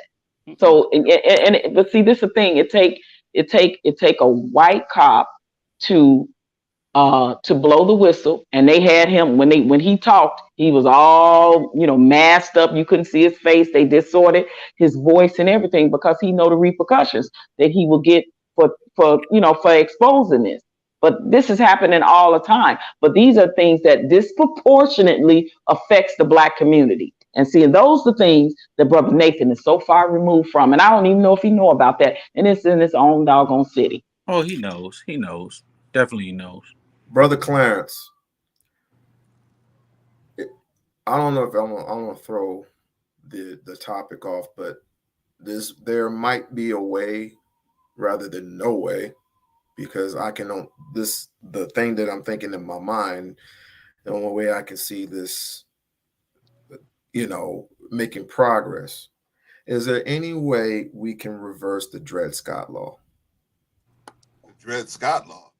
Yeah, the Dred Scott case. Is there any way we can just delete that from existence? Okay, so let me bring everybody up to speed with Dred Scott. Dred Scott was a slave. He was from I think Oklahoma or something like that, and he went into the newly acquired Missouri Territory, and so the government just acquired this territory called the Missouri Territory, and the government said, okay, we're going to take this territory, but this is not subject to slavery. We don't want to. They didn't want to advance slavery farther west, so they said, hey, this territory is without slavery, so slavery is not allowed in this territory. The brother Dred Scott, his master, took him into this territory. Dred Scott said, now that I'm in this territory and slavery is not allowed in this territory, therefore I am no longer a slave. I don't have to go back with you. I don't have to go back with you down to wherever, Oklahoma, whatever, because I'm not a slave, because this territory says I'm free. The court said, no, because you were his property when you got there, you remained his property. So that kind of flipped everything on its head as far as the abolitionist movement. Now, I just want to give everybody context we unlock what we were talking about. Now, how can we remove the Dred Scott case, and how would that help us? I didn't say it would help. It would help us. It certainly shouldn't hurt us. Those are one of the things that we could do to make some progress. And the other thing we can do is create our own laws. And one of my mentors said, "Well, how you be able to do that?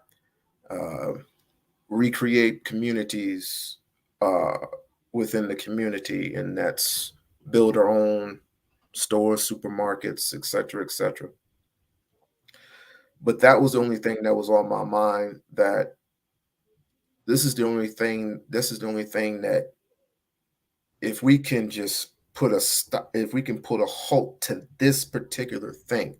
I mean, there's a series of things, but the 13th, you got the 13th, the 14th, and the 15th Amendment. I mean, you got the First Amendment. We can't say anything without being kicked off panels and deleted or whatever the hell. I said, well, what can we do? And that is to just delete the Dred Scott decision from even existing.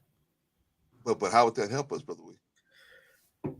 But things like laws, right? That's why, again, I always advocate and tell our people we need to vote locally, because certain people that sit in office that are still allowing for certain laws to be passed that still in place today, like things like, we have to understand that things like the stand your ground, certain citizen arrest laws was written for us to keep us oppressed. These type of laws were written for us, not to help us, but to harm us. And when these certain laws have not been changed or amended for 50, 60, 70, 80, 90, and 100 years, these are laws you need to look into in the state you're in the very communities you're in, and see how it has affected your people in your community. And these are the laws that you need to fight to have amended or abolished. Just like in the 13th law, where the part where it says you are free, yet you commit a crime, you go back to being a slave, go to jail. That's going to apply to you. So that little thing right there in the 13th Amendment is something that needs to be done away with. That's why you have the prison system is more exactly like a slave trade movement. Is go do something wrong, and that 13th Amendment says since you are no longer free, you belong to the state, we're going to treat you like a slave. It's in the 13th Amendment if you read it.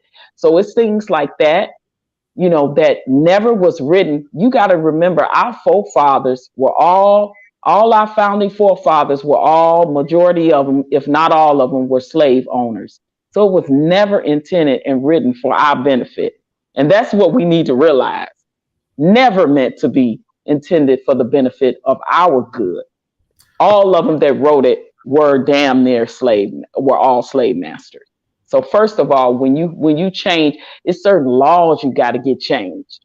It's certain people in your communities, like your police chiefs, certain judges, certain district attorneys, and things like that. That you got to look at what kind of policy, what kind of things they vote on in your community that affects disproportionately Black people, and you need to say, no, they need to be out of here. You got judges that have committed heinous crimes, predominantly put more Black people in prison than people that are non-Blacks. Things like that. It's an uneven slope. It's a slippery slope. But the track record is right there. If you look them up, if you look up their policies and procedures, you go on their website, you'll see the things they for and the things that they are against. Can I ask? We on lot. You said about the Dred Scott case, brother. Brother Clarence was saying, like, what would be the significance of overturning that? Because you stated it as like it would, be something that would change. Is it a mindset or is it a I'm trying to understand what you mean. It should have been changed years ago, but I mean, I don't necessarily have all the answers for you. I just know that it's something that every time that Black people have arisen, there's always a goalpost being moved. Mm-hmm. And so, with that being said, she's right. I am going to do further research, and I'm going to find a way to get rid of this one way or the other. Okay. One way or the other, something's going to have to give. If we can build another Black Wall Street somewhere, and I believe somewhere in Arkansas, then we can change laws within this country, and it's not going to happen overnight, but we can build it. Okay, brother, I agree with you. I'm gonna let you finish rocking, but I'm gonna say something. It's the reason why we don't have a Black Wall Street is not because we can't build another one or another one or another one. It is the brutality we face. We've been so brutalized and intimidated into not doing something like that. We've been brutalized into this individual thinking process, right? That's what is keeping us back from doing something like that. So when we do build something like that, we're gonna have to, like Minister Farrakhan said, we're gonna have to defend it. We're gonna have to ask for soldiers that's willing to defend it. And then once we see, just like the mafia, they're willing to defend their interest in different businesses, right? Okay, we're gonna have to be willing to do the same thing. Okay, brother, you can go ahead and finish cooking now, but I just wanted to throw that in there. Didn't Haiti protect their island, their nation for all that time in 1804? Yeah, and look at the cost. They haven't been able to build since then, and they go ahead. How do you win a war and have to pay your enemy? Right. Exactly.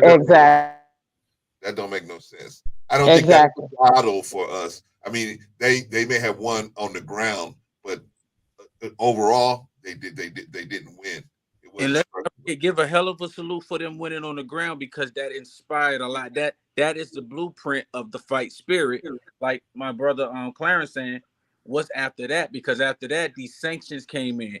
All of these things, they were still paying reparations to France up until I think it's like 10 years ago.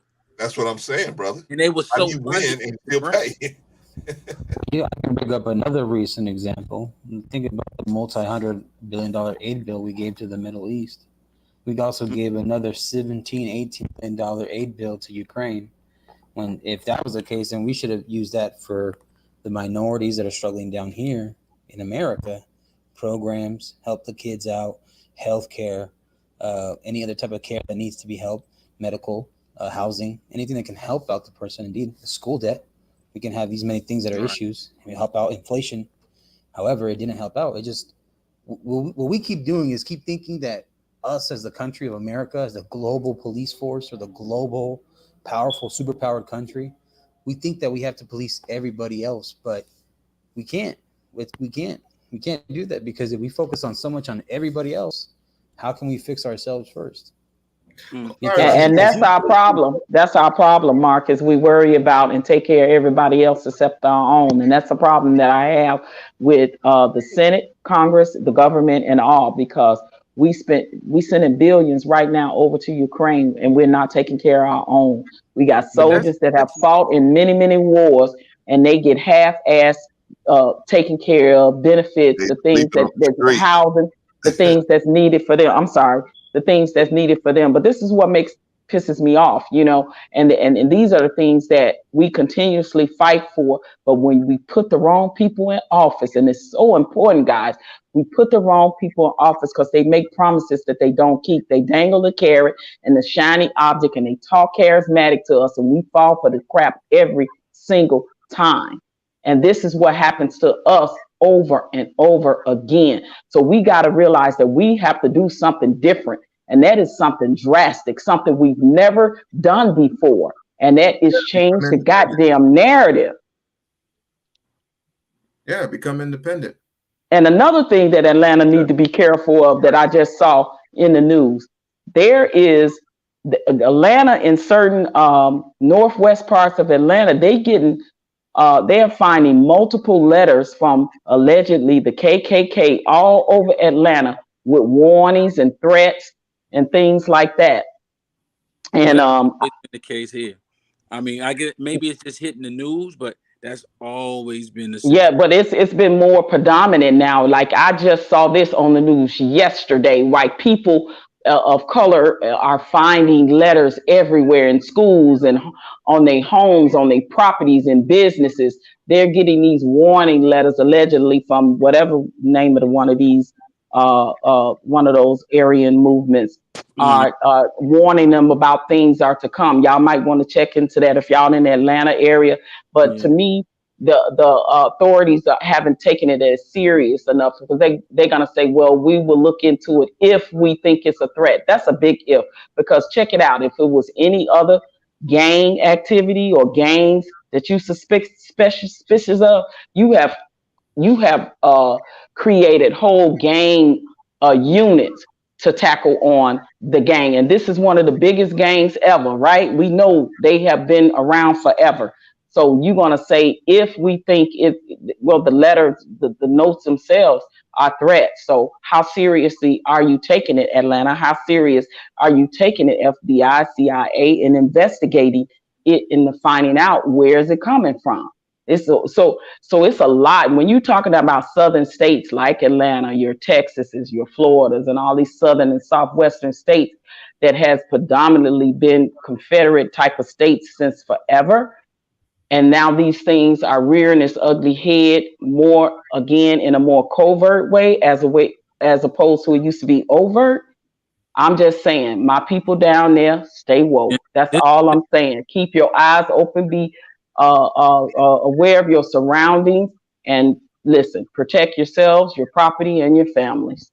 Right. And me being a person that stays in Atlanta, in the heart of Atlanta, I hear what you're saying, but and I lived in like northern places like upstate New York, and I've lived in those places, and honestly, it wasn't no better there, because the numbers were so skewed. Like down here, I can be around here. It's like 60% of the population look like me. So if they coming, they're gonna have to deal with something.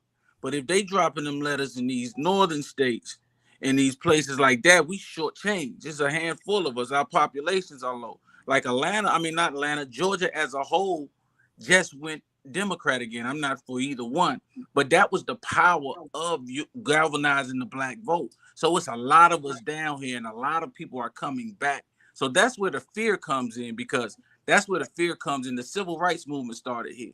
That's where the fear comes in that, hey, these people they can actually formulate some power. If there's 60% of the population, that means we're gonna get Stacey Abrams in there if we want her in there.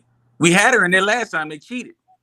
So we can get these things done. So that's where you're gonna get the threats from, because they want people to say, hey, I'm leaving Atlanta. We're gonna get threats. We're gonna get obstacles thrown our way. Right. But that's not gonna stop me from doing what I need to do. As a matter of fact, we were talking about politics. I'm not a politician, but you talk about politics. Why don't we right now become our own independent party. All 5 of us right now. We get to call ourselves whatever we want to call it, leaving religion out of it. We can call ourselves whatever we want, starting here, and right now. You absolutely right. We could do that, but the problem with that is getting other people on the side of, listen, I ain't Democrat no more. I'm not Republican no more. I'm not even independent no more. I'm this. That is the problem, because we are so conditioned as to tradition, how we was raised to believe, and all that different stuff. And people are just not gonna. Their minds, they're not gonna. Minds are not going to change. Like since I'll speak about myself. I was raised traditionally as a Democrat. My mind has since I've known the things that I've discovered and researched and fought and marched and protested and all of that for, my mind has totally changed. When I worked the Obama campaign and personally saw how politics worked, my mind changed. I knew that was the last time I was going to be a Democrat my whole life. And I chose to be independent from that point on. I said, because I see how it works. You have to be on the inside to see how politics work. If you have never worked in politics to really see how it works, you have no idea. We just go based off of how we was raised to believe in our families, in our community. And that's what we choose because that's how we was raised to choose. It's an ugly business, man, and you got to have a certain kind of heart to go into it and do it, and then come out of it. You're not going to come out of it with no dirt on your clothes, man. So I don't care how nice a guy. Barack Obama was a great guy, but I mean, you don't come out of it. You just don't come out of the politics game with a clean suit. You know, yeah, like you will have blood on your hands. You will have blood on your hands. The only decision markers is whose blood. If you don't go into his country, these people's blood is going to be on your hands. If you do go in, these people's blood is going to be on your hand. So a lot of times you just got to choose whose blood is more valuable, and whose blood on your hands is going to make you look better. That a lot of times in the politics, that's what happens. So I got a couple of things I want to say, you guys. Yeah, that comment that Army vet have up there, I'm misunderstanding that, because nobody said that Bloods and Crips was the most gang activity on the internet, not white supremacy. So I'm totally lost. Absolutely, white supremacy is without a doubt, and then above that is white classism, because white people will classify. That was the point I was making. So I don't know what he got that from. Okay, so they definitely. I mean, black people are definitely a smidgen of the internet traffic. If you go globally, forget it.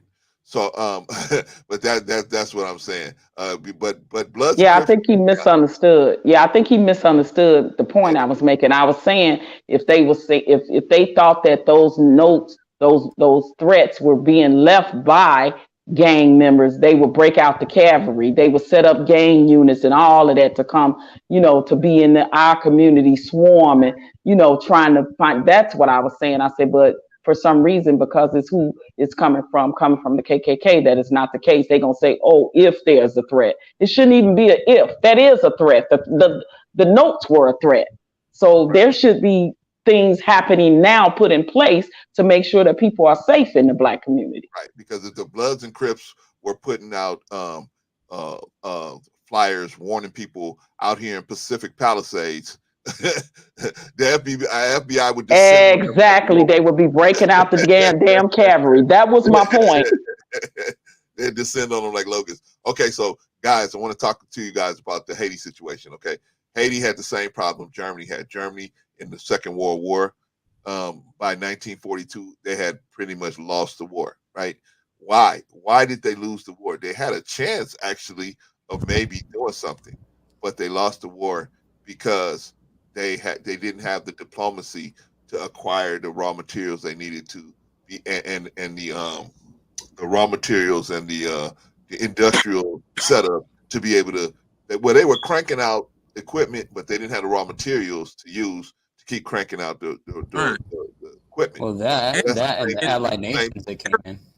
Huh? The arrogance to go into Russia with all, the arrogance to go in the middle of, so They were that's forced to do that, brother. That was Okay. the plan from the beginning. They knew they Right. didn't have enough rubber. They knew they didn't have enough oil. They knew they didn't have enough steel. They were forced to do that because they Okay. were getting their steel from Switzerland and Norway and stuff, and the U.S. cut that off. So they knew they had to go into Russia just to get raw materials, I got right? you. I got you. Because even though they were supposed to go straight into Basically, like Moscow, right? But all of a sudden they switched. They ran to go get that oil, right? They ran to go get all these raw materials, but they didn't realize, hey, we don't even have a way to get these raw materials back over to Germany, right? Right. Because there was no train tracks or nothing, so there's nothing set up to get Right. that oil out. At that time, they were taking the barrels by truck out of there, right?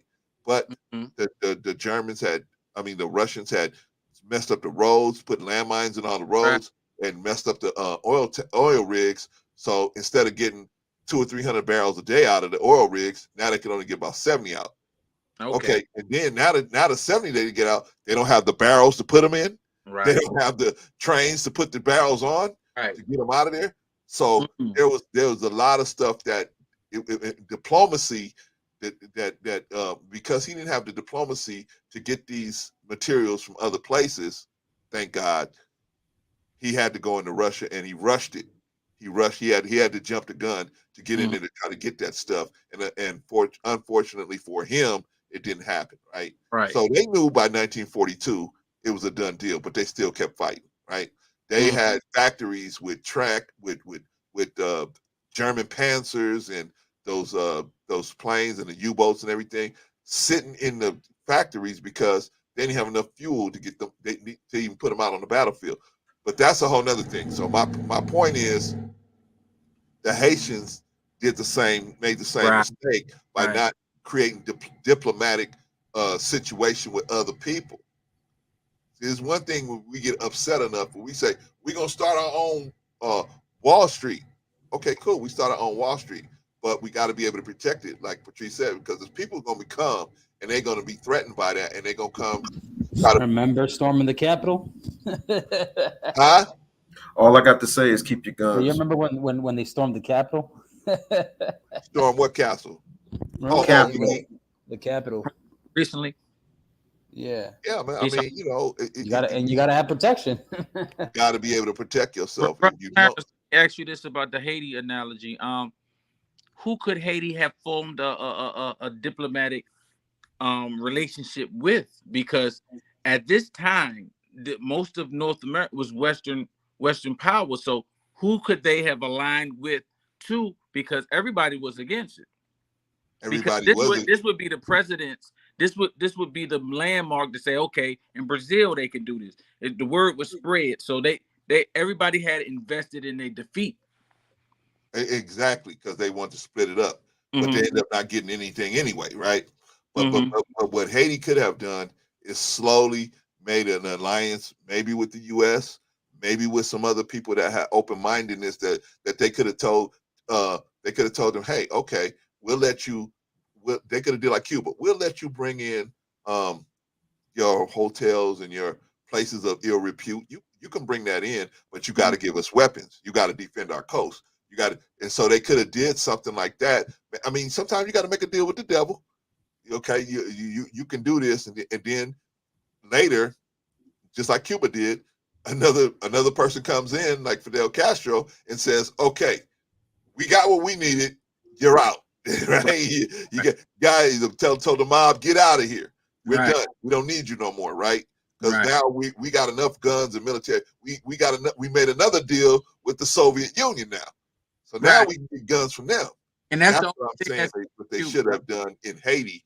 That's what they should, before they just jumped on them, and then you don't have the natural resources to back you up, and then you know what I'm saying. You don't have sometimes that's why, like Patrice said, politics is a dirty business, man. Sometimes you got to get dirty, but somebody's got to get in the mud, brother. It's just like when they used to put their jacket over the mud so the lady could walk by. Somebody's jacket got to get dirty so that the people can walk by and cross on the river, right?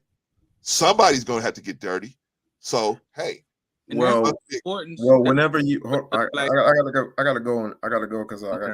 got my own show to do. Okay, well, give us But some if you want, if you want, Brother Clarence, you know where I'm at. If you want to start that business, okay, you know where I'm at. all right. But for the rest of y'all have a safe one. Peace, brother. Hey, All thank you, right, brother. peace. We unlock. Please, we unlock. Okay, so that's the thing, y'all. We got to stop letting that brutality stop us from doing different things. Strategic moves. Exactly. We got to move with a political agenda, like Patrice said, and I agree. The days where we can say, "Hey, I'm a Democrat." Why? Because my mama was a Democrat, my daddy was a Democrat. You mean it don't matter what things they vote for? No, I'm a Democrat. Period. That's it. We got a lady up here, Maxine Waters. Oh my God. This Yeah, lady, man. this lady. I've heard of that name. Who is that? Yeah. She's a Democrat out here. She's a Congress lady out here from California, and I'm telling you, Yeah, they this call lady, her Auntie Mac. Was she twerking with Megan? exactly, wow. right? Exactly, Oh, New Growth. wow. But my I point is, told y'all we fall for the okie doke. We fall for it every time. but my point is, when she's running for reelection, you know what her biggest thing is? She don't have to buy no radio ads. She don't have to buy no TV ads. Maybe a little radio, a couple of little radio ads. But all she has to do is say, "This person's a Republican. I'm a Democrat." That's it. Done. Or she'll say, "This person is a Republican like Donald Trump." All she got to do is throw Donald Trump's name in there. She don't have to say what her platform is. She don't have to say what she's voting for. She don't have to say what their policies are. she don't have to say nothing. I'm a witness to that. She don't have to do nothing. All she has to do is say this person, and it was a brother running against her. A brother was running against her, a Republican, a brother, U.S. Navy vet. He was running against her, and all she beat him. She demolished this dude. And she never said, "This is what I'm gonna do for the community. This is what I'm gonna do for the girls. This is what I'm gonna do for the boys. This is what I'm gonna do for the grown-ups." She never said nothing. All she did was say, "Don't vote for him. He's a Republican like Donald Trump." But you Done. know what Job that shows? But you know what that shows in the tribe of people? It just shows a little bit of naive negligence, ignorance for not being able to open up their eyes and try to educate and see the bigger picture and actually listen to why we should vote in certain people. It isn't because of who we like as a personality. It's who they are and what they're going to represent as far as passing bills, benefits to help the Exactly, people. Marcus. They And it forget don't that. matter. And it don't matter if they look like me or not. I Yeah. vote on policies. You know what they policies are, what their morals are, what things that they have supported or not supported in the past. And it doesn't matter if they look like me or not. If it aligns to what the morals and values and policies that I see fit to line up for, that I know is going to benefit my community, that's who I'm voting for. And then, so if they have Republican pass their name, if they have Democrat, if they have Green Party, if they have Independent, if they're gonna do what we want them to do, hell, if they're the Klan Party, they're gonna do what we want them to do. Hey, we're gonna vote for them. We will vote for whoever's gonna do the most for you, whatever their party. I was being eccentric about the Klan situation, but I'm just saying, any of the name these parties that's gonna do something for you. That's what you have. That's what we have to start investigating. The time where I wish Brother We Unlock was still here, but the time where we would just say, "Well, I'm gonna roll with this because this is what my people rolling with." We got to think like no better than that. If this ain't good for the people, then we got to think independently and say, "Okay, I know the people are rolling with the Democrat Party, but let me try." And I know Patrice can tell you, and New Growth can tell you, and I know you know by now, Marcus, because you've been slapped around like the rest of us. It is hard to get black people to drop old habits. Black people are probably the worst people in the world trying to drop bad habits, man. They just do not do it. Well, I think but the thing with bad habits about it is because it's like the short. Bad habits are kind of like the feel good shortness, right? Like the short path to make you feel rewarded. I guess the moment. Agreed. So that's the issue, and I think that's where I was trying to get the point. Yeah, exactly. Like you know, like for example, if I were to make money in the wrong bad way, that's easy money, right? That's fast money. But with fast money comes slow building problems, and sooner or later that karma will catch up to me. And before you know it, people that I know are locked up, and or they're gone, or they went along the wrong way of choosing a bad life, and you know, and I grew up a different path, and unfortunately, like for example, there was a guy in the military at the time who kept trying to recruit people to come work by the border and say, quote unquote, oh man, I'm working for construction or something by the border. And I was like, before you knew it, one of my superiors told me, oh yeah, that guy, he got locked up. He's in a Mexican prison for carrying drugs across the border. So he's done. Is Marcus breaking up, or is that me? Marcus, are you breaking up? Oh, it's me? Can you hear me now? Oh, my bad. Let me mute myself. All right, y'all, let's start getting some final thoughts in here. You guys, man, I appreciate all of y'all coming through, man. Y'all made it like y'all once again push the topic way past what I wanted to, and still we got a lot accomplished, a lot talked about. Let's go through some closing remarks. Brother Marcus, can you give us some closing remarks, or you want us to wait on you? Can you hear me now better? No, I can't hear you, brother. Barely. You low. Yeah, you low now. You low. Okay. Your volume is real low. Well, I'm gonna try to talk a little bit louder. I'm gonna just drop down, but I appreciate That's better. Yeah, that's better.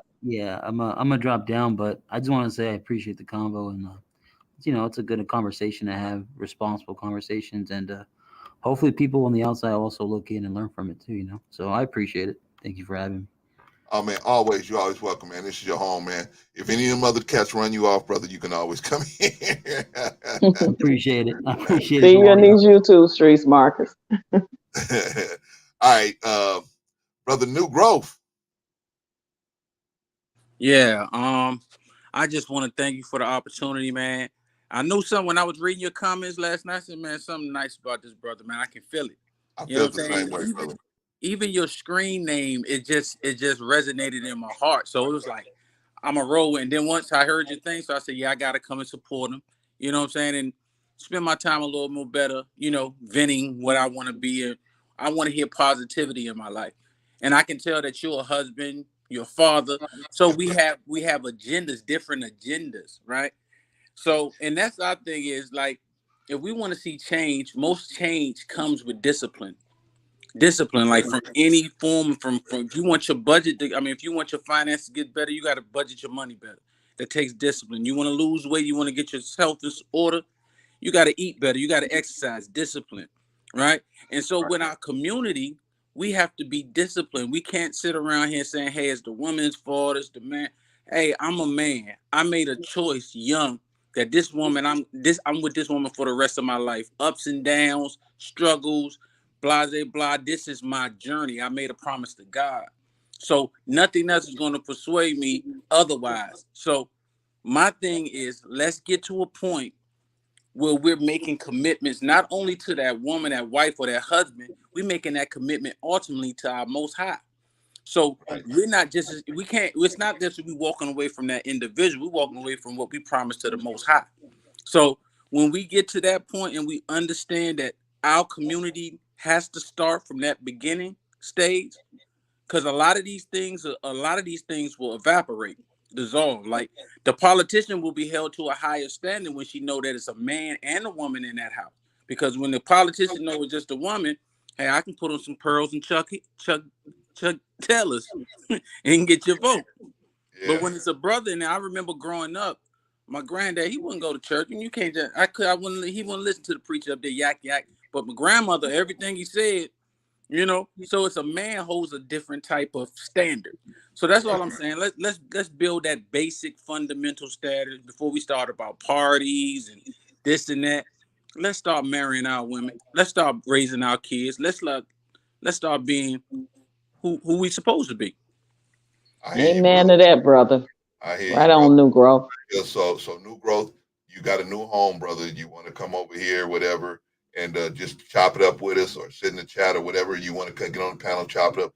You got a home, brother. You're always welcome here, man. I love it, man. Appreciate it. Yeah, man. Anytime. I'm gonna pull you All down. right, Negro. Take care. And shout out to Uncle Rico from the DMV. Yeah. I tell him what you said, brother. Yes, sir. Appreciate you, Negro. All right, so Patrice. Yes, sir. Yes, sir. And then there were two. And then there were two. Two of the toughest. Two the hard way. Okay, sis, what you got for us? What's some closing remarks? What's some stuff? Because you always are trying to give us some solutions. So what are some things we can do to kind of move forward in this situation? Yeah. Any of the things we're talking about. Definitely. Thank you, Bro Clan, for always allowing me to come on your platform and give my opinions and views. I hope that in any shape, form, or fashion that I have given someone food for thought to think about, research, or, just think about and say, maybe I'll try something different or do something different. Maybe I'll try to make a difference, in my community. So thank you for that. And when it comes to toxic, knowing when to walk away, man, listen, you walk away when you first see it. You walk away because, we tend to, think that we can change people and change hearts and minds, and only person that can do that is themselves, and with the help of Almighty, right? We can't, no matter how we love somebody, we can't convince them, conform them, convert them. We can't do that. They have to want to do that for themselves. So when you see that you're in a toxic relationship or situation, honestly, you literally have to walk away cold turkey. And I know some people like to say, they in too deep, or they certain stimulating circumstances. And I hope people will reach out to resources, family members, or friends if they need to get away from anything that is not healthy for them, right? Because we see the outcomes a lot in our communities of, where people are no longer with us because they chose to stay in toxicity. So a lot of them feel like they don't got no other place to go. And right, exactly. Because I mean, when you look at back then in times, maybe I would say in the 60s and 70s, and I would give a prime example, like one of the families that is well known in the music industry have one of the most saddest situations and cases. And I was just looking at they unsung again for the 99,000th time, is the DeBarge family. They were, they came up with, and when you are a Black woman back in those days, married to a Caucasian man, and you have 10 children, and you are the housewife, and you're getting abused, your children getting abused, who you think is going to take you in with your 10 children? No resources, no family members, no friends. No one's going to want to take a single woman in with 10 children, right? But I use that as an example is because of, the end result of what happened to that family and what all they went through. And it's tragically sad that not one, not two, 3, 4, 5, 6, 7, 8, 9, but all 10 of her children end up addicted to some form of drugs and alcohol because of the abuse that they suffered from. So when I tell you, staying around and being in toxic relationships and people, and this could be family members, this can be friends, these are always the people that's closest to us, our loved ones. It's just not a good thing because you end up paying for it dearly one way or the other, because some people never get over trauma and the things that happen to them, and they could be in therapy and all of that. But when you struggle with addiction, any form of addiction that come from trauma and toxic relationships you've been in, that's another form of addiction. And we didn't cover the codependency of that and all of that comes along with it. And all of it spews from not being able to think, or thinking that you have no resources and no help, right? So when you first sign of it, you should run. I would just want to say that. Don't walk, run. And then, we got into a little bit about the police brutality part of it and how it affects the Black community. I would definitely say that the Black community needs to build a better community and trust when it comes to police, but it's not our job to endow ourselves in them. They were sworn in to protect and serve us. So they actually need to make better relationships in the communities, in Black communities specifically, and communities of color, where they build the trust back up and the relationship back up that has been so torn from generations to generations for decades and decades. Because the problem that is still being perpetuated in our communities is not just only our fault. It's a two-sided thing. It's not one side of the coin. And I don't like when agendas and perspectives are spent in that way, and narratives are spent in that way. Could we do better? Yes, we need to show up at these community meetings. We need to show up, guys. Black people in your communities, you need to show up. If you are in a predominantly Black community, you need to show up at the community meeting and address your concerns with the police and how they police in your communities, what they doing, what they're not doing. Have an agenda and just be able to speak your piece at these meetings. I'm there. I rarely see people that look like me there. And I go into the inner cities with where I read to the children, where I know things are happening. I don't live in the community, but I go. I'm there in the community because I see what happens to a lot of the lower income people that live in the community. And everybody that live in those communities are not lost people. People used to think that everybody that lived in the projects were bad people, but that's not the case, guys. But that's the narrative that has been pushed, and that's the perception, right? And perception can be reality for a lot of people. So I just want to say that and just take that into consideration. We have to do our part, and of course, the police have to do their part in order to bridge that gap. Yes. Agreed. All right, sis. I guess I'll see you on the next live stream, or if you hit me first. Bro, Clarence, I got to tell you something. If you hit me first.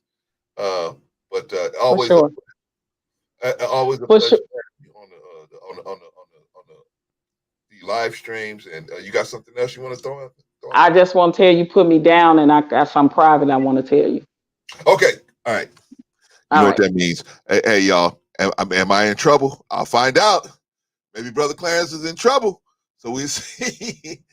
No, I ain't never in trouble. And even if I am in trouble with Patrice always tell me in a way where I can fix it. So, okay. So, man, we had a star-studded panel. We had We On Lock came through. I've been seeing him over there on his channel. If you haven't already subscribed to We On Lock, go over there and check him out. See if that's the kind of content you down for. Real passionate brother, man. You know, and he's trying to do some good work over there on his channel. So shout out to We On Lock. We On Lock came up, it cammed up and everything. Shout out to We On Lock. Who else do we have up? Well, you guys just heard from OG Patrice, but you know, she always comes through, hit one out of the park. Just for the fun of it, she'll hit one out of the park, a couple of them out of the park. Who else was up here? Rico, the other dinosaur, me and him, the two dinosaurs. My man Rico was up here, but he had to cut out. He had some stuff he had to do. Shout out to Rico Young. Who else was up here? Strong performance. Brother Marcus was up here. Strong performance. You know, sometimes Marcus agrees, sometimes he don't agree. He give his side, but thing I like about Marcus got cojones, man. Marcus will come up here and he knows that he's in an environment where he can speak his piece, but he don't have to worry about whether somebody's gonna get mad at him because he said something against no, he can say whatever he want to say, and we still got his back. So he's all good. Marcus came through, hit one out of the park. Who else was up here? Jay Takashi dipped his toe in for a hot second. You know, he went in on his humans are crazy thing. Shout out to Jay Takashi.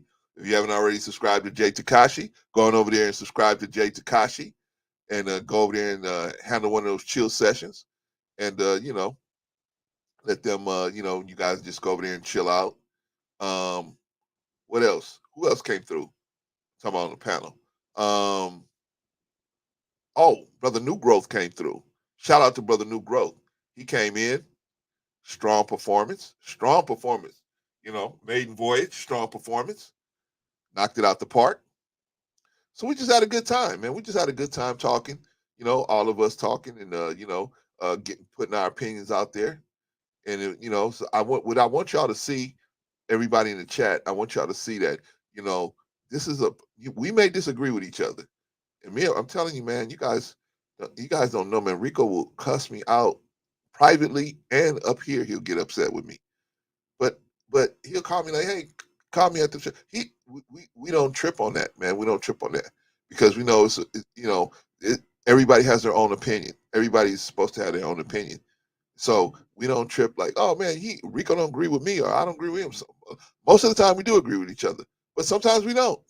And it's okay. It's like, we're like, oh no, now we're not friends no more because you don't agree with me. No, it's not like that, man. I don't even agree with my wife on everything, right? Shout out to Big Riggs. Thank you, brother Big Riggs. I appreciate you, man. Man, I hope I have many more, and I hope you have many more than I have after me, brother. I appreciate you, man. Thank you for that. Shout out to Daryl Long. Keep your word, brother, because that's all a man got. At the end of the day, that's all you got is your word, brother. If people can't respect your word, then they're not gonna respect anything else about you, man. They're gonna see you as a lick, man. But if you got your word, the reason why busterism is so big in the USA today is because men in particular, don't keep their word. If men kept their word, then women would have to start keeping their word. The ones of them that don't keep their word, they would have to start because they would be pushed out of the selection process because the men that kept their word, the only men that don't keep their word would have anything to do with them. Kind of like what's going on now. But anyway, that's a whole nother video. All right, y'all. Thank y'all, everybody in the chat, for stopping by. Appreciate y'all, man. Thank y'all for spending y'all Sunday with us. And, we try to give y'all good content. If there's anybody y'all think we should invite over here, because I'm not going on those panels no more, man. I'm not debating with those guys. I let Patrice and Rico go out there, but I am not going on those panels with those guys no more.